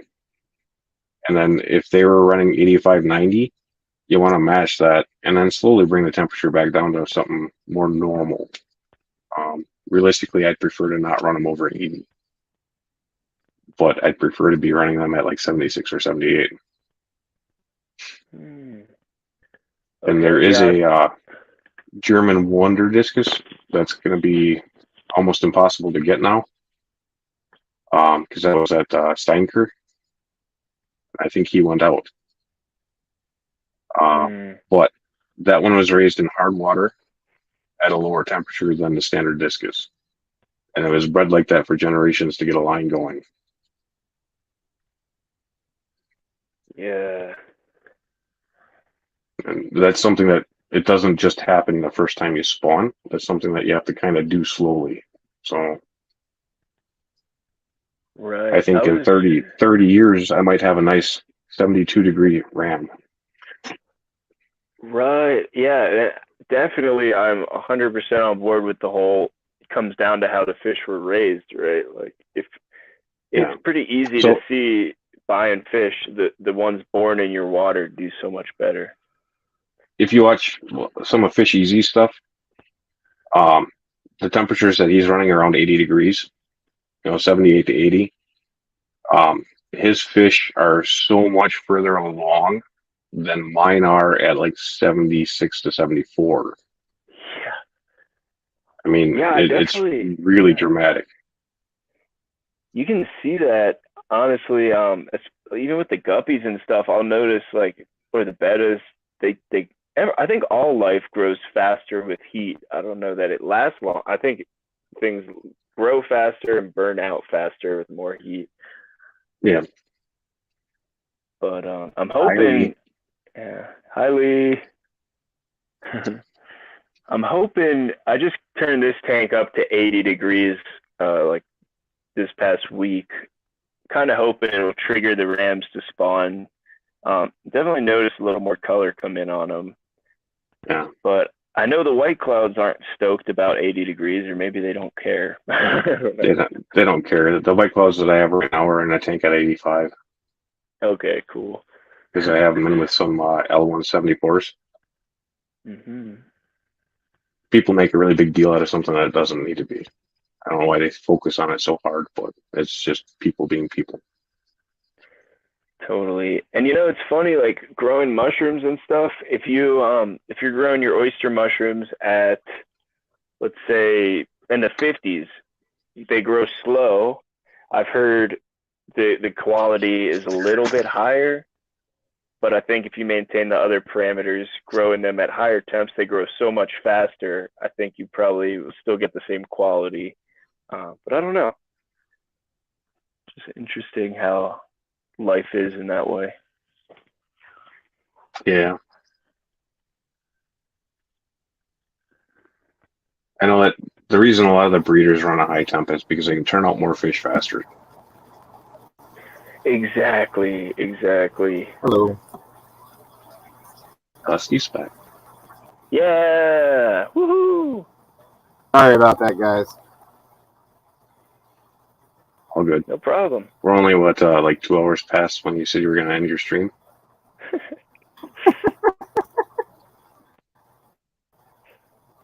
think Mexicali come back. Is Mexicali still in the chat?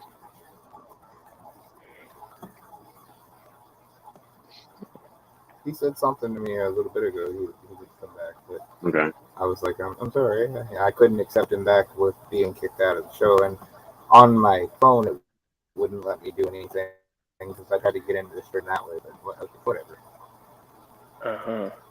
I guess my signal for my satellite was off or something, so they had to redirect it and connect it again. I don't know. So, June, with that, some fish are naturally designed to be grown that way, like bluegills and bass, because they lay in the shallow water where, like in Wisconsin even, it'll hit 85, and they try to grow them up as fast as they can so they can have the best survival rate they can. So in some instances, it is natural to grow them really fast at a young age, and then it slows down because, I mean, eventually the water drops down to 32. That makes sense, and that also explains why things spawn in the springtime, or when the temps warm up. Yeah. June, there's definitely exceptions, but most people say that this one way is set in stone and there's no alternatives to it, and that's definitely incorrect.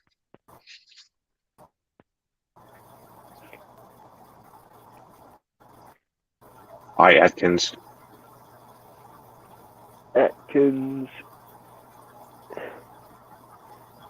Welcome. Thanks for joining. He must be Australian. Atkins? I don't think so. Maybe the UK or something. I still haven't figured out the time things. Totally nothing is set in stone. But I don't know. That's the biggest problem I have with the like the anoxic guy, or even father fish. It's not that it's not a viable system. It's the way that he presents it. It's like it's the only way. So. Yeah, father fish.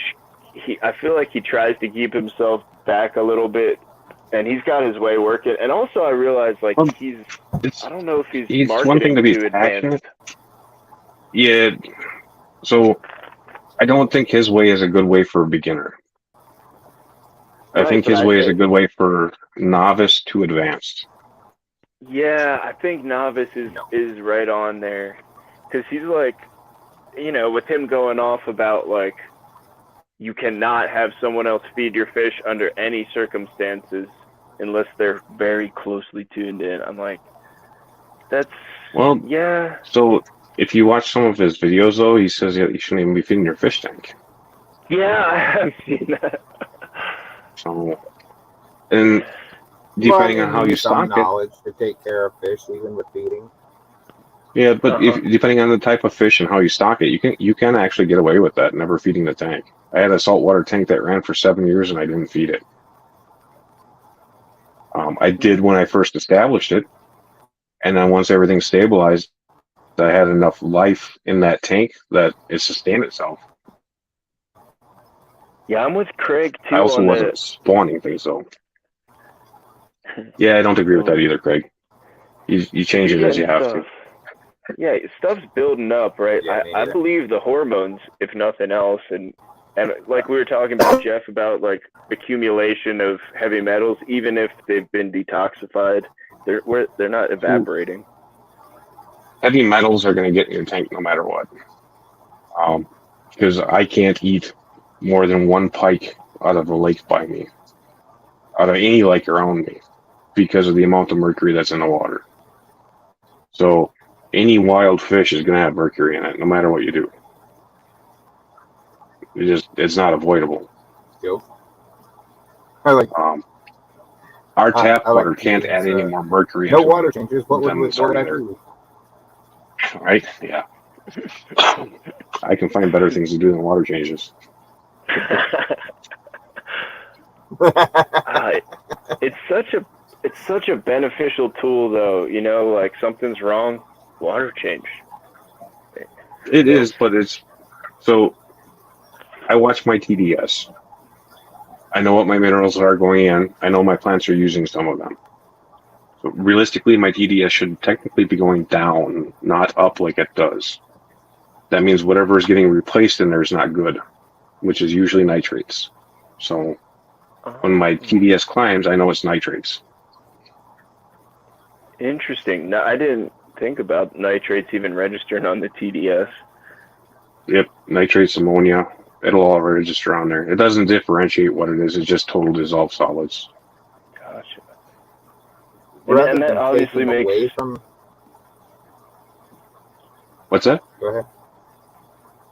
I was saying, No, rather you're than up, Dustin. taking away from my fish tank, I like to add the water to it rather than water changes, but I do still do water changes. So I don't do But I like traditional adding water water. changes. I do water changes by dilution. So I know my TDS out of the tap. I know my target TDS. And I'll start my 2 little quarter-inch lines draining into a 5-gallon bucket. And I start filling a 1-gallon pitcher. And I change it until it gets where I want it to be. And sometimes that means I have to change 100 gallons in a 75-gallon tank. I agree completely, Craig. And That's a But I cool way also to way do it, overstock Jeff. my tanks. Me too. Yeah, I like that dilution method. That's pretty cool. Takes some patience, I guess, but you probably get it dialed the same as any other system. Yeah, also, it depends on the tank. Some of them, when I'm doing some water of them go changes, really I'll quick. like to add. Sorry, I'm not trying to cut into your. You're good. Go ahead, Dusty. Instead of throwing the water out when I'm doing a water change, I like to add it to a different tank that I might be having issues with, because actually most of the times it'll help the tank that I'm having issues with rather than making it go backwards. Yeah. So water has bacteria in it. It doesn't have it at the same rate that a surface area does, but all water has bacteria in it. When I set up a new tank, I drain down, or I use all my water change water to add to that tank. Yep. And then I'll water change that tank after it's been running for a day or two to get it to the TDS I want it to. Yeah. Probably. It just, I know I've tried to explain it to like Nathan also, but I think he was listening to too many chefs at the same time, so he needed to just pick a direction. It doesn't matter what direction, because there's a lot of right ways to do something. It's just you got to pick a direction and stick to it. Getting too much advice can confuse you. Yeah. Try to do 10 things at once instead of the right thing.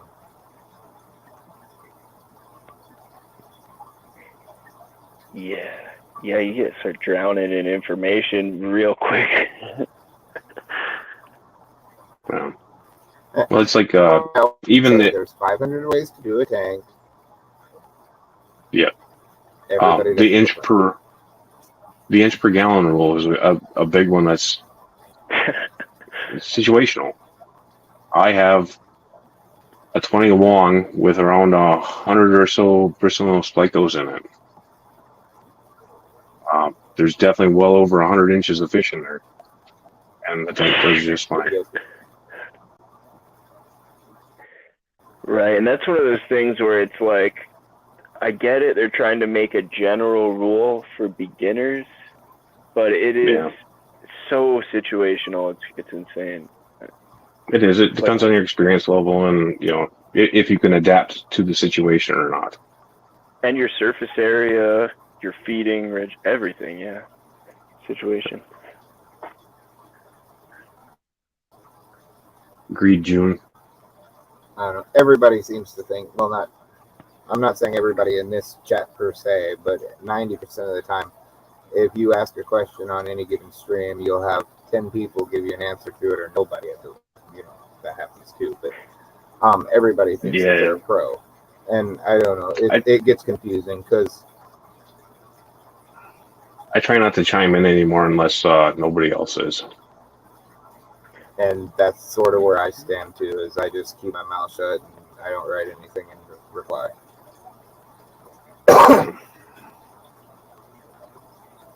Better or worse, it just is what it is. Yeah. Kind of like everybody hating on Scuds. I love Scuds.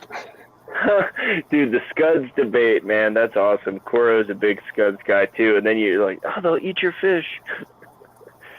No, they will. If they're dead. If the fish is dead, that's got to eat it. Dude, I got saved so many times where, like, one fish might die, and then, like, my betta, she got egg-bound and died when I was super busy with work.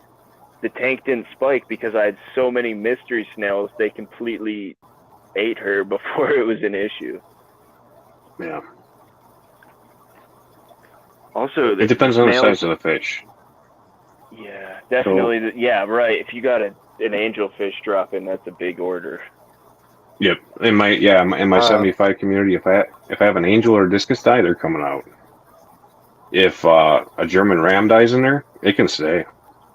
Huh. It's not going to harm the tank.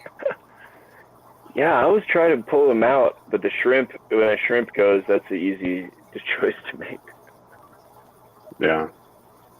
Like in my 55s where there's no puffers, there's so many snails that, I mean, it ain't going to last more than a couple hours.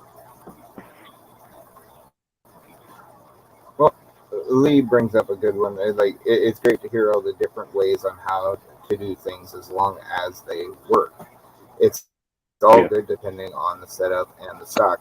Now, here's the issue with that is 90% of the time when you're on a different stream, somebody will ask a question, and without finding out TDS, without finding ammonia, anything that's wrong with the tank, they're straight off going to tell you how to take care of it. But how can you tell somebody to take care of something that you know nothing about?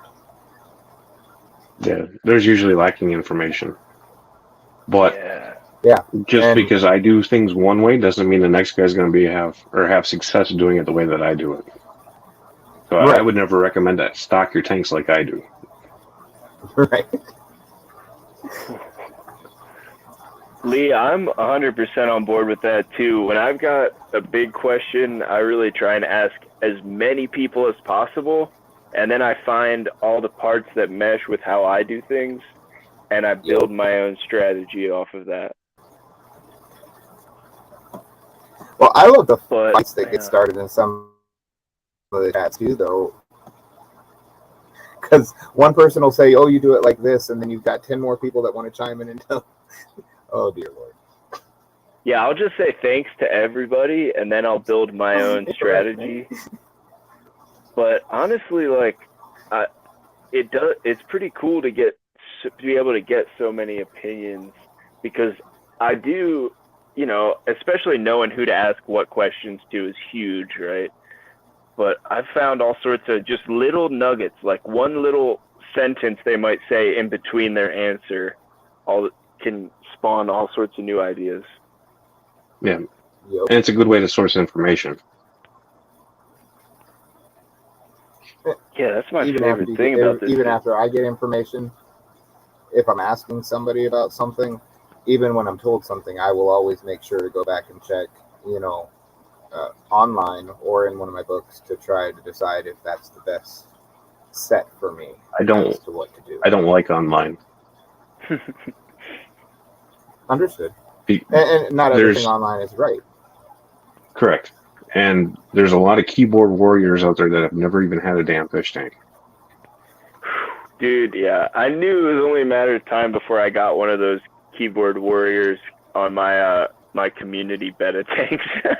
And I'm like, here's the information. You can check it out and make a new decision. Yeah, some people really get offended and are super connected to their ideas. What's that?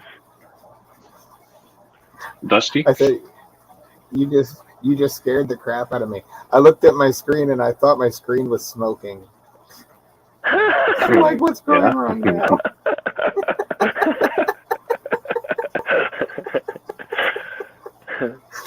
I'm losing my mind.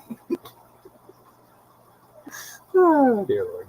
Anyways, sorry, I wasn't trying to cut you off. Moose. No, that's hilarious because I wasn't watching. I looked up and I was like, "Whoa, what's going on?"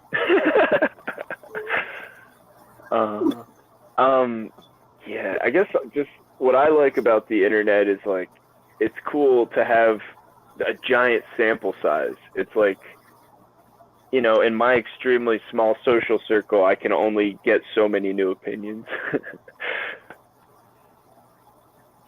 Yeah, But, and it is a good source for information, but you do have to be able to weed out the BS from the factual. yeah, So, right. as an entry level person, there's no way you can do that. You just read what's written, and you have nothing to compare it to. Whereas if you've been doing it a few years and get some experience, you can compare it to past knowledge. Yep, and that's my strength and my capability with that. But you're right. It's like, especially with YouTube and all these forums and stuff, no one has to share any sources, so it's really just all opinions being shared. Yeah. Well, Alex had a stream like a month ago or something like that. He was showing his tank when he came back from vacation. It was all full of, it was overgrown pretty good. And somebody was just harassing him about it. Have you ever been to a lake? A natural lake. You can't even drop a lure in. The weeds are so thick. That's normal. The fish like it. Mm-hmm. Yeah, and that's where it's like one bad There are egg. some fish that don't. Yeah. Yeah, Like, I agree. fish, yeah. I feel like, yeah, some swimming space could be nice, but yeah, it's like one bad egg. It's like, it depends also on their level of reach, right? Like, is it just a random troll, or are they like a channel that has a lot of reach and is getting that information to a lot of people? No, I'm pretty sure it was just a random troll for him. Yup. I had somebody come into like 10 of my shorts and a couple of my videos telling me that I needed to get rid of all of my fake plants and I did not deserve to keep fish until I got live plants. Yeah. There's other people out there too. So much of the information is opinion based. Yeah. Honestly, I'm all for fake. I love real plants. There's so much more benefit. Everything's better. But if you're going to do a tank and you want to put like a pirate ship in there and a rock and call it good, your fish are going to have a bad time. Like a ton of fake plants, right. It feels real to them at least. They've got somewhere to hide, maybe rest on, more surfaces for bacteria, like so many benefits. Yep. I know at the store I worked, we used to bleach our plants once a year. And never at the same time.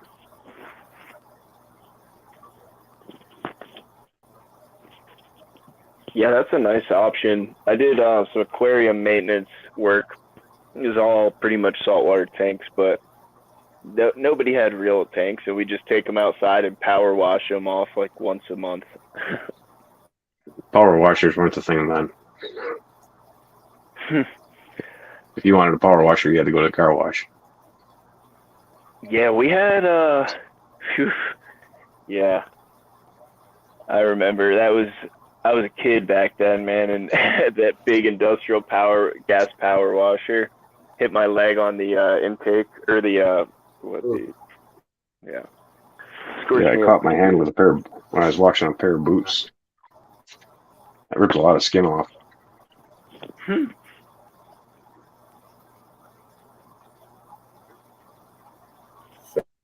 I cut my finger up in a truck door.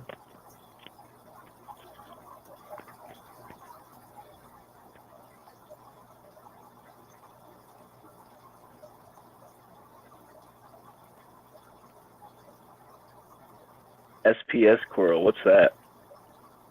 It's all.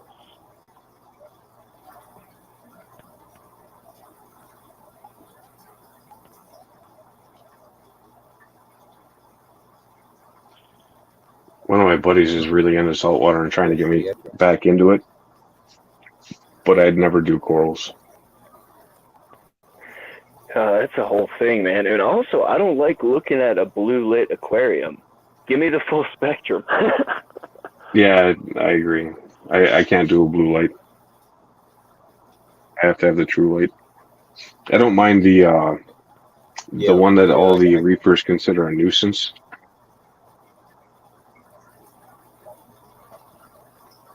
What, like macroalgae?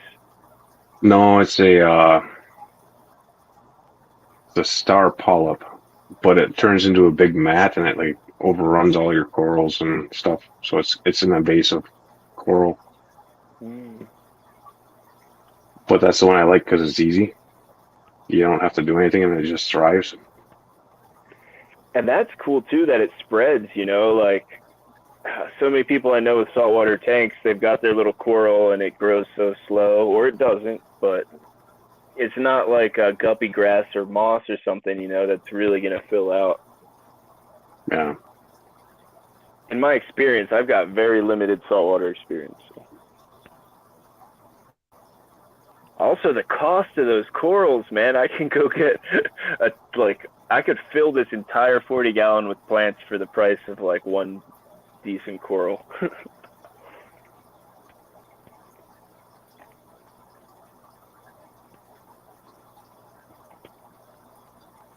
Yeah, I'm not. Oh. I wasn't trying to Yeah, say I don't that think I'm hair against algae is a giving problem. information to people. I was just. Yeah, I don't think hair algae is a problem either. It's not pretty, but fish like to make eggs in it.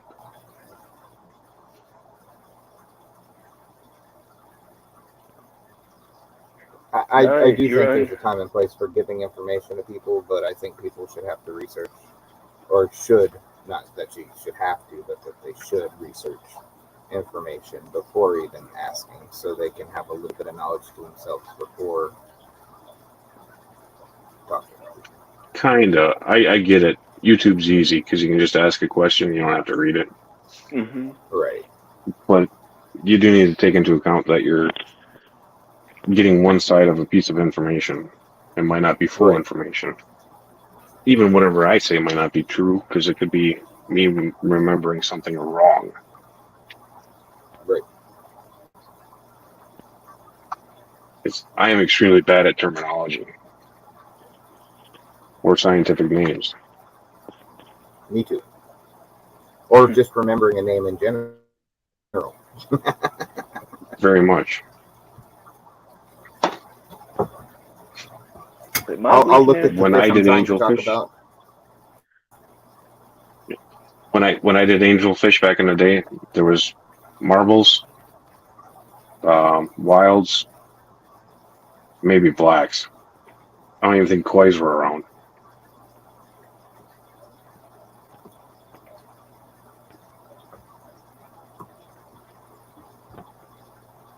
Yeah, plants are a whole thing. When I got back into keeping fish, I was like, man, I'm just going to have deep substrate and all these plants, and the fish will just take care of themselves and spawn on their own and all this. And then I start getting into it, and the internet and things, people, it's like, oh, plants are tough, man. Have you done your research? Are you going to? And I was like, I'm just going to try all these plants and see what goes. And some plants are hard. Yeah. Some plants are hard, yeah. And I definitely failed with certain species, but then you see what works, and it becomes super easy, in my opinion, in my water. Like, I stopped fertilizing. You know, I got enough fish to do it, I think, but in terms of inert sand, that's a whole different story. But, you know, a lot of these plants are going to grow pretty darn well, even floating in the water column. On the easy side. Yeah. So I know that people complain about the red root floaters, but if you mix them in with like frog bit, the frog bit helps keep them up. So that's and they just like Jeff? They sink on you, right? I just got my first red root floaters recently. So that's what I've heard too. Is they sink, and if they get wet, they just rot or whatever. In my 75 gallon, it gets so thick that they're growing 2 inches underwater and still doing fine. They're not red anymore. They're usually green, but they're still living and making more. What you get? Is that a hornwort there, Dusty? Yep. Lee. I just got it floating all over the place. And it makes sense, right? I kind of explored this in my brain the other day, and it's like, in nature, a lot of plants are going to get broken off and float away. It makes sense for them to be able to survive, at least well enough, floating, and be able to propagate out, and then eventually settle and lay some roots and get established. Right. Well, also, I mean, yeah, that's exactly what's been happening with me. Is like every couple of weeks, I'll notice that another one has gotten stuck in the rocks and starts growing in the sand, and it's doing it itself rather than me planting it. It's doing the planting itself, and what wants to stay on top stays on top. So I got cessifolia from somebody. I don't remember where I bought it from, but then I found out it was illegal in Wisconsin, so I got rid of it. It took me 6 months to eradicate that from my tanks. Whoa. Because I cut it off at the ground, and then it would just sprout up somewhere else. That's awesome. Well, it's not awesome, but it is kind of cool in its own way. That's also why it's illegal in Wisconsin. Yeah. Because you can't eradicate it. Man, I got so excited. I went to the LFS over the summer, and they had the water hyacinth there, but I don't think they had a name on it, so I was like, And I brought some home, and those long, thick roots are amazing for fish. My bed is spawned in there, my sparkling gouramis. I really want to get into pseudomcgills. I think they're going to use that just like a spawning mop.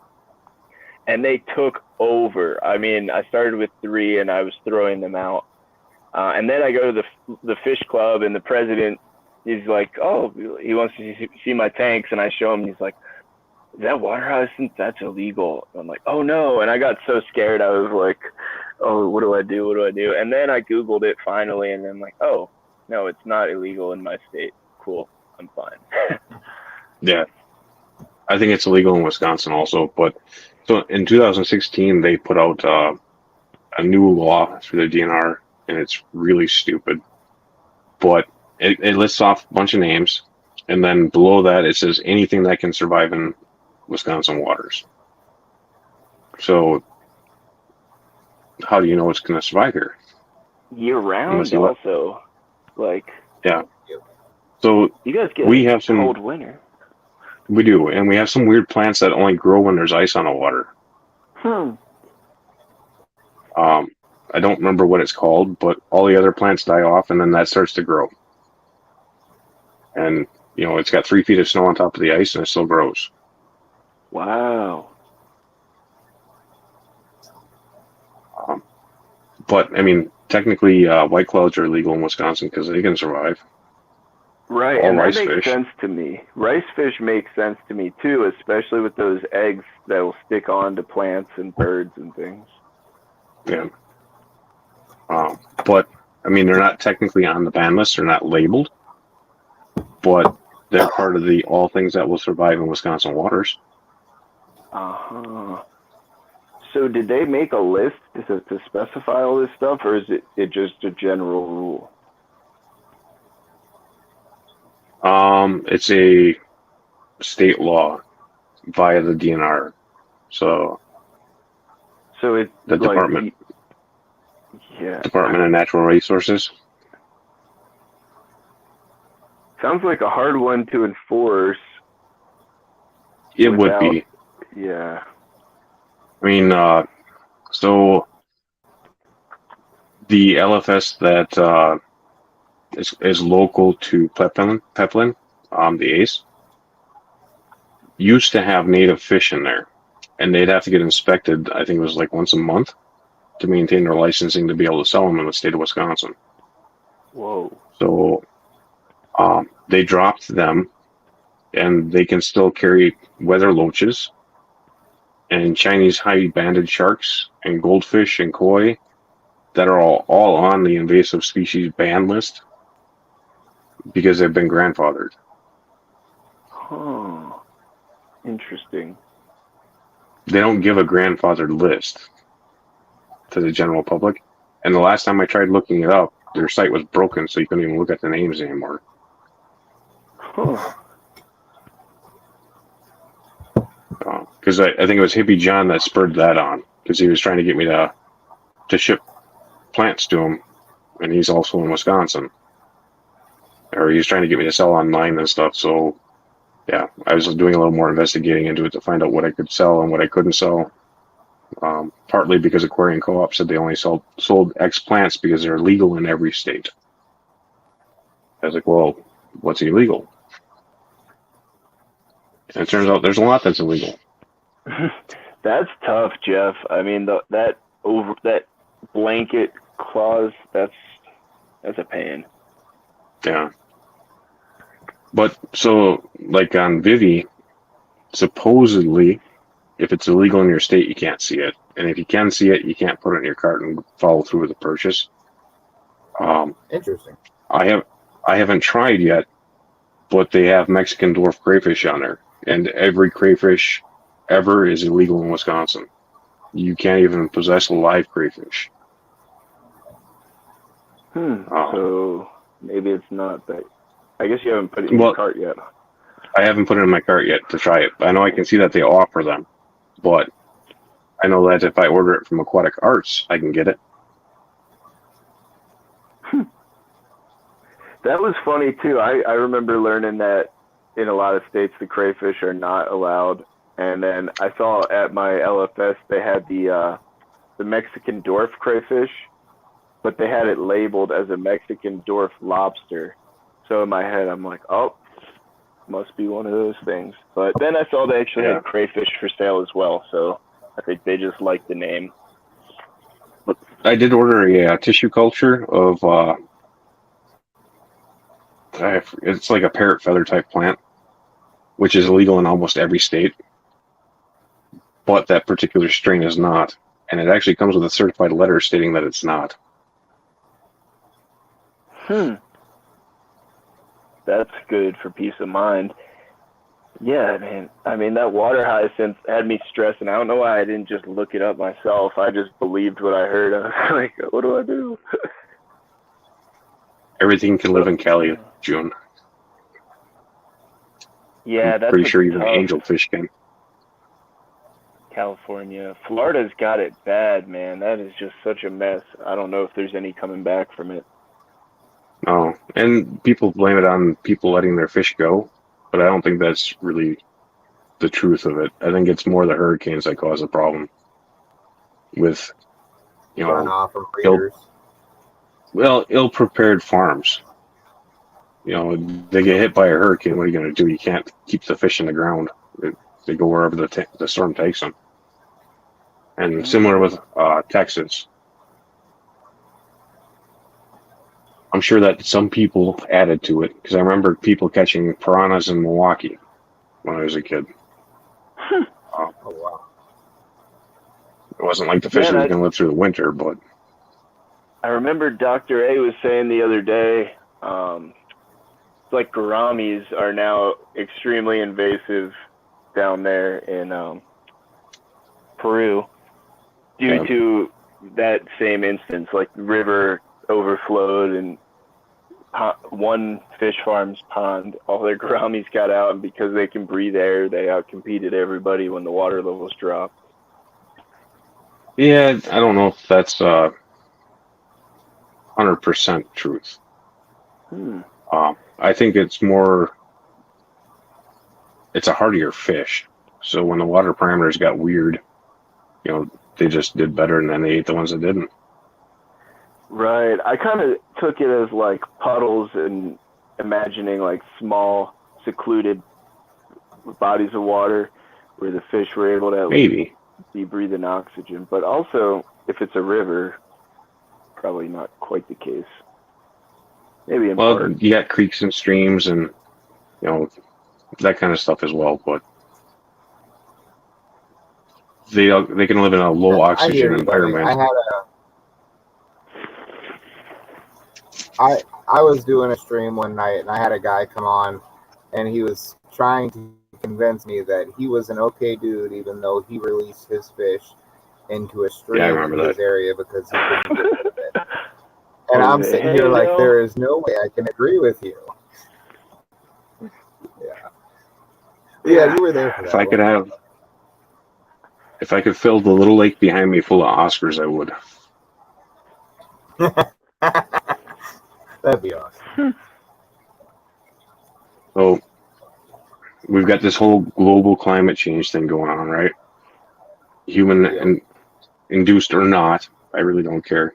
I think it's a global thing. It's just part of the universal cycle. But is what it is. Yeah. Eventually, our native fish are not going to live here. So eventually, I'm going to be having angels in the lake behind me. Probably not in your lifetime, though, I hope. I mean, actually, stuff is changing pretty quick, it feels like. I would love to never see snow again. Ditto. I'm there for it, yes. I'm cautious about that. I like snow sometimes, but I'm definitely over it right now. No. In my lifetime, what will happen is we'll have more mild winters, but because it's more mild, we're going to have way more snow. Because Lake Superior won't freeze.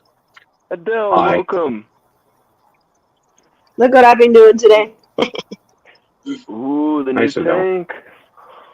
Substrate. Right, I got some, I don't know about these rocks, you guys, because they're decorative, but I put them in there for now anyway. I put some plants in there. So if anything leaches out into that water from those rocks, those plants are going to be my first tell. Hmm.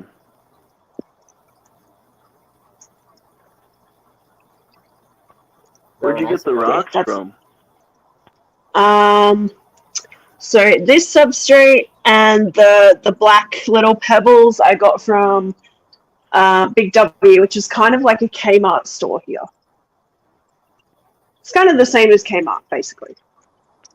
They have like a little pet section in the back corner, like dog and cat stuff and a little bit of aquarium stuff. But I found this substrate to be the best for growing my plants. So go with what you know. Mm-hmm. What plant is that? It looks awesome. Water wisteria. I have it in like every tank. In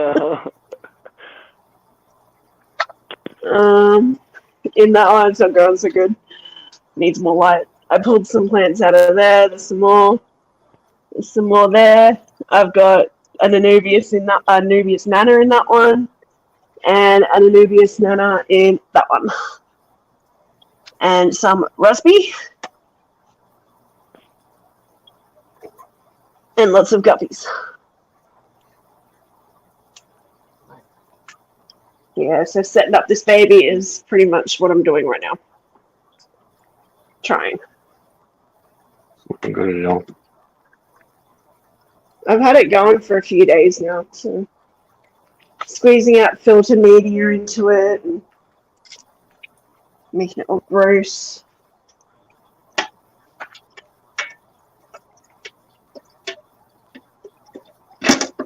I still don't know how I feel about glass lids. It looks good. I think it's going to be successful for you. I don't see why anything would I want driftwood. I want driftwood. Me too. I can't. I need to splice up one of my Anubias because it's outgrowing its little bit of driftwood and add it to the new tank on a nice big piece of driftwood.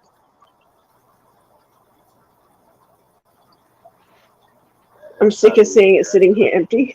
Pick up more of a little bit of everything. Can't wait for more plants. Man, I love it.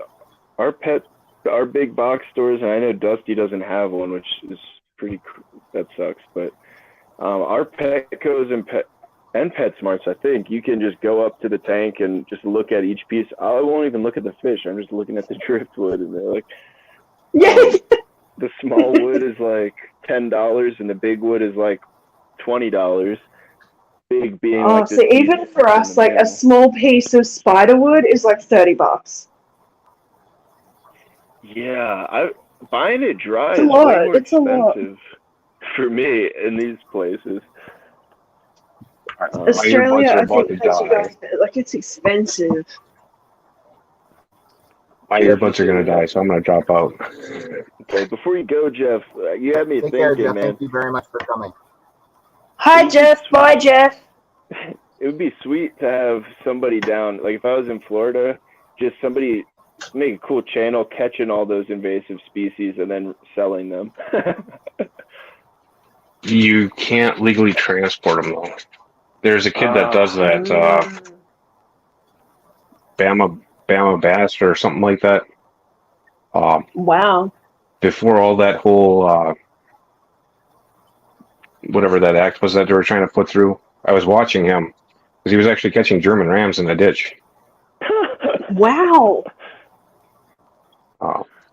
But they're beeping at me pretty hard, so I'm gonna drop out. Thanks, Jeff. Awesome chat. Bye, Jeff. Very much. You guys too.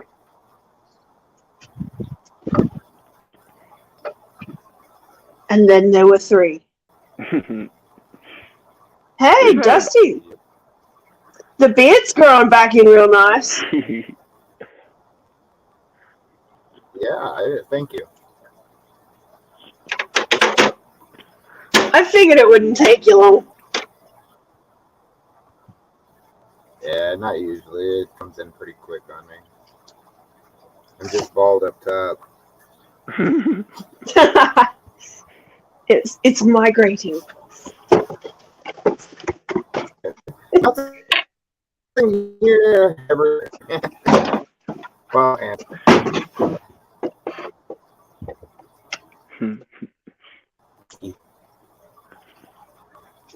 my wife always calls me a teddy bear.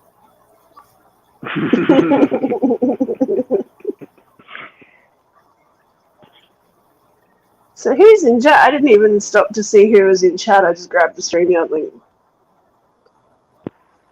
Hi, Steph. Hi, June. Hi, Mark. Lee. And Moose. And June and Bunny and Craig. Hi, everyone. Mark.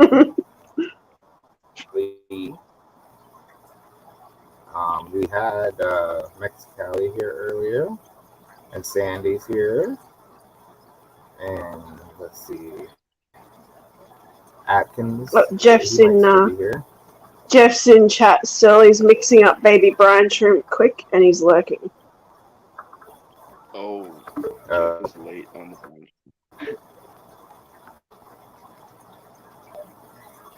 Thank you, Jeff. One thing I've realized I'm going to have to get for this. Had issues. Everyone's having technical difficulties tonight. Well, for about an hour, I was like out of it. I couldn't do anything because my internet was faced the wrong way or something. I don't know. Really? Yeah, my dish was not positioned correctly or something. I don't know. They fixed it. Whatever.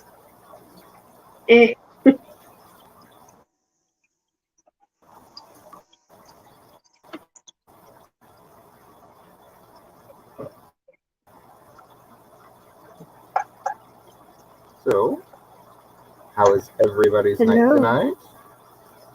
Mark, how have you been? I haven't mine hasn't seen a lot of yet. y'all in a while. There we go.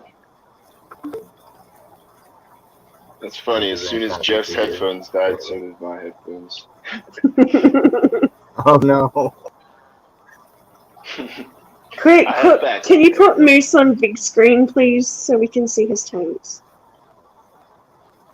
Yes, I Pretty can. Please. I love Moose's tanks. They're gorgeous. Thank you. Plants. Plants. everywhere. Love it. That's my favorite. Look at that algae. Wow. It's rocking a fro. Oh yeah. Some boost, Endler, like that guy. It's like, why are the lights on? And I've been really enjoying these little rasboras. They're all hiding now. What kind of rasboras are they? I think they're called axelrodi. They were labeled as neon blue rasboras. Oh, wow. Okay. Let's see how the paludarium's doing.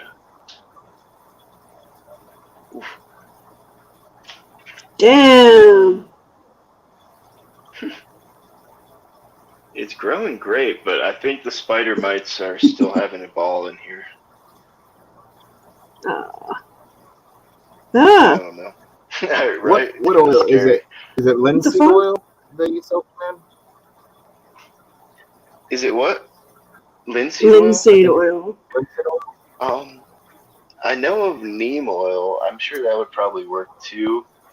Probably I'll just trim all these plants back because they're getting crazy and rinse them into the water. But the fish have been eating them up. And this is what I liked about Father Fish. He was like, sounds like food. I don't see what the problem is. So the plants are doing okay. Got my mystery snail eggs hatching back there. I'd love to try and stick some ferns in this big tank once I've got it all cycled and full of fish. I would just go for it, yeah. I've got a big pot outside at my front door full of fern.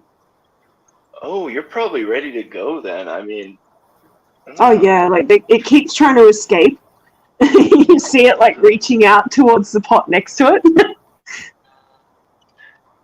you guys see that yellow? That's the effects of the spider mites on that pothos back there. But this red plant. And I wasn't for sure if it was linseed oil, but I think I remember reading that. Oh, I've seen that before.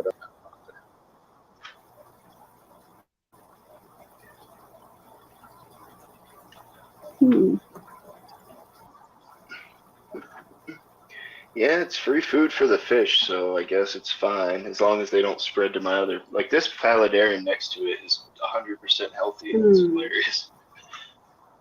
Hello, George. Aquaballs is in the chat. Aquaballs. George, you want to come up? Here, I'll give you an invite. Water nuts. George has some beautiful fish if you haven't seen them. I would love to see George's tanks. Hi, Ian. They are off. Only if you see what's going on over here. What have you been up to then, George?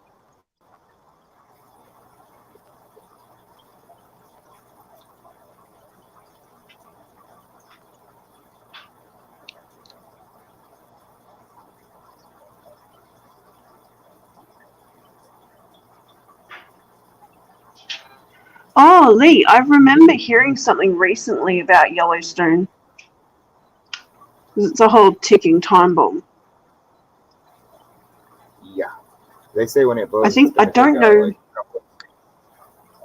I don't know whether it was supposed to be some sort of documentary going on about how it's a ticking time bomb. Oh, we've got so much time left before it blows, and then then what? Oops, excuse me.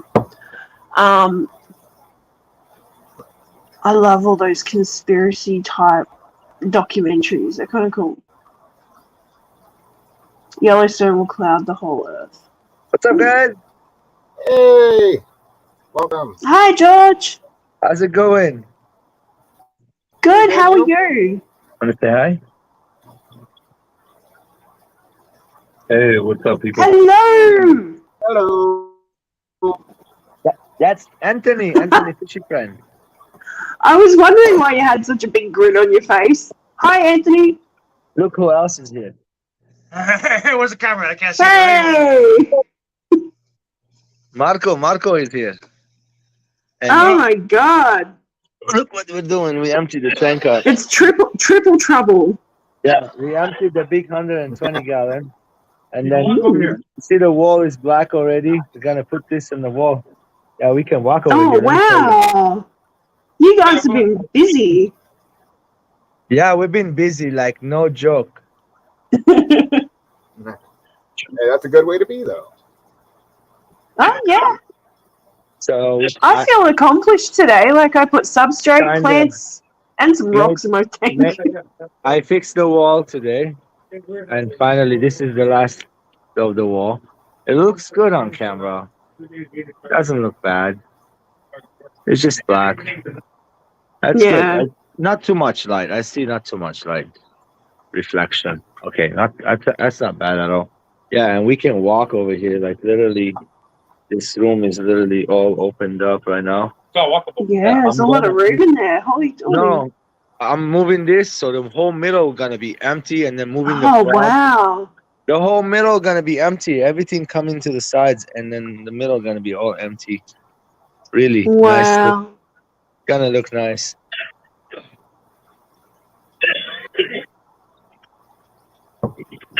Wow, when you said at the start of the year that big changes were going to happen, now we're starting to really see it. That's cool. Yeah, you see it. I know. I got some killifish breeding going on. Oh, wow. A lot of I bred already got eggs coming out of this Aquatic stratum red stripe killifish. Very beautiful pair I have here. The pair is in there. Let me see if I can see. Oh, them that's from here. awesome. Marco, It you doesn't have a light? take long. Let me borrow the light, please.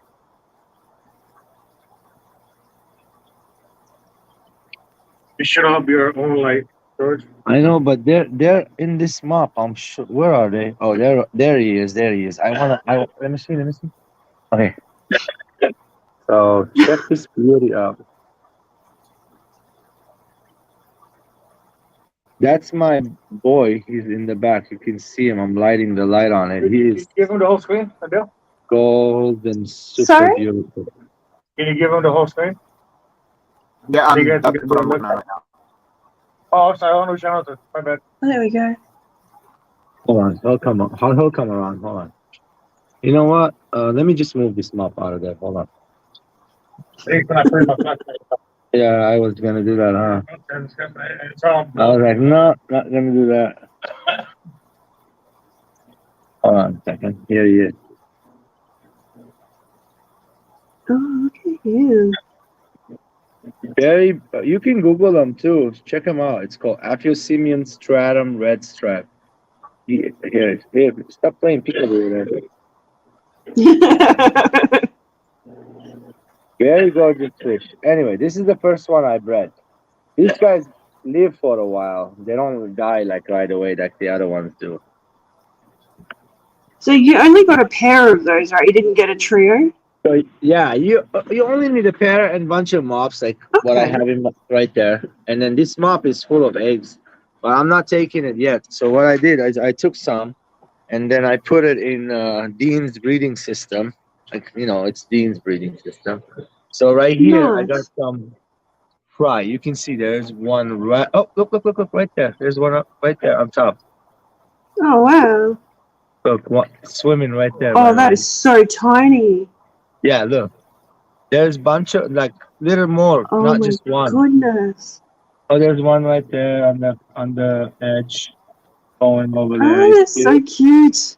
Another one. Oh, look, see. Oh, there's two. Three. So yeah, I Wow. took two mop full of them, and then other than that, way better That looking. really did not take long. No, you know what else I got? Something really crazy. Watch. Anywhere. Oh, what this? So those are the Noto. He is gorgeous. Look at him. Ooh. Noto Branches. Gerhamia koi. Gerhamia koi. So that's the location. He is beautiful, right? That's so cool. Look at this killifish. These guys live like 2 years only. They don't live longer than that. A year and a half to 2 years. If you take care of them really good. If you don't, they'll die faster. Oh, look at its female. Female's right there. So they every day they go in that cup. The cup you put little circles, so because they make all that mass, all the eggs fly everywhere too. So and then about 3 weeks later, you collect that cup, you drain it, and you put it, dry it a little bit, about an hour, and then put it in the bag. Bag it for 3 months later, you'll hatch the eggs. So not right away. I got Mm. 4 species like this, some yellow looking ones. OMG, they're like so beautiful. I'm like so dying to show them to you guys, but oh, there's another species. There's another species. Here, look, he's in the cup.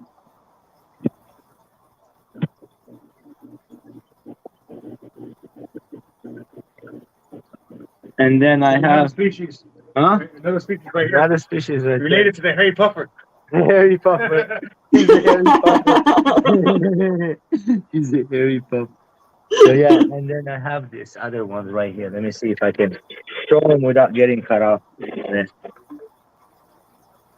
That's a boy. Look at it. Oh yeah, look at these colors. Ooh, Oh, yes, he's yellowish. cool. He's not all red. Look, he's blue, yellow. Look at these colors. So this one is Notobranchus roduelacampi, something like that.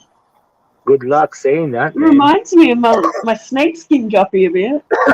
Yeah, but they're actual from location. So these are pure killifish. I'm so happy that I got this finally. Guppies. Yeah. Okay. I trust you. Just break my fish, you know. Frog's gonna come up any day. There's a tadpole right there. They're gonna come out any day. Yeah, so that's pretty much it. I'm just happy right tonight. This whole area gonna be empty. The Seeing middle. so much space there. It looks so good. Yeah, it's these tanks coming over there. And then the one right here, the 6 foot one, Marco bought it from me. He took it already. Ooh. The big one that I grew a bunch of angels in and stuff. It's looking good. It's all coming together. Yeah, we're Very working nice. here hard, emptying fish, moving fish around. Hey, bud, thank you. Sorry. Thank you. All right, I'm gonna have to drop down, guys. I moved some very much for biscuits coming. together, trying to breed No this guy. worries. Yeah. And these guys are all right here. And see them. Wait, what? Jane changed her name to only Oscars. The other ones I put in here, and the other ones are right here with their babies. See 'em? There's blue and red babies in here.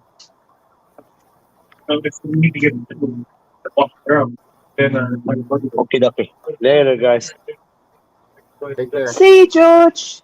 See you guys.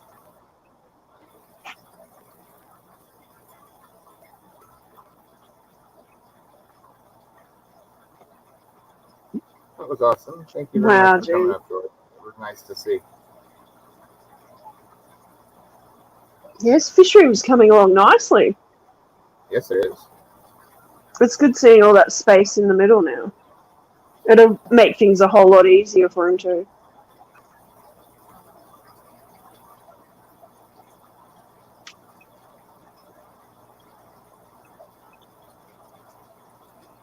Ooh. Here's my new list idea. Preferred name, favorite fish, and TDS. Fuck. I'm screwed then. I don't test my tanks. I should, but I don't.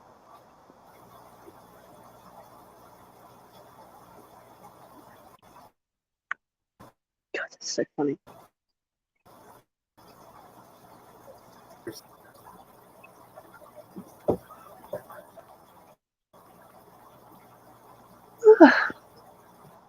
We're busy. I made ribs and chicken. Nice. I knew there was going to be barbecue involved. Adele, I've watched the replay. You guys are so in trouble. Sorry. Sorry, not sorry. In my defense, I mostly laughed.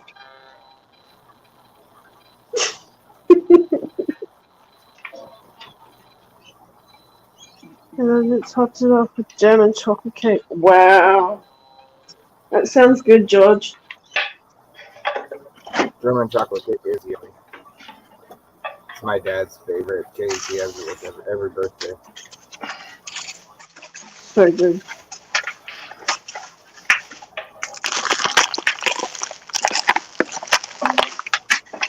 Wait, Father Fish told me to never test my tanks. No way. Mess my head up. There's no way he said that. Maybe. Honestly, maybe.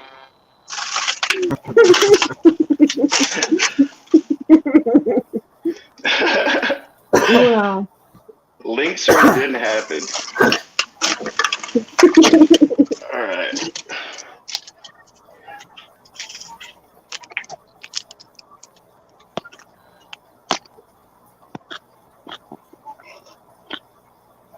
That's an awkward looking fish. The bubble fish? No, the hand fish. Will you put me big, Dusty? Yeah, give me a second.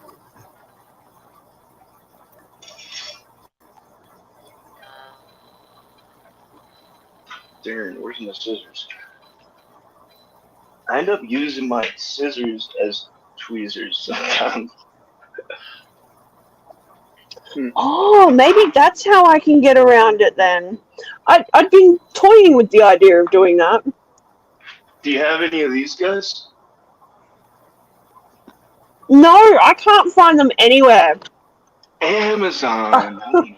I got mine on Amazon for like $13. Amazon Prime ripped me off, so out of principle, I won't do it. Fuck those guys. I understand. Yeah. I got 3 really nice. So I'd signed up for Prime. I was paying in American dollars and Australian dollars. Oh, what? Both? So I was like, okay, I'll ring customer service. Rang each country's customer service because there's Amazon AU and Amazon US. Like, I got absolutely nowhere. They just said, "I'll just ring your country, ring the other guy." Oh, look at that big pond snail. Beautiful.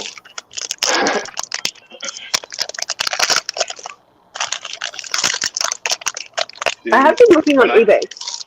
When I can't find my other scissors, I use these scissors. They work pretty good. So this guy's covering a bunch of other plants, so I'm going to clip him. But there's a split here where it's like a little plantlet at the top. I don't know. But I'm trying to select for that. We got a little biofilm up here. Probably shouldn't have fed that food to not all my tanks. These little fry. I have so many tiny fry down at the bottom here. So it's kind of tricky to get food down to them, especially with the snails. Alright, situated. Yoinks. Tripod works worse when it's wet. See if anybody. Alright, there we go. Doink. I'm not saying a word. Thank you. I completely agree, Lee.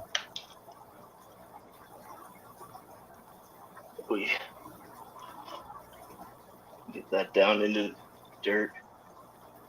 Now, I wish I had more sand when I did this. I would have definitely gone deeper on the sand, but the gravel does a good job at holding it all down.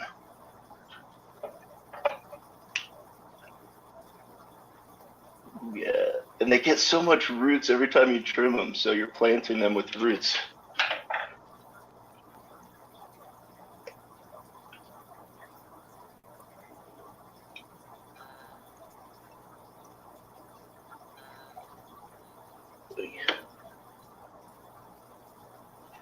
I like to line it up like that. Even more, honestly. You can get her down in there good. See all those bubbles just dropping out from the dirt? But honestly, it all just gases off, and then I'll do a water change, and it hasn't been an issue yet. There's so many fish in here. These are my mutt guppies, and this poor guy or girl, probably girl. I just let him hang out. He's not eating anybody.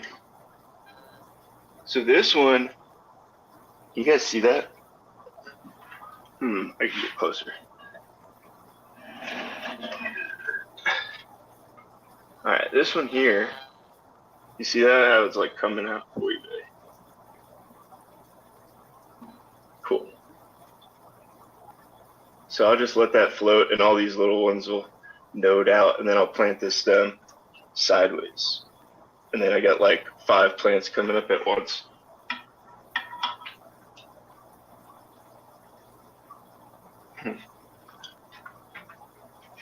These scissors are hilarious though. Boy.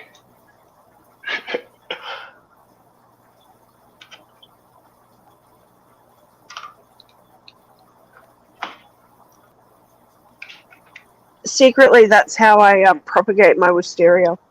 Really? I'll let a leaf or two float around until they spring little plantlets, and then I'll just chop the big leaf off and plant them. That's perfect. Yeah, I definitely. It's the best thing ever. Like, oh, random leaf. Yeah, I used to just throw that stuff out. Yeah, I do it every so often. I will. I'm really trying to grow out fry in every single tank is my goal. So, and I want them all to be community style tanks. So I'm very specific. Oh god, I have so many fry right now. Yeah, it's so fun. I have so many. They're just freaking everywhere, and I don't know what to do. I don't know what to do with them all. I think if you can't find someone to trade with, then you're doomed. No, I'm just kidding. There's a lot of options. Yeah, I usually just spread them out between all of the tanks. Just add some to every tank. I'm out of space in here, so we're going to do a rescape on the 20 long. Sick. Oh, there's the DIY fish food, actually. This is how it's held up for hours. So that's not too bad.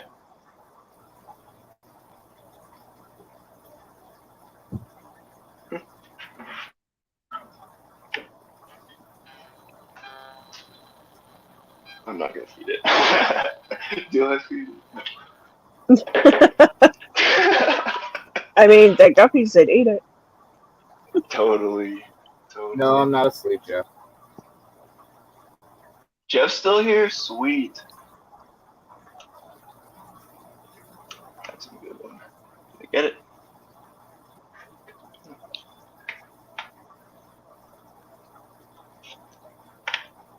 That one.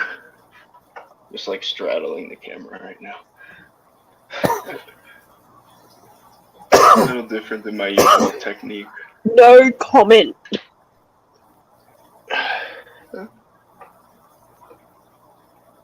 I guess I'm a little smoother when I'm not doing that, is all. But really, you know, I try and just get one clean cut though. You definitely don't want to be chopping around at the base. Yo, check out Tech Plant. That guy, if anyone's ever heard of him, he's pretty. If you haven't heard of him, you should hear him. He's just like got a big flower room, all sorts of crazy plants. But he does experiments with his propagations, different methods over a long period of time. Pretty cool format. Oh, that's cool. Yeah. But he's doing a bunch at a time, so he's still putting out content. It's cool. But every time you get it, it's like deep content, you know what I mean? Yeah. Like it's from like months and months of like footage and stuff. It's pretty cool. Yeah, we're going all the way down. And that helps the lower growth start filling out and growing back up. Dude, low tech, hashtag low tech.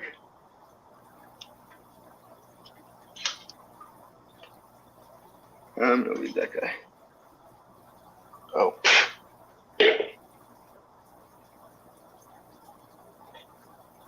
See right here, there's this little thing coming out. I'll just cut above it and let that grow out.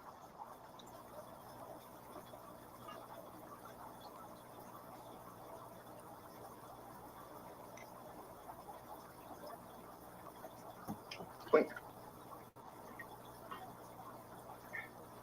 Yeah, I always hesitate to do this because I like to pull out long stems with roots on them, bring them in like once a month to the meeting. But alas, it's gonna be sick. I have so much of this stuff right now to play with, so I'll probably just fill my tanks up like this, and they'll finally look like Alex's.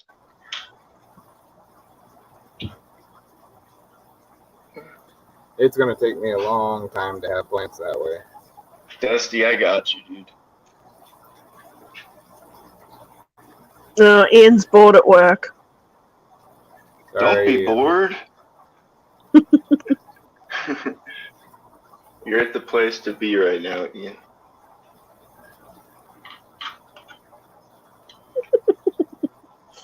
If only you could see these cuts.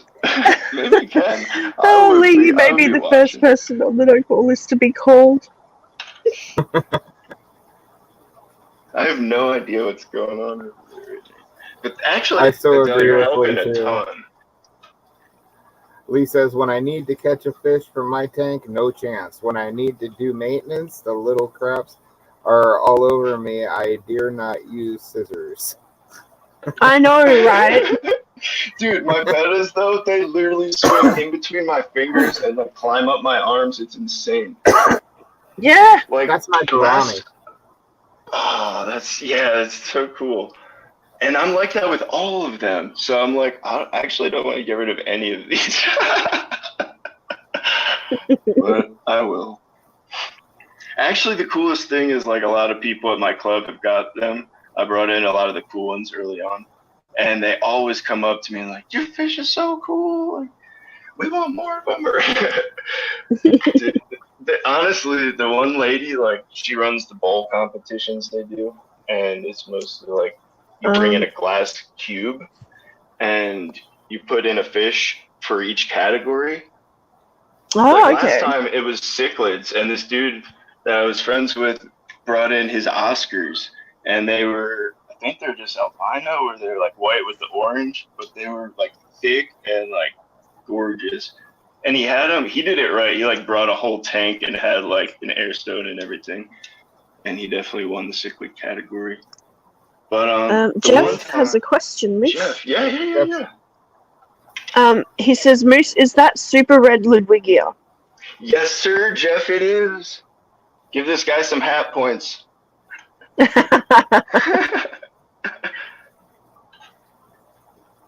Gold star to Jeff.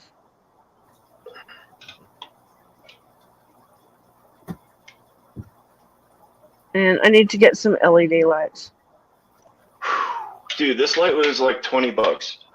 I'm not even kidding. No, like a night crew. I'm just gonna get a strip. Yeah. I'm gonna get one of those strip lights, like the 3-meter strip lights. Nice. That's the way. I don't know. Honestly, I'm gonna try. I'm gonna do something. When I started, I just wanted one more tank, so I always got like a nice light for cheap for it, and then I got another. But honestly, if I went back and when I do like move this and make it a different place, you know, I'll probably do that. I'll probably mount some nice like LED overhead lights, just over shop lights basically. Yeah. Damn, I'm pulling so much. We're going low because it's gonna grow back better. I'm not even gonna look at that one. Oh man, and after this, you guys can actually see these guppies. They're all crossed with endlers mostly. It's like 99% females. I just put this dude in here He's from my other Hi, Debs. mosaic mix. All my nicest guppies are honestly over here. I did not. Mine are like true inbred mutts. Like they're mutty. Man, I When hope this everybody is is coming talking, through I nice. try to be 'cause nice and just listen and watch and that learn. yellow one is really pretty. He's got like this blue all up on his chest and the orange on the edges. It's pretty cool. And he's the only male in there. And I got all my yellows and like neon blues in here too. And I'm gonna pull her out because she's got some orange. She's a nice fish, but yeah, I'm just selecting for the top fin color and the back fin color at first. And I got this like Moscow black or whatever it's called just from a trade. So she's just in there because that'll be fun. But I'm trying to bring the black out and the neon. Pretty excited about that stuff. Anywho, reckon Very a couple cool. more trimmings and we'll do some planting. What's going on in the chat, Dusties? Let's see. Where's Dusty? Hi, Debs. Debs. Good day, Debs, yo, what up, Dusty fell Debs? asleep. Dusty is dusting and cleaning it like Craig. Dusty. Ha ha ha. Pretty much I'm being laughed at. You know, it's all good. Great That's fun. pretty much what I'm going to be doing for my 3 weeks off work, is cleaning house. Man, I need to do a massive, like... it's gonna be fun. Sometimes I just won't do it because I'm not in the mood. But once I get started, I almost always get in the mood. Oh yeah, I'm just going to put the tunes on and go nuts. Yeah, and I'm just stoked on who's here, honestly. I've been like wanting to share this kind of stuff with you guys, so it's pretty cool. Yay! Yeah.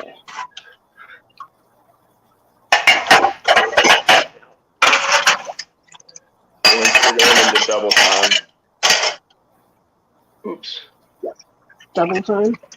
Yeah, I'm just gonna speed cut. It really doesn't matter that much. And honestly, if you let everything grow out, like I really try and pick out these guys where I can let this thing grow out. Yeah. But not always. Leave some space for the other ones. Nice thing is the fry really get by down there, and the plecos I always have a couple plecos growing out with them. I'm so excited to put some fish in this tank. What are you going with? Oh my god. I don't know yet. That's the beauty of it. Wow. I just want to see fish in it. Pleco.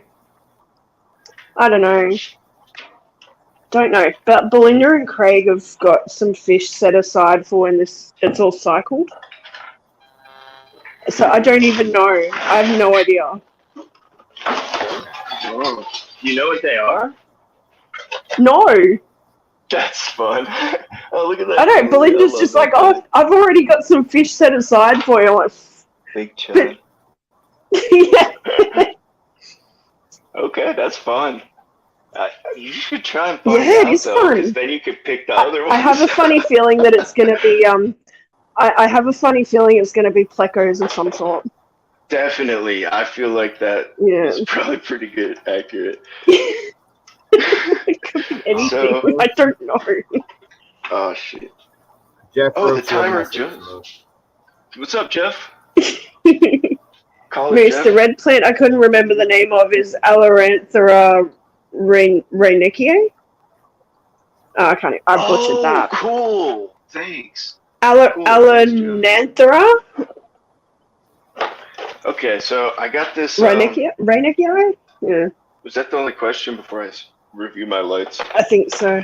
Jeff's going to surprise. Yeah, it is. It's a surprise. Huh. That is a surprise. I love it. It's looking good for a 6-day-old tank. I've got heaps of like fish poop and stuff in there. It's gonna be awesome. It's looking a lot clearer than it did when I first put the substrate in. So. Yeah, this tank was my first like big tank. Big. Like 20 long after my 5.5. and I didn't buy enough sand because I was a noob and I bought my sand from Petco. I essentially bought my gravel from Walmart or Kmart. Yeah, dude, I've got gravel. That It gravel works, we were just though. working in, that gravel we were just planting in is from Walmart. Yeah. Dude, and I'll do a review. I don't know what it is about this natural gravel, but my plants have gone nuts. They love it. Yeah, that grain size is just awesome. Like, Yeah. crud and mulch. It's just the right size for the roots. Yeah. Yeah. And the roots have room to spread through it all. It's good. Exactly. If I pick up a plant, it's usually holding on to some rocks. Oh, this cat is doing my head in. This dwarf sedge was here from the start. I don't know. So I put my old Eco Complete underneath the sand, especially in the back, and I put rocks back there just to build it up. But I didn't know about plants that much yet, and I didn't, I don't want to fill it in. So I just filled it in with, white lava rock. At the back, it's like a reef. I don't know if it comes out, but yeah, holds a lot of beneficial bacteria, just as much as the sand would. Anyway, let's get planting. Let's see what's going on in the chat and all that jazz. I'm just gonna plant away if I can get it. And Dusty and whatever, and Adele, whatever you want to talk about. Yeah. Boom. Oh, sorry. I'm feeding my cat right now. I was just watching the fish swim. Sweet. Yeah. I figure it feels good to do kind of a planting tutorial all at once with you guys. And the live feedback is awesome too. I love it. I want to hear every opinion. I really don't care if it's right or wrong or whatever. Yeah, it's just interesting to see the difference. Yeah. Exactly. This guy's small, probably let him float. Yeah. I do like the green plant up front. I do not know the name of it, but it is really pretty. And I think down at the bottom. It's like a dwarf sedge, isn't it? Correct. Good. Hat points. Hey! You got hat points. You're on the board. We're going to give away for whoever. Live announcement. We're giving away. You have no idea how impressed I am that I remembered that. I'm so impressed. I'm so happy with myself right now. That's awesome. Put yourself on the board next to Jeff Kin. Whoever wins is getting one of these beta. Or, I don't know. That can't happen. Whatever. That can't happen. I'm in Australia. You can donate your win to somebody else. This is true. Yes. There you go. That's very true. You see the shrimp? All right, what's the shrimp? Yeah, what's the shrimp? That's a goat. I'm so glad so you saw what that. Have I got? I've got Echinodrus bolivianus, Rusby. That's what there it is again. And it kind of looks like that. Where do you go? Yeah. So, back when I started this, let's see, I had a bunch of white cloud minnows in here. I had 3 petricolas, Synodontis petricolas grown in. Dude, I got 20 or 30 of them for really cheap at my fish store, and it was sick. And they all ended up. They did great for a long time. Then I put 1 million bettas in here, and I also had 6 hefty Amano shrimp, but the bettas drove everybody crazy and probably ate every shrimp except for that one shrimp. And the Amano shrimp, I'm pretty positive, ended up climbing out the back because they were over it. But it was funny that all the Amano shrimp would all sit in the floating fake betta logs and hang out in there together and mob up and watch the entrance. It's a shrimp party, yeah. Totally, and I dropped food in through the top. They loved it, but eventually, I've been watching these live dives, ROV dives through Ocean I saw you Institute. share that one. I love that. Yep. That shit was so. I've been following them for a couple of years, and I tell you what, it is so freaking cool. I go into that chat, and they will greet me like one of their own. That's so sick. I Dude, feel yeah. I feel automatically smarter as soon as I get into that live stream. They are Dude, no, such that's lovely people, and they're so smart. Oh my god! And some of the stuff that you see on that live dive, like people don't see that stuff. It's not common at beaches. Like this is 2,000 meters down. It's amazing. Yeah. One of my biggest sayings is like, "You are what you eat," and it's like what you consume in every way. You know, like learning about that kind of stuff and putting time and energy into it. That's becomes what you are. It's what you're consuming, right? Same as food. Well, they've been studying like the volcanic vents. Like I don't know what they call it. Where you get like the black smoke vents and stuff. Yeah. So they'll go in, they'll take temperature readings, they'll go to a different spot nearby and grab some samples, and just sort of wander around towards the end of the dive and have a look around. But you see like shrimp parties where they all hang out in like one big crevice, and there's like 1,000 of them. Whoa. Yeah, is that where there's like no oxygen? Or I remember reading something. I think I really high temperatures. Yeah. Like 200 degrees type Celsius. I guess maybe they supplement something with something else that's not down there. Yeah, I don't know. It's some sort of mineral that's released into the water or into the water column by whatever it is. I don't know, like the gases and stuff. I don't quite understand the whole exercise, but it's cool. But you're seeing it happen. That's insane. We live in a day and age where you can watch that happen with other people that are watching it happen. Academic minds actually studying this, you know, for their university degrees. They'll take out students. They'll be like, you know, all these academic types watching from all over the world. It's a different side of like fish keeping. It's learning about nature and how, you know, your fish and your shrimp and any other invertebrates and your plants, and it's all of that on a very, very basic level. I believe it's methane, Adele. Siphonophores and things and cool methane vents, right? That I've heard. Sounds familiar. Yeah, the one I was watching, they were like, I don't even. It was some crazy stuff. They weren't shrimp, that's for sure. There's been some cool ones, like the Dumbo octopus. Seeing those little guys, they're so cute. Yeah, right? Adele, I am so glad you came in here. That was great. What? I feel like you're laughing at me now. I'm a little nerdy when I want to be. Is Craig still in here? I don't know. Every time I go in there, it feels like I'm walking into like a bar. Or like, I don't know why. It's just like, it's cheers, right? It's cheers.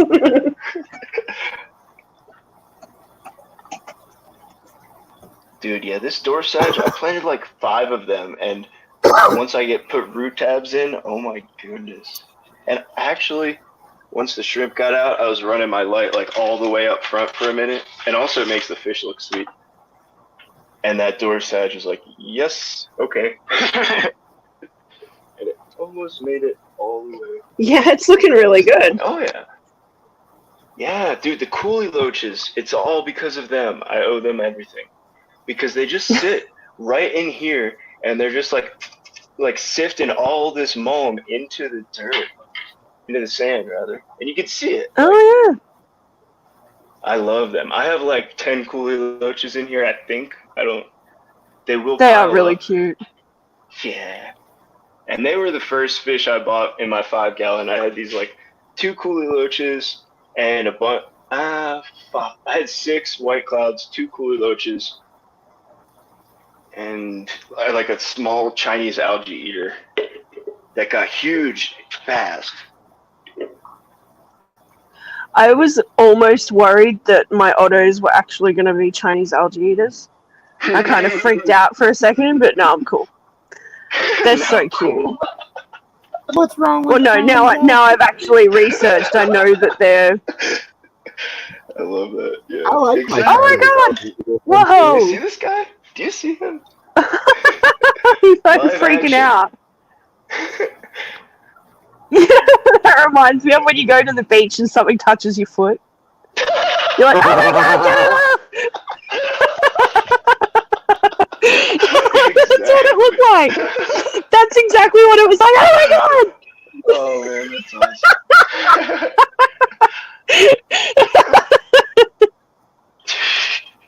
And now he's just sitting there like, motherfucker. Dude, and I'm playing all around him, and he's like, I'm good.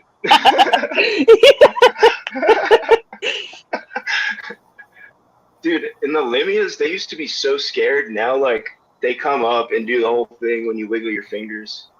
Even kind of right now. Oh, nice. This one's awesome. No problem. So Oh, yeah, that with was those fun. guys, I kind of play with the bed as almost like people handle koi and just like, I don't know, scoop them. It's nice for Hi, Harry. Hi, Gollymon. freaking net, the net of doom. Doom.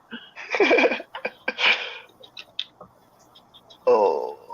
I swear my guppies are so smart. Like, as soon as they even see the net move, they're gone. Like, hidden.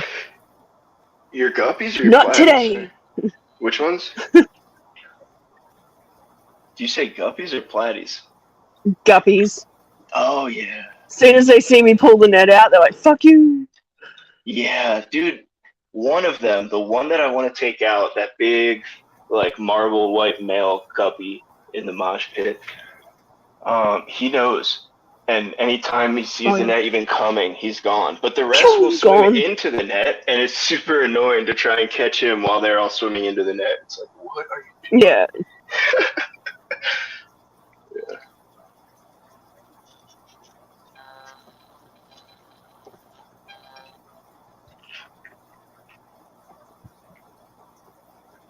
Those blue and white? Blue and Yeah. white? Those betas that just swum past, they were cool. Oh, yeah. That blue's gorgeous. If you go, Yeah, they almost I've have that noticed if you go samurai up to vibe. fry when they're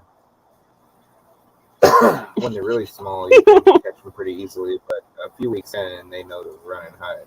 Yeah, that's it. Like, The fry, you mean from the Limias?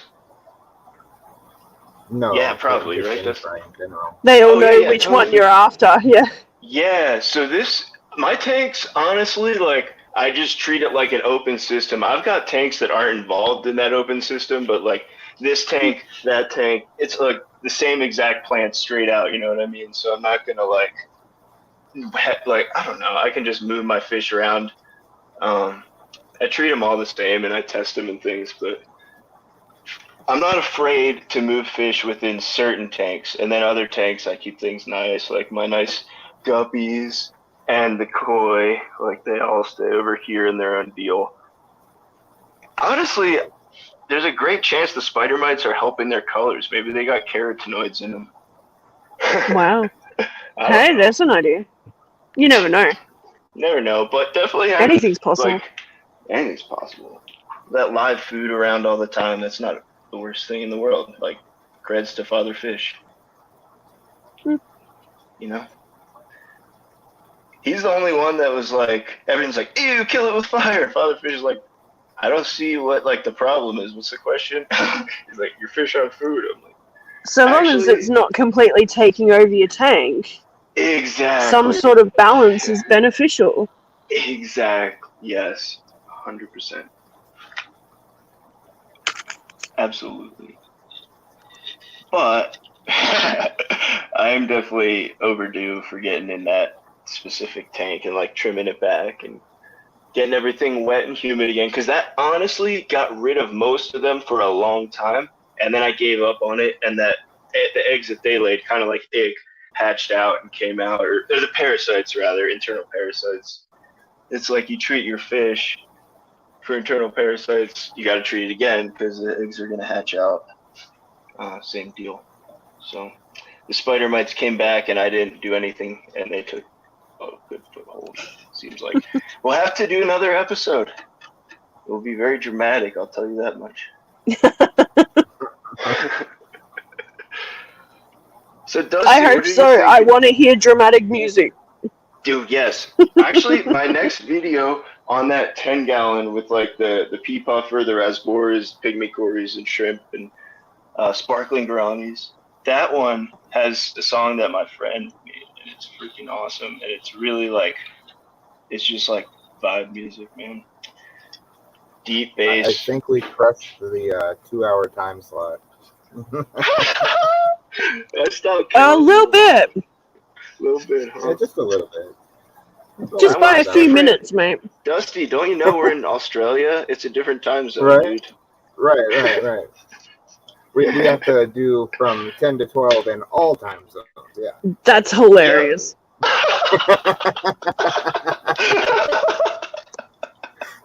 You can try. You can only try. Wait, how many time zones are there? Oh God, I don't want to know. Yeah, only whatever time zones are present are honored. We'll be going until Monday at like 8 o'clock. Dude, and in the back here's where I run into problems. This is all like rocks in the back, and that's where I didn't have enough sand. That's an idea. So I really can't. If I had more sand, it would plant better, but I'm kind of limited in the back to where I can plant because it really is just rock sitting on glass. How about live stream tag? Yeah. Where, set it up where there's, half a dozen or a dozen different streamers. Deb and they'll, says it's tag your 9:35. next person starts. I just played tag your it with the Kool-Aid Lurch. Did you guys see that? Yeah, he's coming back, but he was a little scared. He's coming back. Oh. They're so cute, man. Yeah. Deb says it's 9:35 here in UK, so you've got time. Well, I just made that rule, and it would not be cool if I didn't. I guess we're in for 9:35 a.m. Excuse no, we got like a whole nother 12 something. I don't know. Oh my goodness gracious. Oh dear Lord. Okay. I'm no mathematician. I'm no math magician. Yeah, we'd never be done. Jeff says. So Dusty, what kind of plants? What kind of plants are you trying to play with, Dusty? Anything I can get my hands on. Okay. That makes it easy.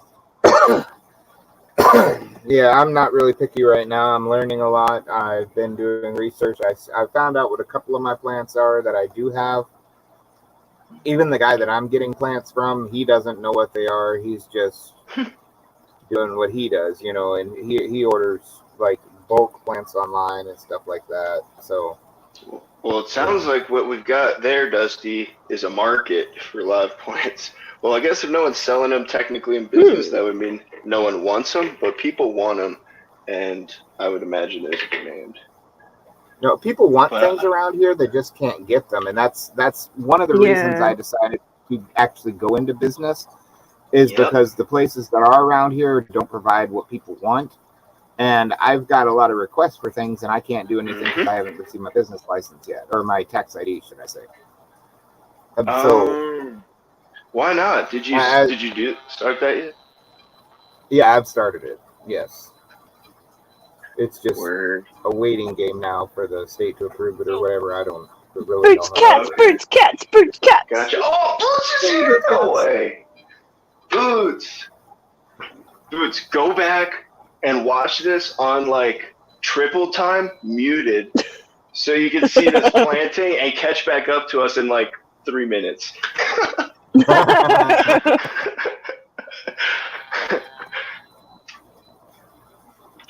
Watching that Cooley Loach lose its shit was awesome. Dude.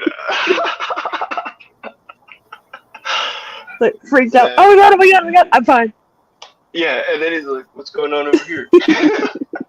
Okay, so we just finished. So, anyway. We're going to go visit them in the Kool-Aid corner in just a second. But first, we'll take a look. Ooh, that's kind of nice. Did you just say the Kool-Aid corner? The Kool-Aid corner. Cool. K-H-U-L. Or K-U-L. K-H-O-O-L. K-H. Cool. Anyway, we got all this Rotala nice and planted. K-H-U-U-L. Oh, wait, what's a... Never mind. Anyway. What's that? All 5 hours, she says. 5 hours? Yeah, no. Probably like right to where I'm trimming plants. And it's a long period, so you can pick anywhere in there. You can just see the trimming, and then you can see the planting really fast. You can skip around, but it's really just one tank and then another tank. So don't feel like you're missing any gold if you miss a couple minutes here or there. Oh, I can see part of a Cooley. Yep, there you go. That's a bat point for you. You got one bat point and one hat point. Oh, Boots, if you haven't started watching that on Triple Time yet, there is a giveaway going on. You got to get the most hat points or bat points. Anyway, this is where they chill. And when the betas were in here, So, they all... is that clay just set up meteor shop. as well? Sorry, I'm looking at your layers. Yeah. Or is that At the just top, rocks? or- Yeah, at the there. top there. That's the Walmart gravel. Ah! Yeah. Sorry, I just saw the color. I was like, huh, Yeah. is that for your plant? Totally. And there's I that like your first rock. eco complete. This rock? So you've got dirt, sand. Or this one, Dusty? The other one that you showed. This one. That one. Yep. Gotcha. Yep, that's a good one. Actually, though, this temple plant, because literally that is a rock, and underneath of it, I can't plant anything there. But these roots have just kind of grabbed onto and into the lava rocks, and it's just like poofed out That's like a nice cool. little bush. So that's pretty nice, yeah. And this is where the line is drawn. And I the was doors saying I are didn't carried. like the other rock, but like I This like one? that one. Oh, more. this one. No, This the one's other one. Oh, you Yeah, mean yeah. that one? You mean that rock? Good luck. You can't Right see your there. rocks through all your plants here. That's Oh alright. look, it's a living rock. Oh, he's doing the sucky thing at the top. Breathe. Oh yeah, can you see Okay. that suction cup? He's got a duckweed. Oh boy. Did you just drop your Oh, Oh phone in my the water? god. Bye guys. I think it just did. Oh dear Lord. Oh no, is he gone? Bye, Moose. Oh dear Lord. Oh, rest in peace, Moose. Oh shoot. Oh no. Okay, Quick, somebody clip that and put it on that. Please clip it. Clip it and send it to me in Discord. God damn it. Me too. Oh my dear god. You heard Oh, the that was splash and then Oh shit. Oh, I think it's okay, he says, but it's I frozen. sure hope it is. Anywho. Come back, Moose. Come back. It's just a little wet. It's still good. It's still good. Well, this is awesome, I have to say. That was good. That was so funny.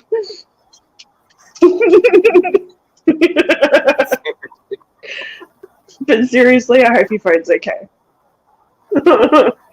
Until Is it gonna make no. What? I'm up. What the hell? Look, all I can do is show my tanks again. Sounds good. So I have 2 types of gravel, some decorative stones. I put some wisteria in here. Hopefully it lives. So I think it's over. That's about it, really. I feel bad. So do I. Oh wait, hang on. I know what I can do. That is probably going to end up in the oopsies moment. Oh yeah, that's a big oopsie. Oh, please say it's so.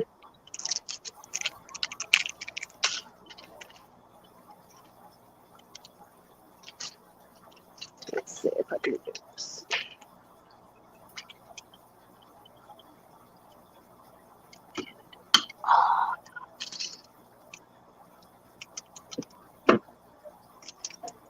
Now I'm gonna screw up this.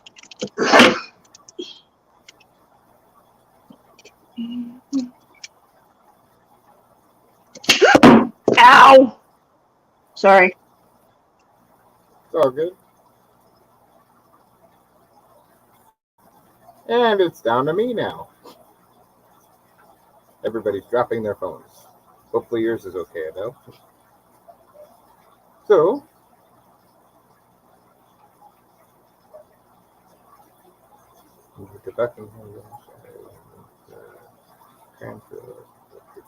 nice. Yes, it's me now. Yay! Right. So, anyways, not too much has changed in my fish room. I'm just, sort of going with the flow. Recently, haven't had a lot of time to do anything other than add water, do a few water changes, trying to just keep everything where it is and stable. And the thing behind me is everybody's pretty much seen it. My blue parrot, a whole bunch of babies, convict cichlids, and then I have my peacock cichlids. Now you'll get to see exactly how full this tank really is. Everybody's coming up to the top. I think they're telling me they're hungry. Thank you. Yeah, I tried really hard to sing all that up. Here, y'all want to watch me feed them? I can feed them real quick. Give me a second.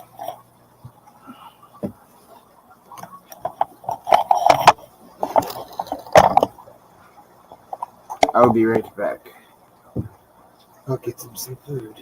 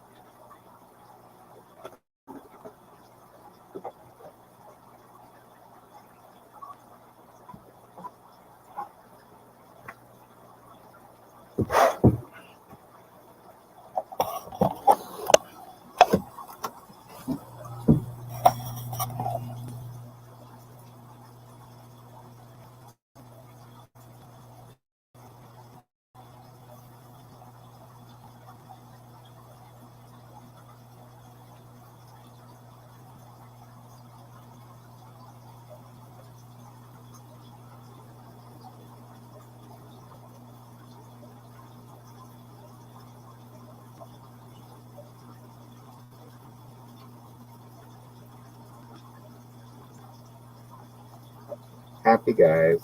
Very happy. Okay, I'll get my mic back on so I can actually talk.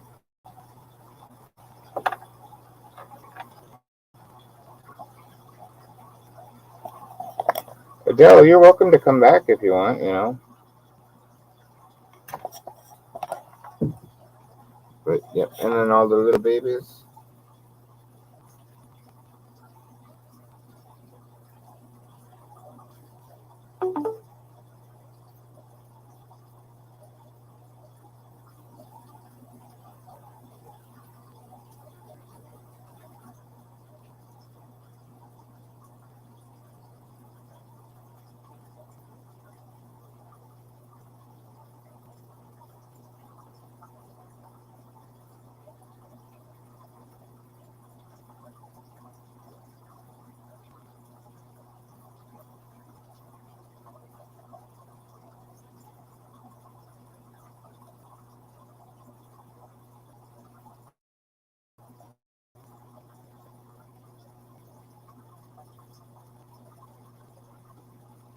I'm sorry for keeping you up, Jeff.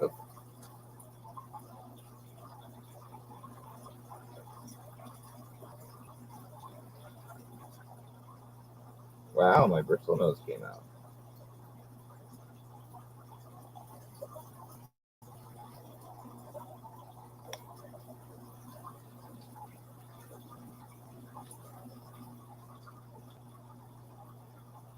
Night, Rose.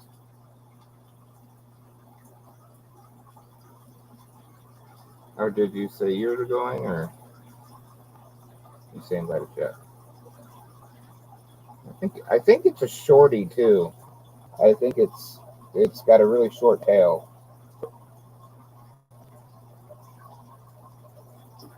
Or God, what's the word other than shorty? I don't know. You know, the shorter version. I'm bad with names.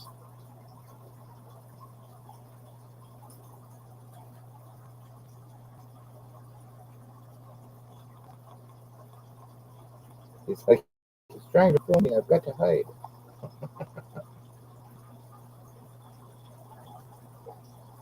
There's always so much going on in this tank. It's so much fun to watch.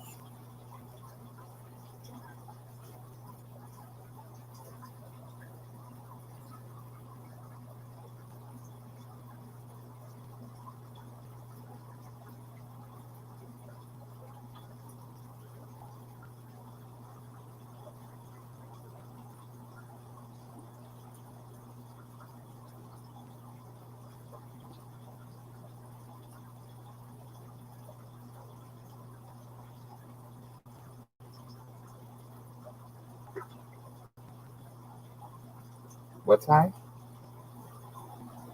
I guess I missed something.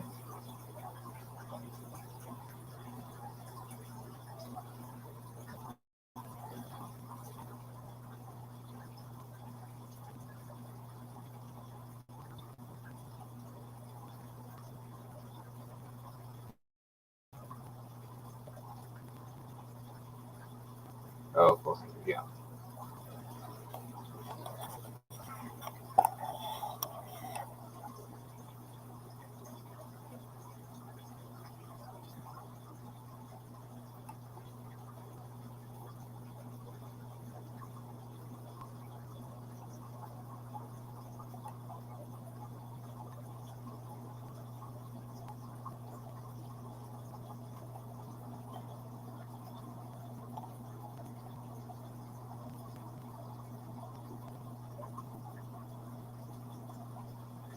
Hold up. I will moderate you. I thought you were one of my mods, Weiwei.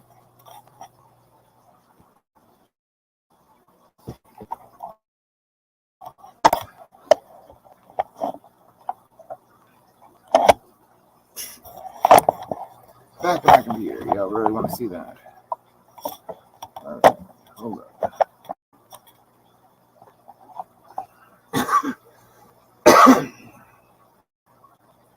Alright, I'm giving an invite.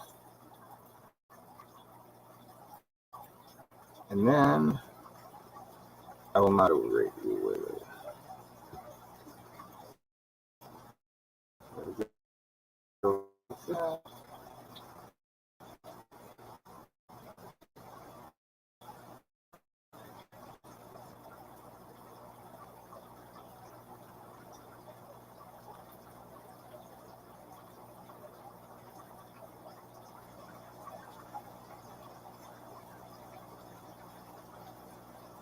There you go, Waver. Done.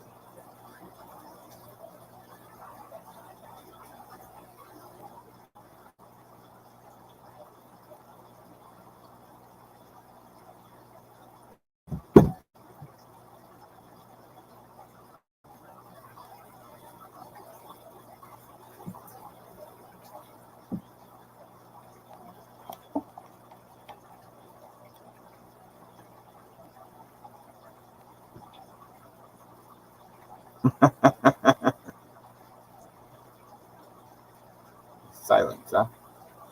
I'm not trying to be quiet. I'm waiting for Adele. Adele said she was coming back. Yes, Adele is a super mod.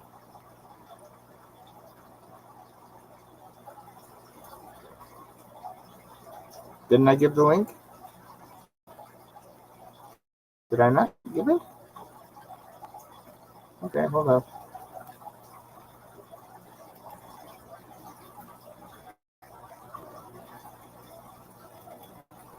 Sleep wellness. I understand. It's all good.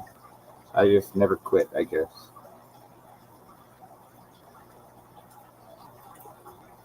Hello. I thought I added the link at first. Okay, so It was my a lot of idea fun, didn't miss. Thank you exactly very much. work. Hello, Adele. Is your phone okay? Hi, cat.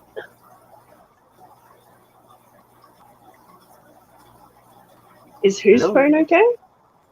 Yours. Hello? You dropped your phone. Yeah, I didn't drop it far. Okay. And I didn't drop it in a fish tank. Right?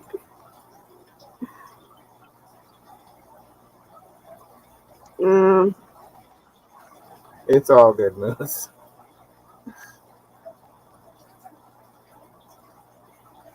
Go. That's better. I can hear now. Yay! I think you can hear me. Yeah. Yes, I can hear you.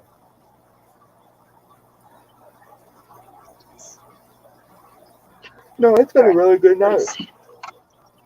Yeah, sounds like you've been going for like 5.5 hours. Oh, it's almost 6 hours. Almost 6. 5 hours, 53 minutes, 1 second. Oh, my autos are up the back. There's one in the corner. Here, let me put it on you. Look at these little guys. He's so cute. So cute. So cute.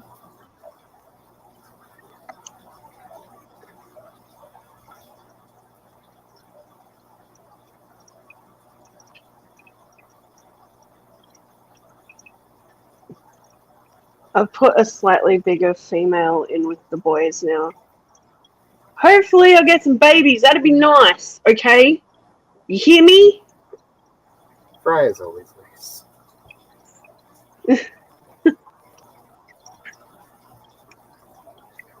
Blue guy's been getting his tail nipped out. And all they want to do is jump over into here. Go figure.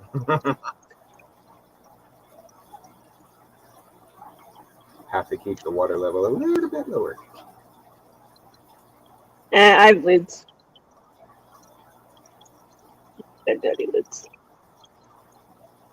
I really want more of him. Very pretty. He's so pretty.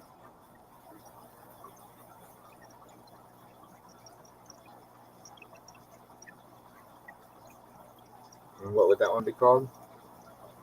Adele, what? I'm amazing. How am I? I'm not amazing. Yeah, No. you're pretty. No.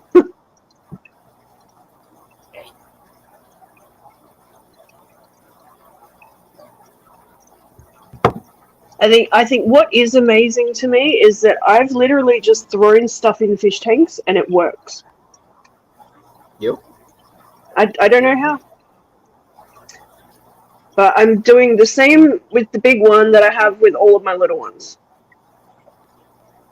Start out with the filter media, I've even, in some of these, setting these up, I had put some old water from one of my established tanks,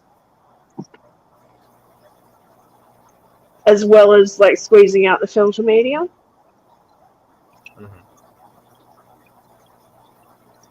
It works. These guys are happy. They're just tanks are just so much fun, and I love messing with. Oh, they are.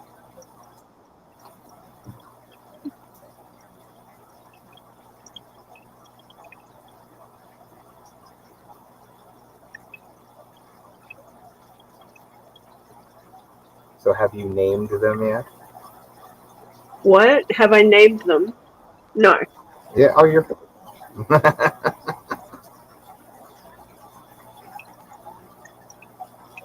I mean, Blue and Spot. I don't know.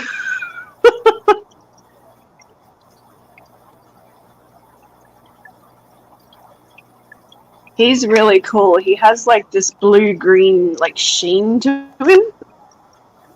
Shiza.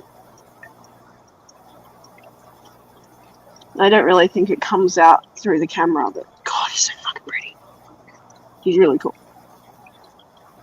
So I want more of him. Get to making babies.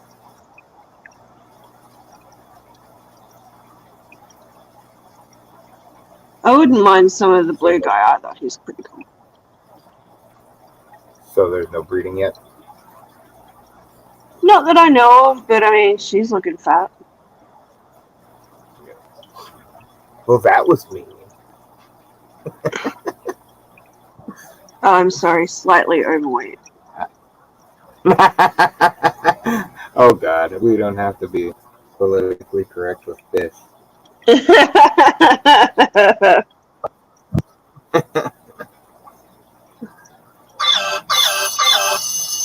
Can someone delete leads?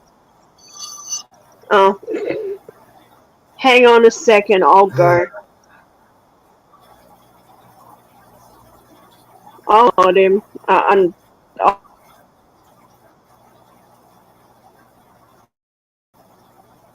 Hey, June.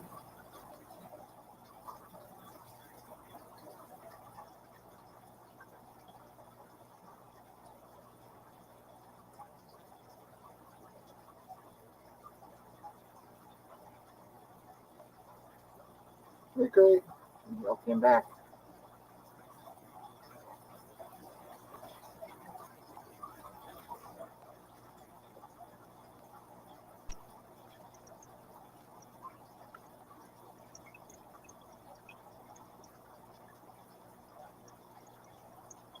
Not that crazy. How's that? Is that better? Are you happy now? I guess I missed the comment. Moose wanted me to delete Lee's comment because he was being rude. So I just timed him out, which deleted. I couldn't just remove the comment, which was weird.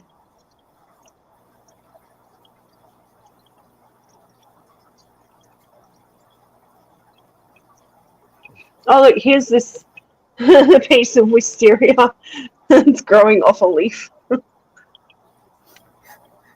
I need a Mark towel. says, "Oh wow, a bit of an overreaction." Well, yeah, it was the only option that I had to do. I couldn't do anything else. He will. He'll be there. He'll come back as Harry or Gollymon and give me a mouthful.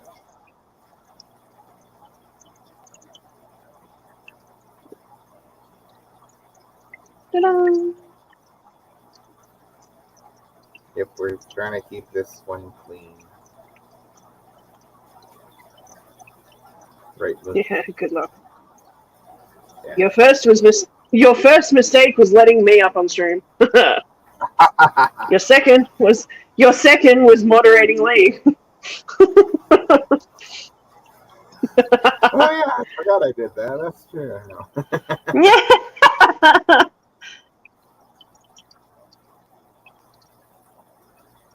Awesome, George. That's great. I can't see chat. Well, I guess if you want, I could take away your like big person mod. No. She's like, no, don't do it. Lee is the king of timeouts on many channels Americans can't bear innuendos.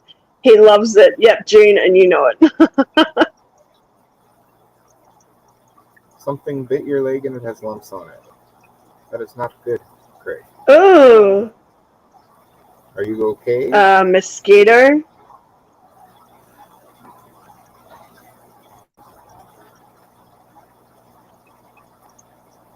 Sand flea.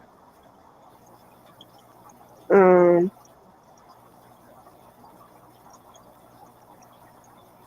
says, sorry, what? Oh, something about whatever Lee said is Golemon. She's gone, yep, June, and you know it. Oh, I think it was something to do with what you'd said about you guys are crazy. Yeah. So he's going, yep, you know it. Yeah, we're crazy. Yep. It helps. Definitely. Craig had Belinda suck the poison out. Lee asked, yelling if Ben was male or female. Sam said, I have been asking that myself for years. So Lee asked Sam, do you have... Oh, okay.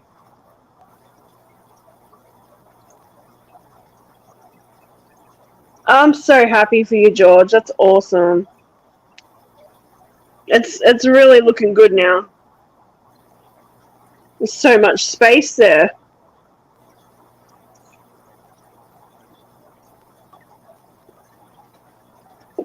I'm hoping this will clear up in a day. Like maybe overnight. I don't know. It's a little cloudy still.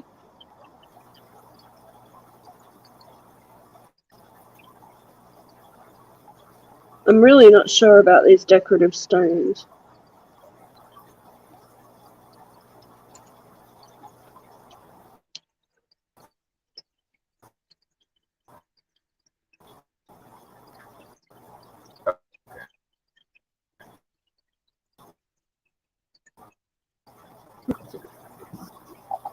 Yes, June, I have not shown you her tonight, so I have to do that. Mary, say you're watching. Look at the babies. Freaking everywhere.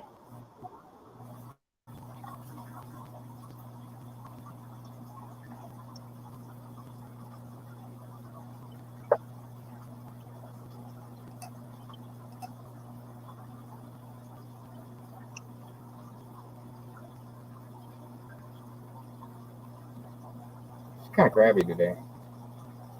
She's been staying for a Luna. Come on, Luna. Come over here. Good night, Jeff.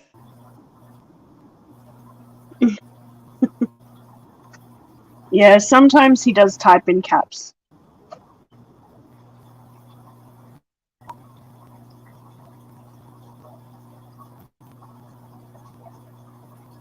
I gotta trim back that moss. Ew. I don't like it. Come on, Luna. Come on. I mean, I guess the fish love it, but I don't.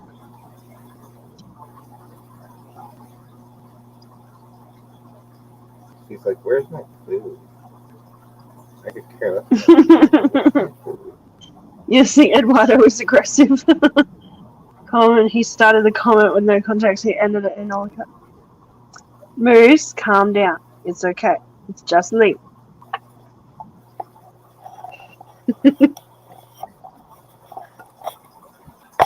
And see, I'm here. I can deal with Lee if he gets out of hand now. So don't stress.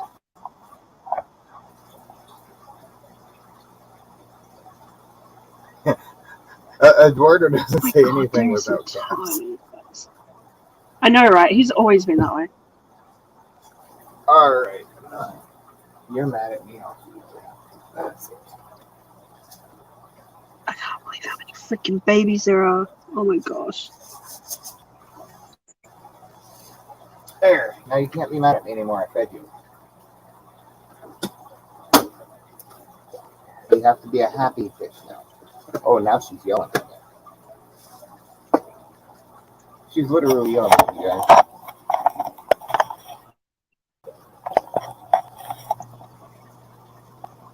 She was.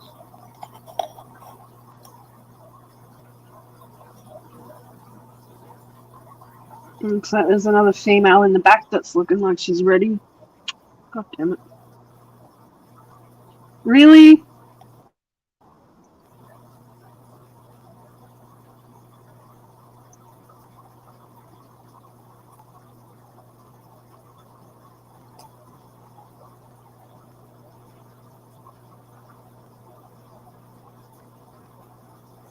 Luna, look, it's snacks.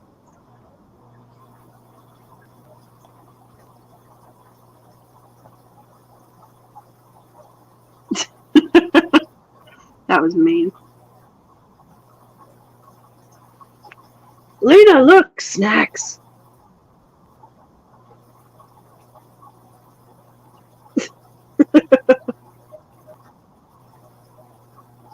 Where did your food go?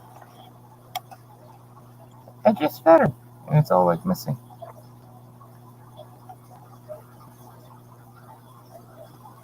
Did I not get one piece of food in your what did I do? Get it on the rim?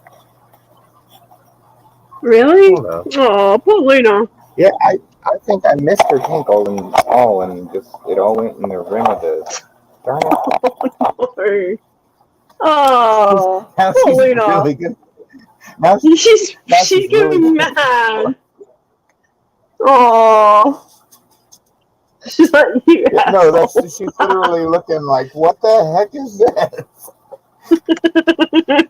Okay, yes, now she has been fed.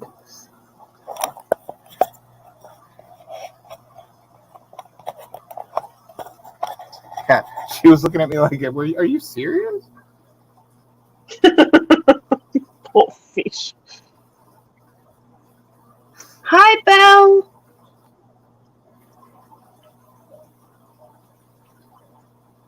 Can I have another timeout, please? I need to keep a record. Moose Mark, timeout going on. Adele times me out. Harry is squeaky clean. For now.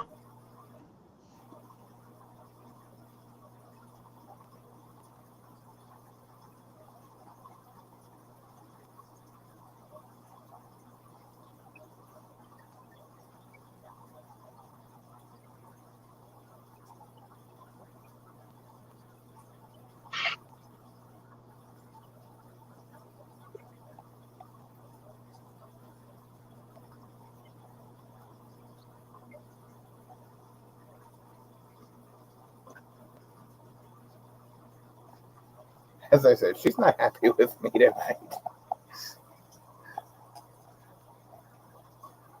Oh, yeah, she's cranky now. Right? Screw you. Screw you, Blob.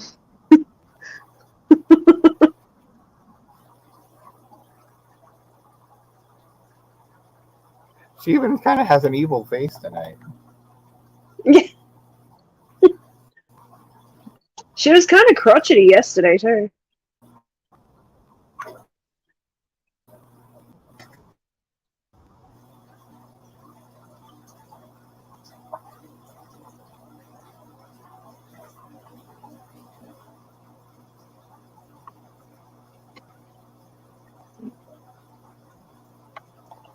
Well, that's enough food. I'm not giving you any more tonight.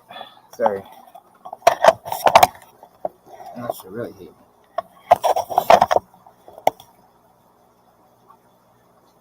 You're good. Camera right?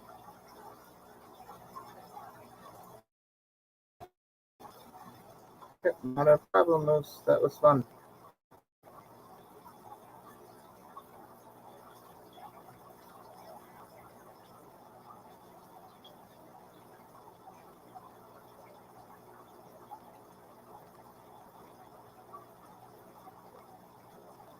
Yeah, I can show the link.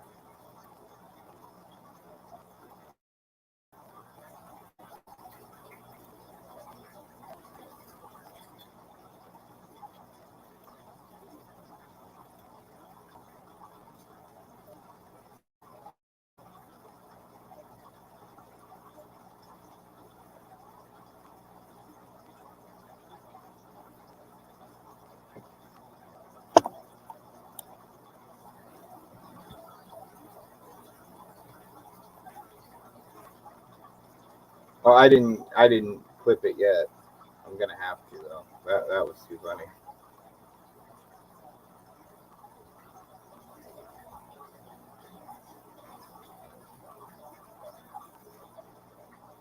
Hi, Belinda. How's it going? You still hear it, El? I see your video, but I can't hear you. Oh yeah, it's still here. Okay. I was like, am I all by myself? All by myself. All by myself. Don't wanna be. Don't wanna be. God. Dear goodness. We're losing it. Oh, we just lost like 2 people are singing. Let's Ah, see, yeah, that sounds about right. Fine, I won't sing again. Hold up. I gotta do something. Wait, who's leaving? Is it Mark? Is Mark leaving or Moose? Moose is leaving. Oh, Moose, put your phone in rice. I swear to God, burying your phone in a container of rice will work. You gotta do it for like 3 days.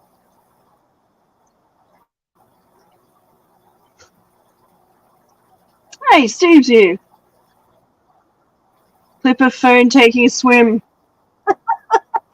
I can't save it from here! Hang on. Hold on, I'll be back. That's awesome.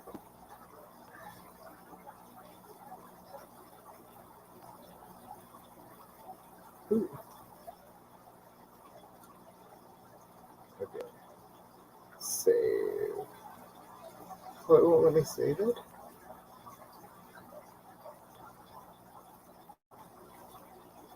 Alright. Well, I will figure it out. That's awesome.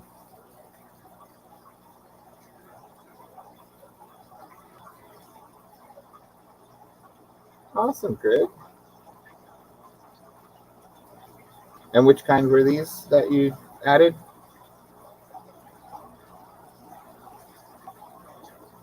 And I just lost it out. All right, June, come on up.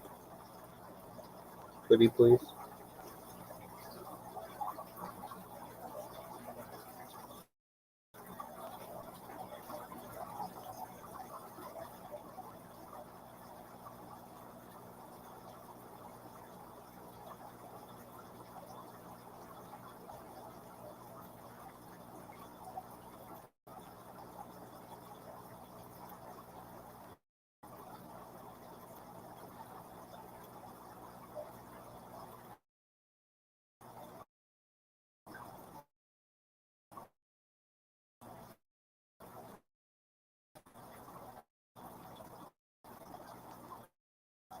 Nope. So, oh dear goodness, my internet was quit doing the read.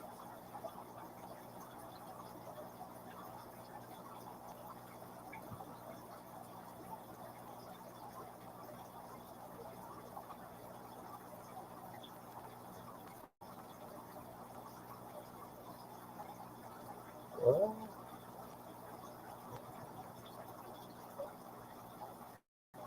interesting.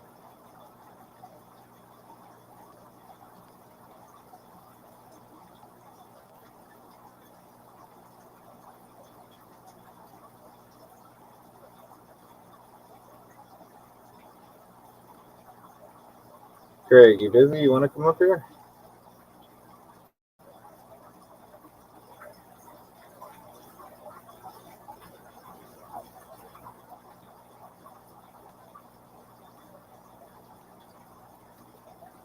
I'm better when I have somebody to talk to, but yeah, it's all good. So,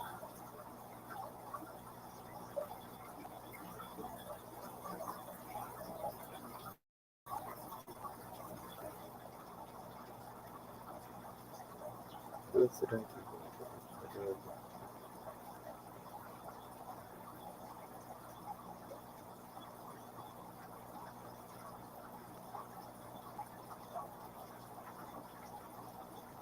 you actually have a pet camel? That's kind of cool.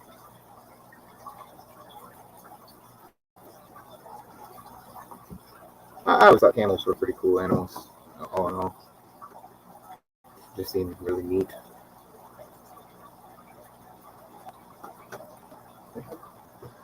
I don't know if I'd want them as a pet, but yeah, that's bad. Welcome back, Adele. Hi, thank you. Yay!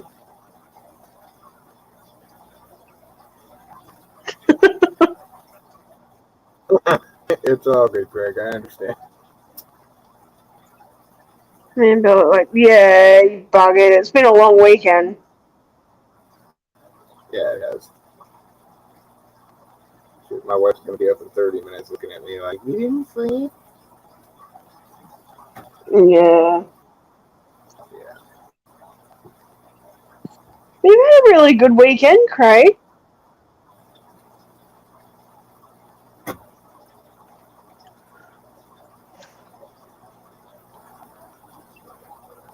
What time is it where y'all are, Craig? Or Adele and Craig? It's 7:19 p.m. here, so it'd be 20 past 8 there. Oh, no, it's 4:20 here. Oh wow, June. That's It's actually 4:20 here. 4:20. Smoke them if you got them. Shit, wait. Oh no! Where's my vape? Already. Couldn't find it. Ugh. Craig says 8:20. Yep. 4:20 where Dusty is, it counts.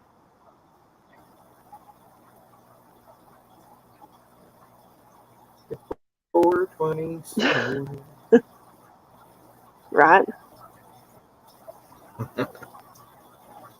No, tonight's been a good night. I think I've worn out all the things to talk about tonight, though. I don't know where to talk. Yeah, you've been going for a while. Only 6 hours. Just a little. Just a little while. Are you doing the market next weekend as well, Craig?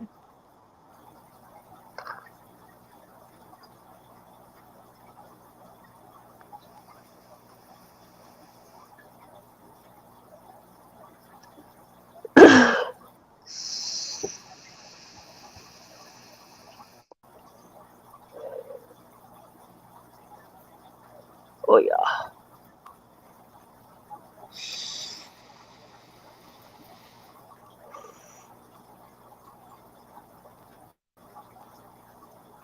Oops. Wait, what? Did you block tanked up? Yo. Sorry. Was that me or you? Must have been you. Might have been. Oops. No, I can't select. It's okay. I can't select people in chat. It was you.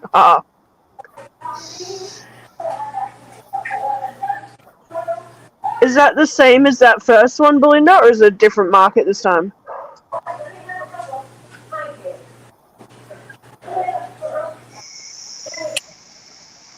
Oh, yes, Kendall again. Okay, got it.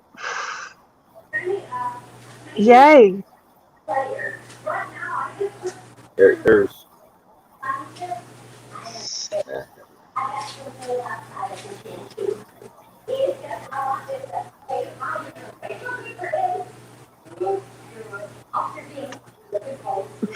Poor Steve. Poor Steve. That's honestly the first time I've ever done that. Oops.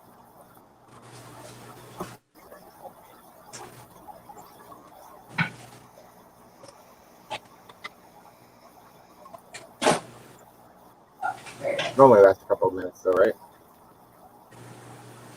Reception at Wingham was terrible. Oh, sorry to hear that, Belle. Hope you were still able to find time to take some footage and stuff. It looks like a beautiful old house.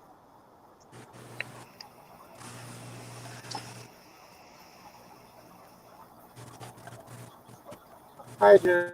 How's it going? Oh no.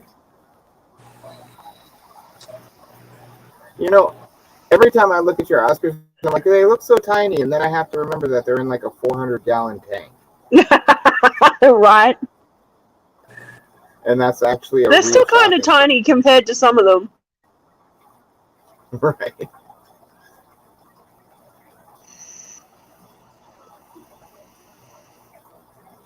Wave. Hi, Jason. Hi, June.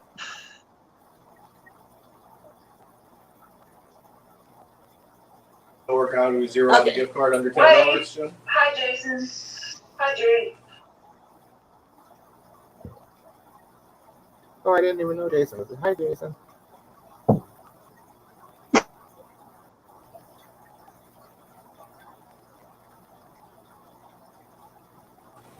I couldn't get the TV to stop. I don't even know his name. I just wanted to say hi. He's all mad. I was talking to you. Talking to me? No, he's mad. I'm talking to Jill. Aww. Well, he was telling me something stupid. Like it was something stupid. Did you hear me, June? I said it was 4:20 like 3 minutes ago now.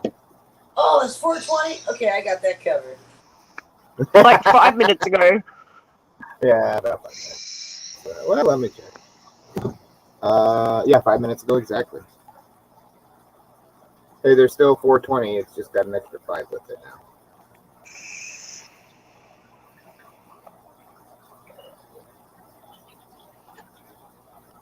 Oh, man.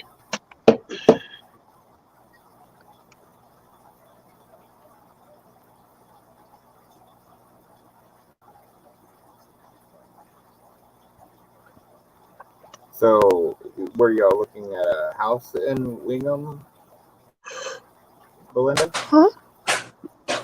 No, she had a the Mystic Fair. Oh, okay. All right, I'm back. My internet. Yeah. They're in the parking lot, man. They're going to be packed. So.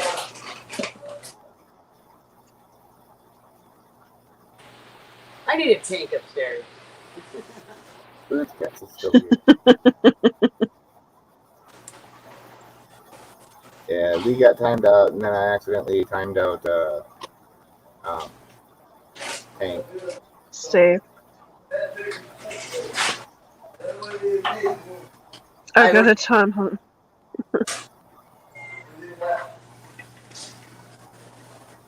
I'll time you out again, Lee, if you really want to. Never told a true story. I think I somewhat may have just asked for that. Well, let's all time out Lee. Do it. Hey, Ian's still here. Hello, Ian. He's still working.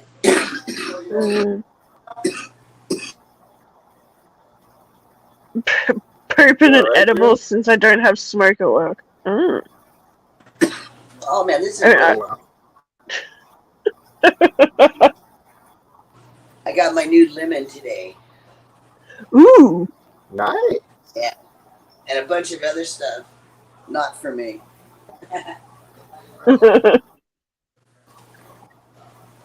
Yeah, we're still talking, Belinda. Have I lost sound? Maybe. Can someone tell her to refresh? Yeah, hit refresh. Oh, feeding! Get him! Boop, boop, boop, boop, boop. Oh, that's so funny. Look at him go! Sorry, Adkins.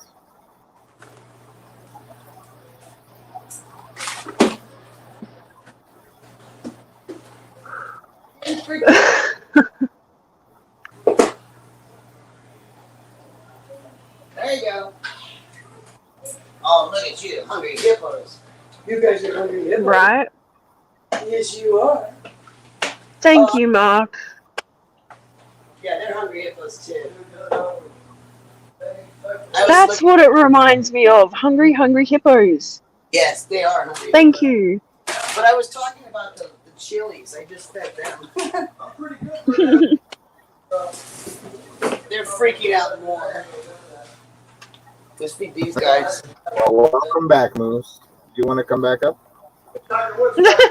Moose. Oh my god, so funny. Yours at my name. Over. Come on. Come on.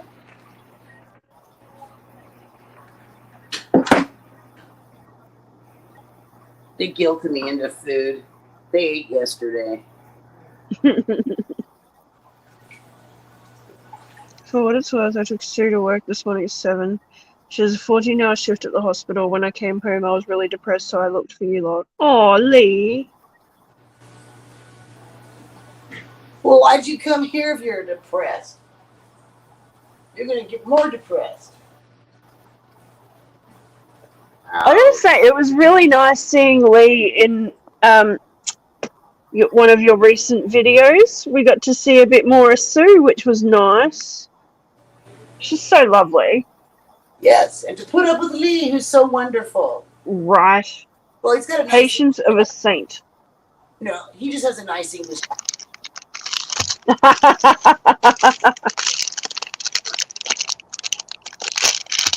I don't think. Stop Jesus, it.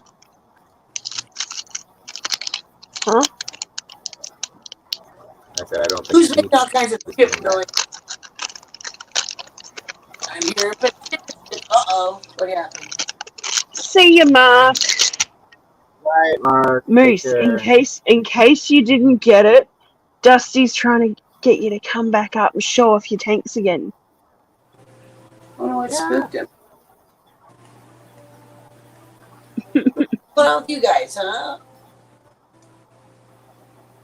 Did the boss get mad? Very true. Tell me, fishy poo. Well, that one looked fine. Yeah, fine.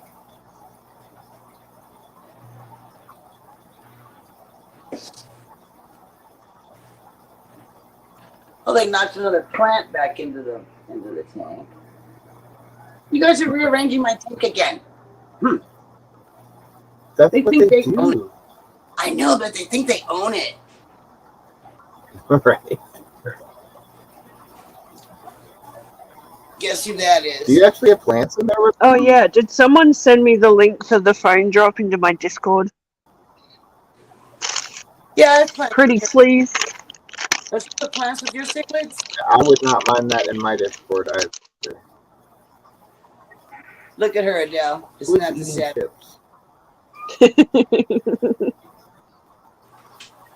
She's gonna go right back.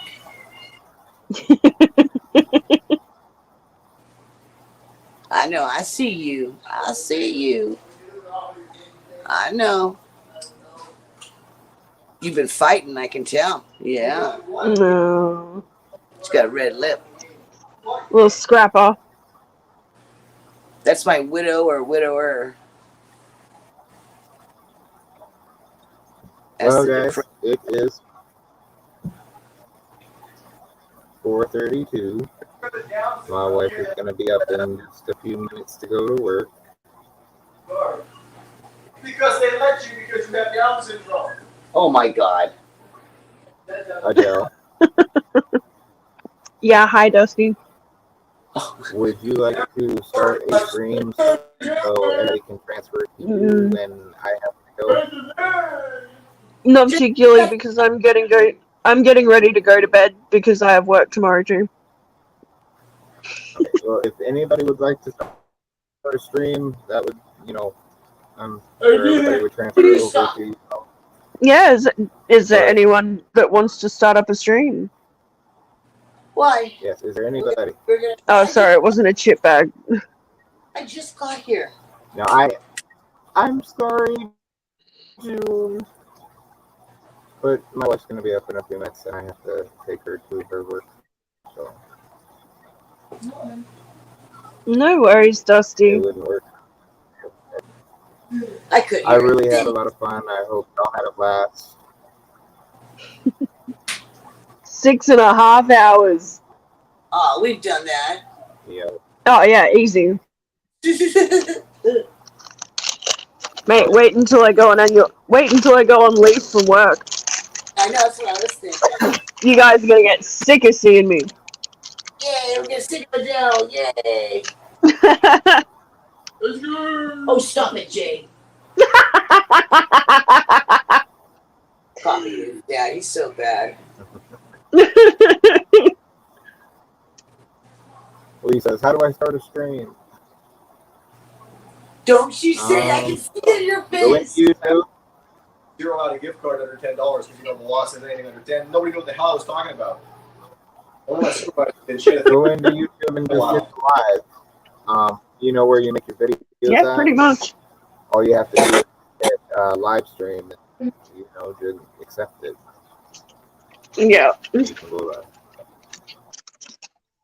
live. Easy. But I can start. I'm not proud. thank you, Aquatic Moose, for doing this stream with me tonight. Thank you, everybody who showed up. It was an awesome That was so much stream. I really fun. had a lot of fun. Very informative. Sorry, June, that you just got up here and do what? Our Angel Fisher and Jeff's Angel Tank number 2. Yep. Oh, you knew that? Yeah, I saw that. Yep. Well, screw you then. Hey, that looks familiar. Yeah, it does.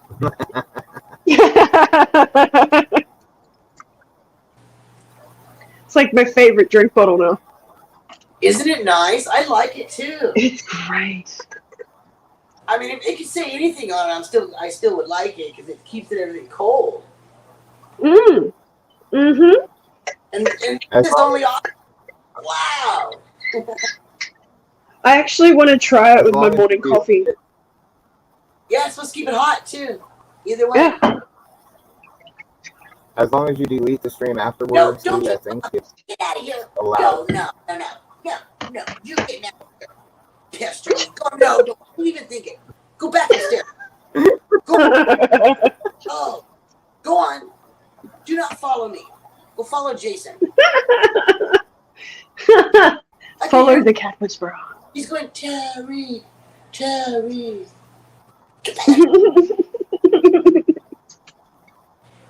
She's like, well, what did I do? You know what you did.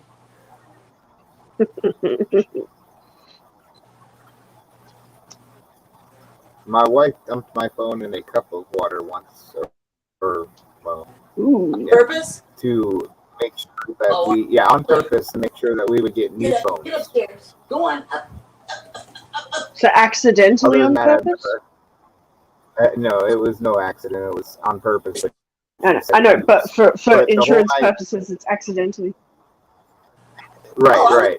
The whole night prior to this, she said that we needed to get new phones and that we needed to go to the next day to get new phones. And I said, no, I've been carrying this phone for 6 years. This is right after we got married. And she asked me to see my phone, handed it to her, and as she was handing it back to me, Next minute, gone. She's like, oops. Oh, I like her. Right into the Oopsie. Right. Oops. So sorry, dear. I'm sitting here like freaking out, looking at my phone, getting it out of the water, like shaking it off and everything. And she's like, well, I guess it's tomorrow we have to get new phones. Maybe you should listen to me, dear.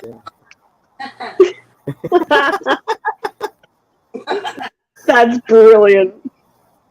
It's probably true. So the next day we went and got new phones. Did you get a better phone? You should have got a better phone. Yeah, we did. We got That way, when like you throws it in the next time, it'd be even better. like a Note 4. It was a Note 3 or 4. I like the eyes. I've had one iPhone. Well, not iPhone, an side. What did you do? Music thing. Oh my God, the guilty party. CJ, what did you do?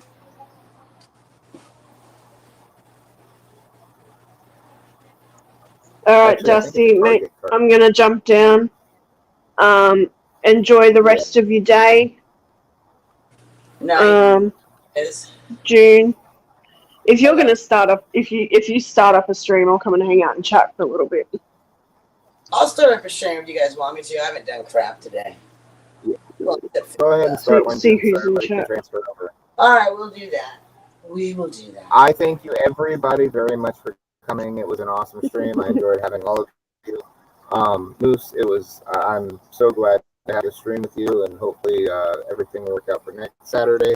It's going to be, from what me and Moose have talked about, every Saturday from here on out, from 10 to midnight. Hey, you had a great start. Oh, nice. But you had a great start. Yeah. All the greatest streams have had exactly the same problems you've had, so you're right up there. Yeah. That's great. You all take a have a great night, not take one. Well, I guess you can steal it if you want. Have a good morning, have a good day, good evening, and I will give June a few minutes here to start her stream before I cancel mine, so everybody can transfer over. Yay! Jim, did you catch the planting part? I have no idea what he's talking about. Oh. Catch the planting part. Yeah. Of this stream a little while ago. No, I was planting the phone. Yeah, planting the phone firmly in a fish tank. That's when it happened. Dang, that's funny. That was the best. I've only dropped it off my phone. It was bad enough, you know. Yeah. I've come close a couple times. The boob or the phone? The phone. All right, I'll start. No, worst comes to worst with me, I get the side boob wet because I'm up to my shoulder in water. Yeah. I always get wet. Whenever I'm in the tanks, I always get myself wet. It's like, Jesus Christ. Everything gets wet. I get a shower, the floor gets a bath. Oh, that's freaking funny. I don't know how I'll share that part with you guys. By one of my kids. We're talking planting substrate and fish. Yeah. But it wasn't like Absolutely, Moose.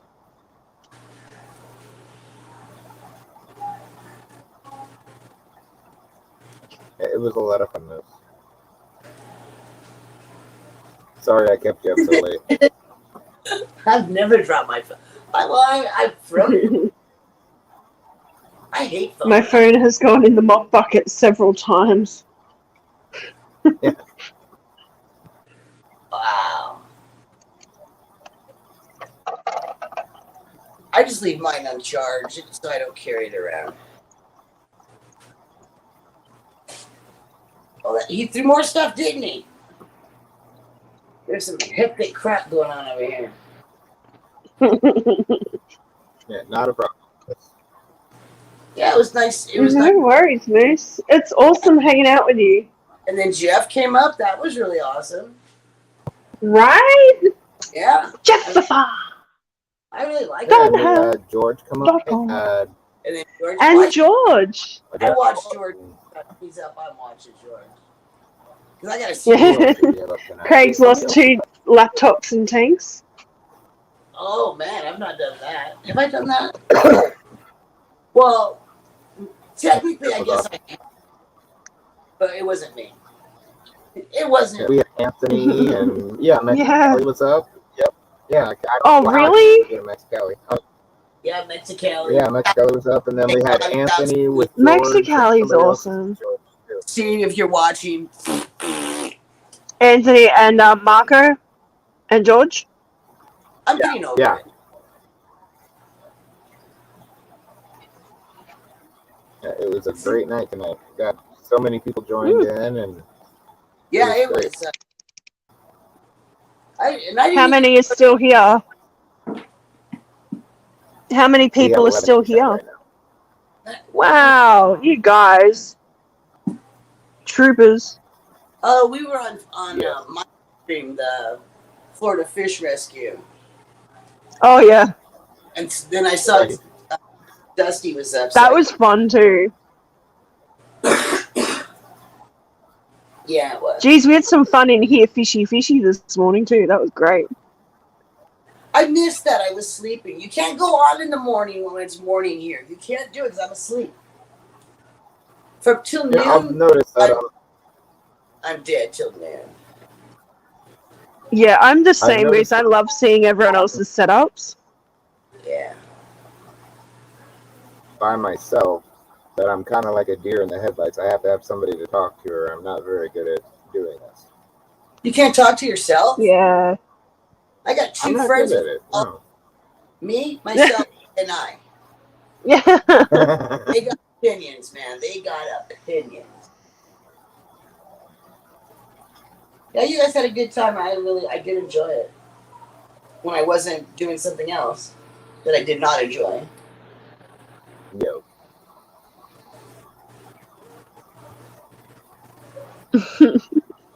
Or I can always talk to the fish. But if I didn't have to do water changes, I don't know what I would do because that's my excuse to be down here. Yeah, I can do that later. I mean, if I'm not down here doing water changes, I could be doing vacuuming. Ooh. I'm actually gonna leave this video up, so I don't know if maybe you would even be able to do it yourself later on, tomorrow or so. Or I can try to do it for you later too.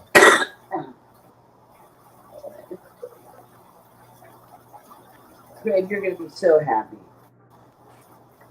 Oh, I'm going Wednesday to the post office again. For Lee and for Craig.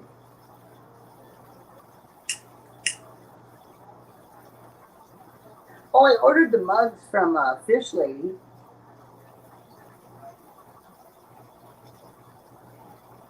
Adele. I think I'm going for 7 hours right now.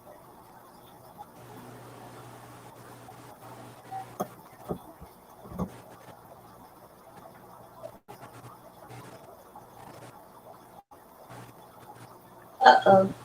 Oh, third element.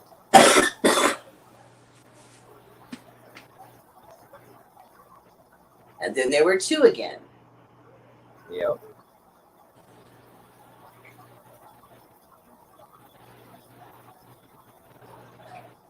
You can clip it down. Good luck with that. Good luck with and you were doing a planting part. Well, you did. You started off planting. You guys were talking all plants. No, I'm not tired, which is kind of interesting. Atkins, you have been missed, dude. Coral has really taken up your spot. I have to tell you that. What? Aw. Atkins, he's been missed. Haven't you missed Atkins? He hasn't been coming up. I miss having Kat tell me that, everybody's a bitch. Yeah, you did. I watched it, dude. And then I had to go do something, and I came back, and a whole different people were up. Mr. Callie was there. She will, too. Atkins, I love her so much. She's so sweet.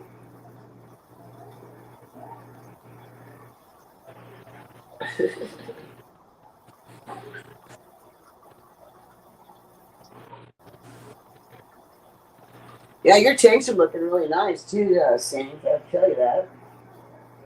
Thank you. But when you first streamed, it's like 100% better. I appreciate that. I've been trying really hard to move up.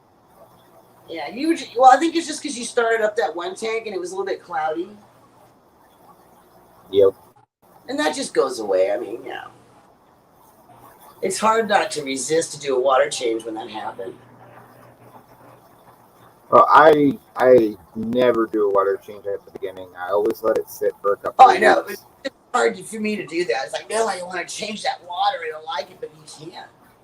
So let it do its thing. Yeah, I hate cloudy water, but I still won't touch it. It'll annoy the crap out of me, but I'll just look at it and just go. How many days do you give it before you'll do a water change? I give it 4 days. Generally, If it's not 2 clear in weeks. 4 days, I'm cleaning it out. I'll go 2 weeks before I do a water change, but I've never Really? had to do a water change because of cloudiness. Usually, it goes away within the first 3 to 5 days. Yeah, usually by the 3rd day, it's gone. It's Yep. got till tomorrow, and then there's going to be a water change going on. And then you're starting over again, and it's going to be cloudy in a day. I know. But I don't like it going 3 days. If it was more than 3 days, it bugs me. I just, And it's a 10-gallon tank, and I have problems with 10-gallon tanks, so I've got to get rid of them. I'm not a fan of 10-gallon tanks either. I usually do 20s and up is what I like. I'm not a fan of the 10. And, it's always more work with a 10. You're always doing water changes. Yes. Always. No one told me It's 10 that. times the upkeep. It's just.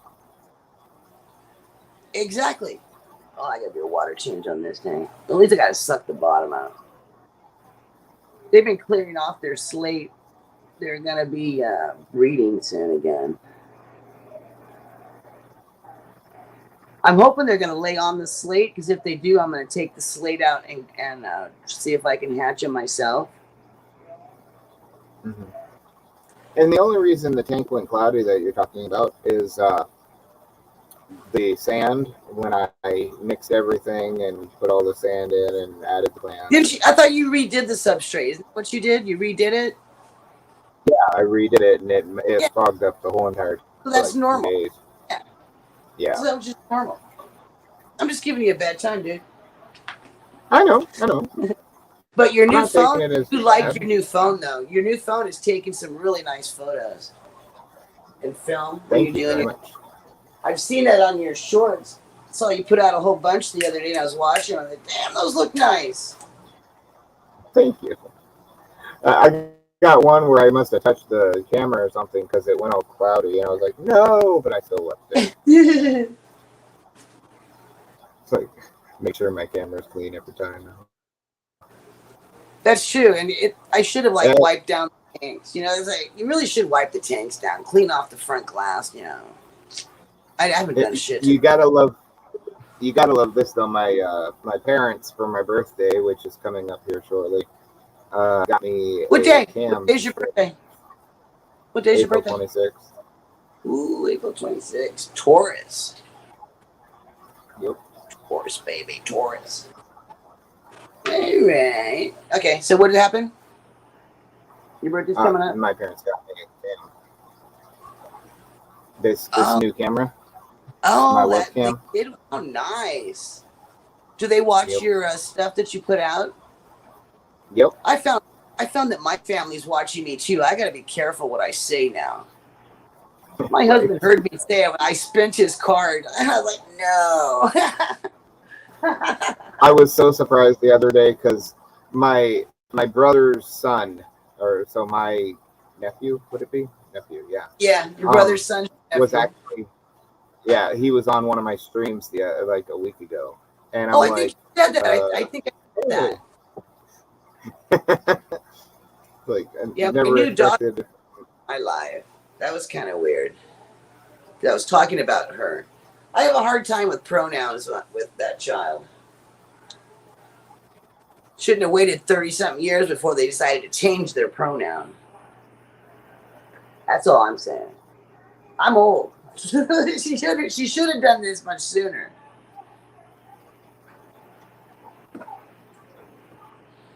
Life is weird.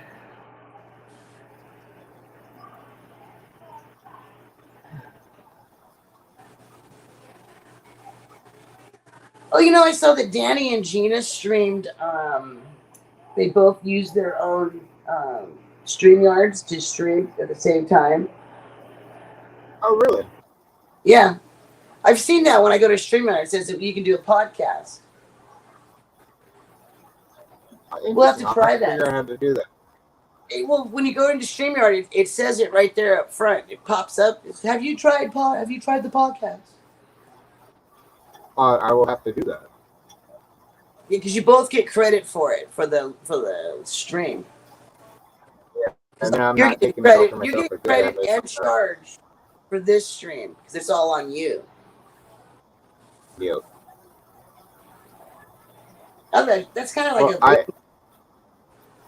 I offered to put the head of my name, and he said no. Ah. You can just rotate it. I mean, you know. Yeah. His next But week. the podcast idea, both of us going together and getting the time for ourselves is pretty cool too. That's the first time I've seen someone use that. I thought, oh, I see that. I'm gonna have to go check it out. Have to check it out. I mean, it was obvious because they had the exact same for the exact same time, same minute. Like, you couldn't see the chat. Oh, I got you, because both of them had to. That's why I put it up on so you couldn't see the chat. Yo. Well, there is a button on the bottom. It says chat. You can see chat. And you can comment as well in chat right from the StreamYard. Have you seen that, Dusty? On the bottom? Is it chat? It says chat. I don't think so. Okay, yeah. If you push that, you have two options. You can see chat or you can talk in chat. You can't do both. But you can toggle back and forth. And then careful when you exit, because you could exit out of the whole thing. Yeah, I accidentally did that once. I remember. Yeah. Yep. Because I was doing my stream, and all of a sudden I'm like, oh, new stream. That's what I did too. And you learn by messing up like that, because then you know, oh, that's that button I hit. I'll hit it again. Right. and then tonight, like, everybody had to take over for like 45 minutes, an hour for me. That, and we were talking like that. That happened to George with you, and now it happened to you. So that means it's going to happen to Moose, and it's going to happen to who else was on. It's going to happen to Jeff. Yeah, Jeff. Yep, you'll be on their live or someone else. They're going to pass it down. Yo. I know we didn't. No one thought you went to sleep though. We were in chat on George's. Like, we know he went to sleep. He just got his cookies. I remember, I remember Vibes falling asleep on my channel, and he was snoring. Yes. And I'm like, I think I'm gonna have to delete this stream because Vibes is snoring. You muted him. You didn't actually. Yeah, I muted him. That was hella funny. I do remember that. And then, like 45 minutes later, he's like, I think I'm gonna have to go to bed, guys. I'm kind of tired. And I was like, Yep, that's okay, bud. Take care. It was a real quick goodbye. Yeah. Hey, you've embarrassed yourself. Go.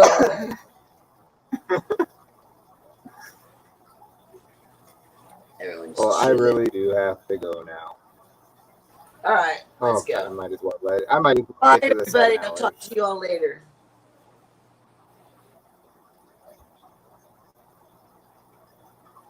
I thank you, everybody, for stopping and watching the stream.